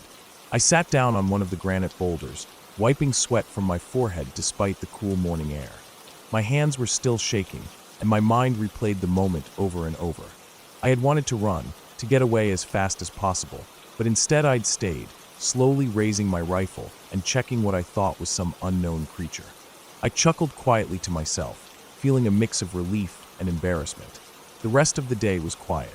I continued my search for feral pigs, moving through the bush with a new sense of caution and respect for how easily the mind can deceive you in the wild.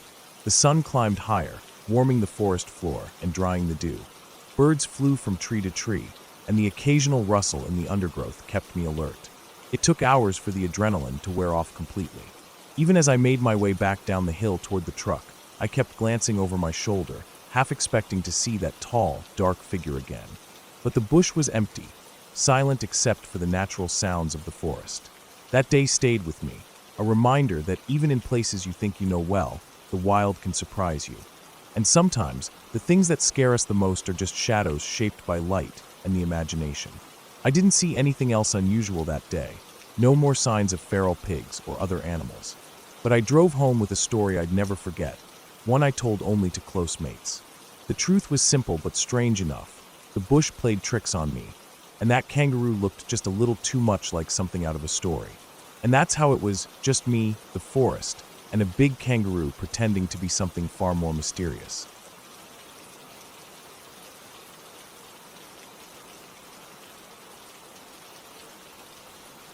I knew this guy, let's call him Jake, who'd spent most of his adult life living without a home.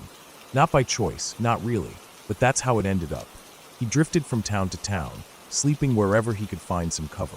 A lot of nights he'd be out in the woods, tucked away from the busy streets and the cops. I met him through another guy, and they'd become friends, two men surviving on the margins, sharing what little they had. Jake wasn't like some of the other folks you see in the streets. He kept to himself, mostly quiet, and wary of anyone trying to bother him. He and his buddy, we'll call him Sam, found a spot deep in the forest, a couple of hours' walk from the nearest town. It was a place where they could sleep without being kicked out, where no one would be poking around to make trouble. It wasn't much, just a small clearing under some thick pines, with a bit of dry brush for a fire if they needed one. Sam always carried a worn-out sleeping bag, the one thing he insisted on keeping safe. It was old, tattered, but it was his only real comfort. One cold morning, Jake decided to head into town early.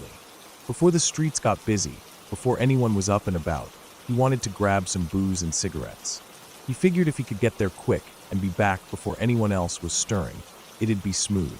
Sam stayed behind, curled up in his sleeping bag, catching a few more hours of rest. Jake's walk was long, 4 hours there and back. The forest was still dark and quiet when he set out, with only the soft sounds of birds waking up and the faint rustle of leaves in the wind. The path was rough, muddy from last night's rain, roots sticking out, making every step tricky. He kept his head down, shoulders hunched against the cold. When he got to town, it was still early. Most stores weren't open yet. The off-license was one of the few places that opened early, and he was lucky it was nearby.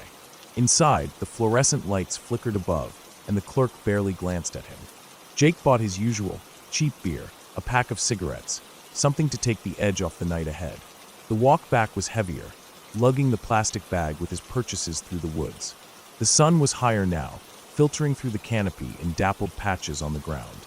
The forest that felt quiet before was now alive with the sounds of birds, insects, and the occasional snap of twigs underfoot. When Jake finally reached their clearing, something was wrong.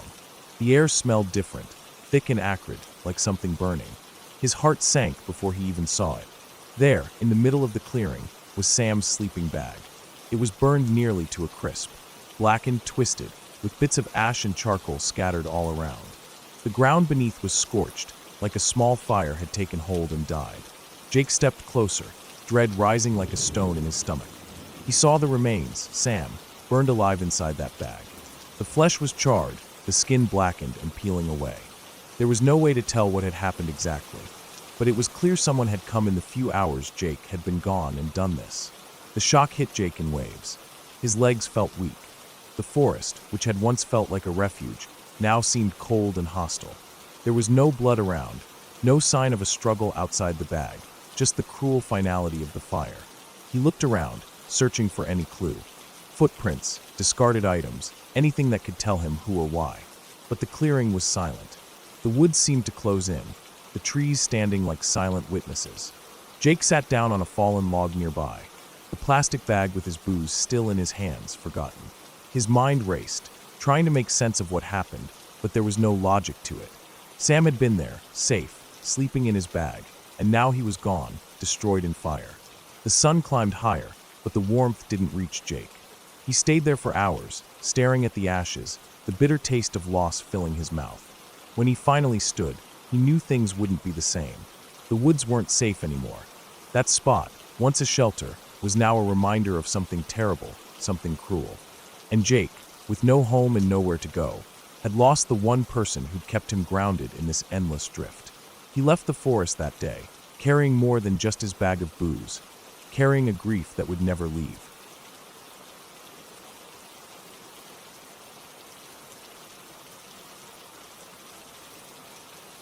It was something my mother told me not too long ago, but the story itself happened about 10 years back. Even though it's been so long, it still sticks with me. I think what makes it so unsettling is how real it feels. There's no nonsense about ghosts or anything magical. It's just this strange, hard-to-explain situation that our family still talks about quietly from time to time. My cousin, she was about 17 or 18 years old at the time. She was always such a lively girl, smart, full of energy, and really close to my dad's sister, our aunt. They had this really close relationship, almost like sisters in a way. My cousin used to babysit my aunt's kids all the time. The kids were really young, no older than 4 years old, just little toddlers who adored their babysitter. She was basically part of the family. Everyone trusted her completely. The house my aunt lived in was under construction when everything happened. It was one of those big projects, walls being knocked down, new rooms added, windows replaced, a mess of noise and dust. The construction started a few weeks before my cousin's accident, and of course, continued after she passed away. My aunt was juggling a lot: work, the construction chaos, and the kids, all while trying to keep everything as normal as possible. Now, here's where things start to get strange. One day, while my aunt was at work, she got a call from one of the construction workers. He was calling to complain about a teenage girl who kept showing up at the site.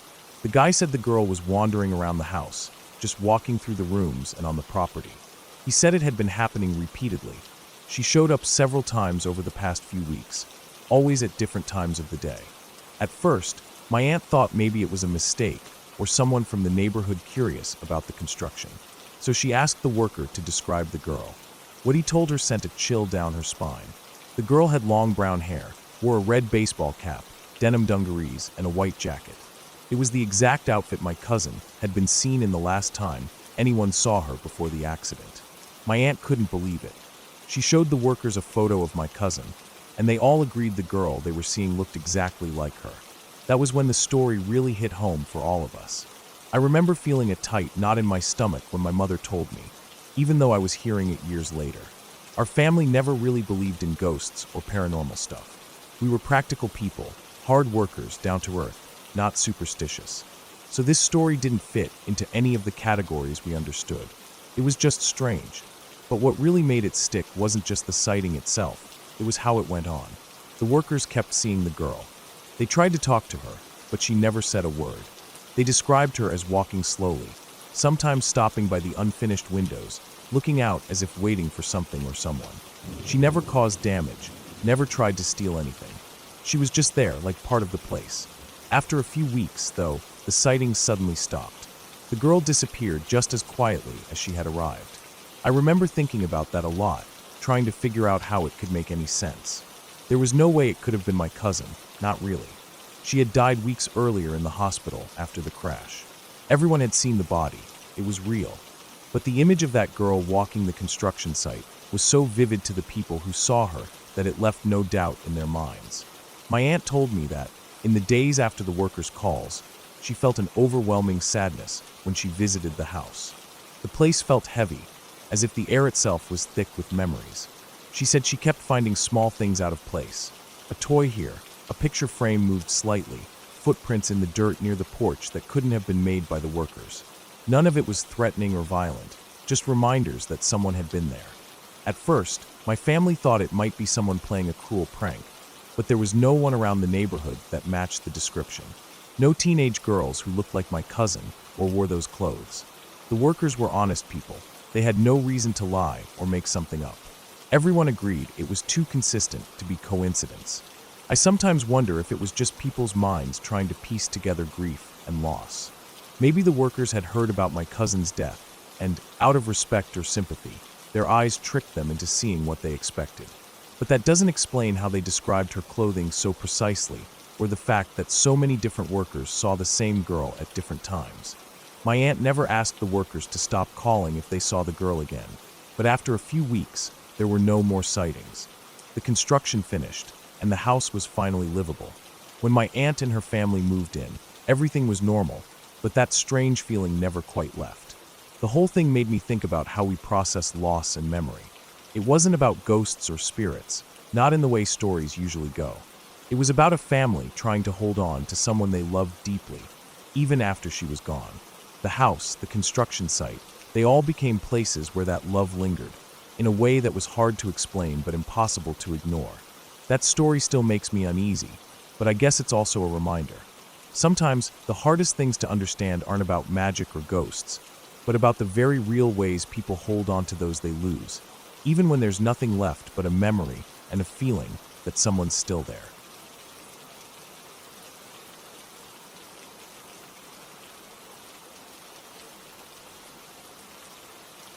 I was stationed in Germany during the early 1980s, assigned to an armored unit in the US Army. It was one of those long postings that somehow becomes a blur, a collection of drills, schedules, cold nights, and early mornings. But there was one particular winter that carved itself into my memory like it didn't belong with the rest of it. It was during one of those big NATO exercises they called Winter Reforger. Basically, a massive mock war. Two sides, all military, all over the countryside, playing war games with real equipment. A lot of noise, a lot of movement, and a lot of cold. That year, my buddy McAllister and I were assigned to a tank. We weren't in a combat zone per se, but we were stationed out in the middle of nowhere, holding a position. I don't remember why exactly, but there was some sort of delay with our unit's movement. Maybe there was miscommunication, or the higher-ups were trying to regroup or resupply. Whatever it was, we were told to stay put and wait. We were about 2 clicks from the nearest small town. Not a big place, just a few houses, some cobblestone streets, and the typical charm those old German villages tend to have. No one was around the area we were holding, and after a couple days of nothing but cold rations, freezing wind, and sitting around, boredom started setting in hard. We were in our early 20s, restless, and stupid in that way young soldiers often are. McAllister joked one morning about walking into town and seeing if we could grab a bottle of apple corn. It's this German apple-flavored liquor, sweet and strong. I laughed, then stopped laughing when I realized he was serious. After a quick back and forth, we agreed to go. The tank wasn't moving, and we weren't going anywhere fast. We figured we could walk down, get a bottle, come back. No one would even notice. So we threw on our coats, grabbed our gear just in case, and set off. It was late afternoon. The air was crisp, and our boots made dull crunches against the frozen ground. The path into the town wound through a patch of trees, with old stone walls lining parts of the road. No cars passed us. It felt weirdly quiet, like everything was muffled. We joked about how it felt like we were in a movie, heading into some quaint European town to get booze, like it was the most important mission of our deployment. When we reached the edge of the village, we saw a kid on a bicycle. He looked maybe 10 or 11, riding slowly, just sort of drifting along like kids do when they're bored and don't really have a destination. He had one of those knitted hats with a pom-pom on top, and he wore a coat that looked too big for him. McAllister raised a hand and called out. The kid stopped, looked at us, and we walked up to him. I asked if he knew where we could buy a bottle of apple corn. He nodded quickly and pointed down a side street, mumbling something in German. We didn't understand most of it, but the pointing was clear enough. We thanked him, and he took off slowly on his bike again. We turned down the street he'd indicated and started walking. A few minutes later, we saw a bar. It was on the corner of 2 narrow streets, the kind of place that looked old and well-worn. The windows glowed with yellow light, and there was movement inside. Through the frosted glass, we could make out people sitting at tables, some standing near the bar, a waitress carrying a tray. It looked warm and alive inside, a real contrast to the cold stillness outside. But something didn't sit right. The kid hadn't mentioned this place. It was literally right along the path he told us to follow. If he knew the area well, which he clearly did, why wouldn't he tell us to stop here? Still, we figured maybe he thought of another place, or maybe this bar didn't sell bottles to go. Who knew? Curiosity and the promise of warmth pulled us toward the door. We went in. As soon as we stepped inside, everything stopped.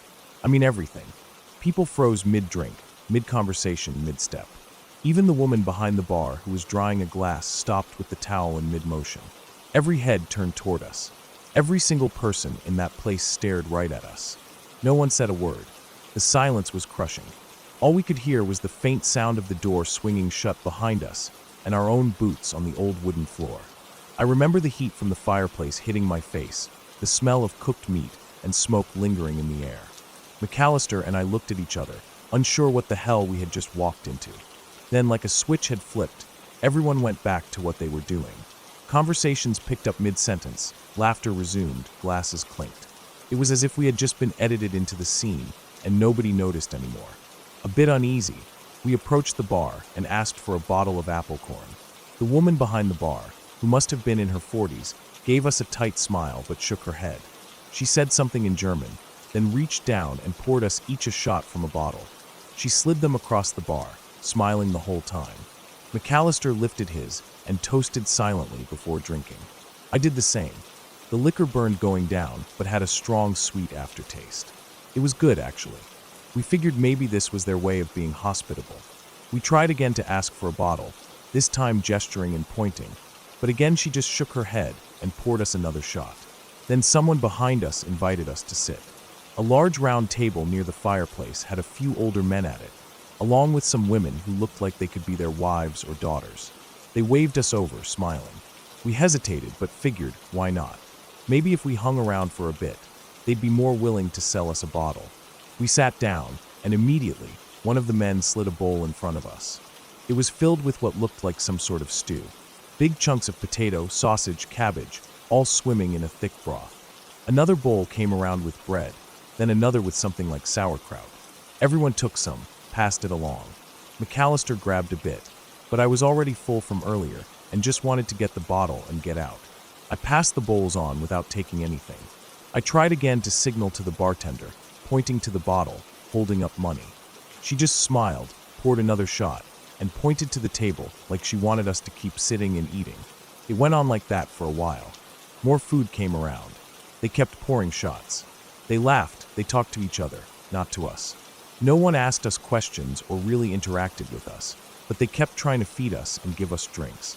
After maybe half an hour, I started feeling uncomfortable.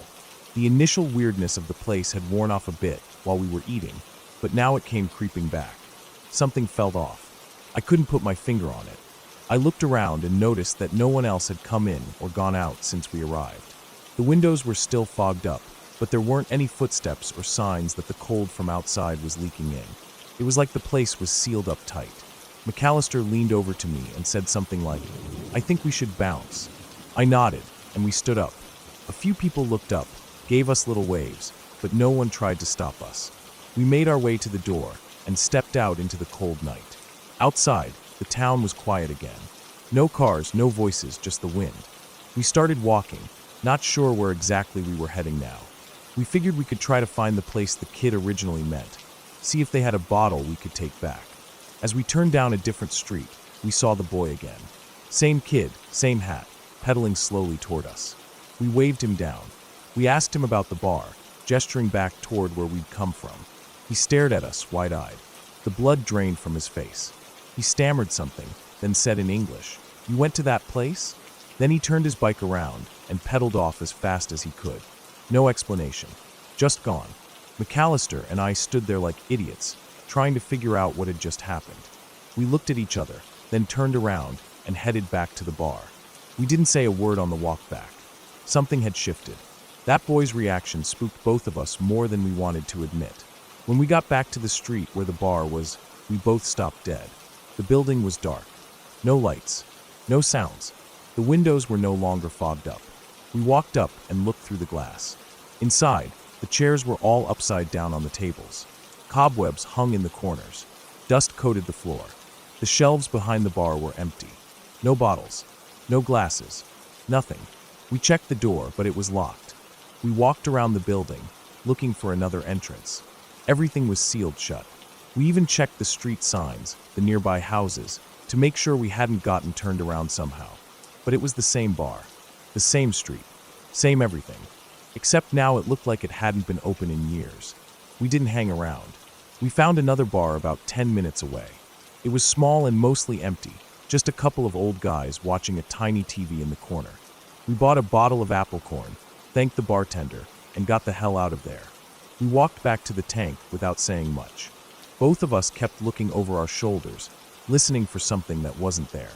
That night, we sat on the edge of the tank, passing the bottle back and forth in silence. We didn't talk about the bar. Not that night. Not for a long time. It wasn't until years later, after we were both out of the army, that we brought it up again. And even then, it didn't make any more sense than it did back then. We tried to rationalize it. Maybe we got turned around and found a different bar. Maybe the place had been abandoned all along, and we imagined the rest. Maybe it was some weird setup or prank, though God knows why. But every theory we came up with fell apart under scrutiny. All I know is what I saw. I know that we walked into a warm, noisy bar full of people. I know they all stared at us. I know they refused to sell us a bottle and kept giving us food and drinks. I know that the boy freaked out when we mentioned it. And I know that when we went back, the place was dead, like it had been shut down for decades. Whatever happened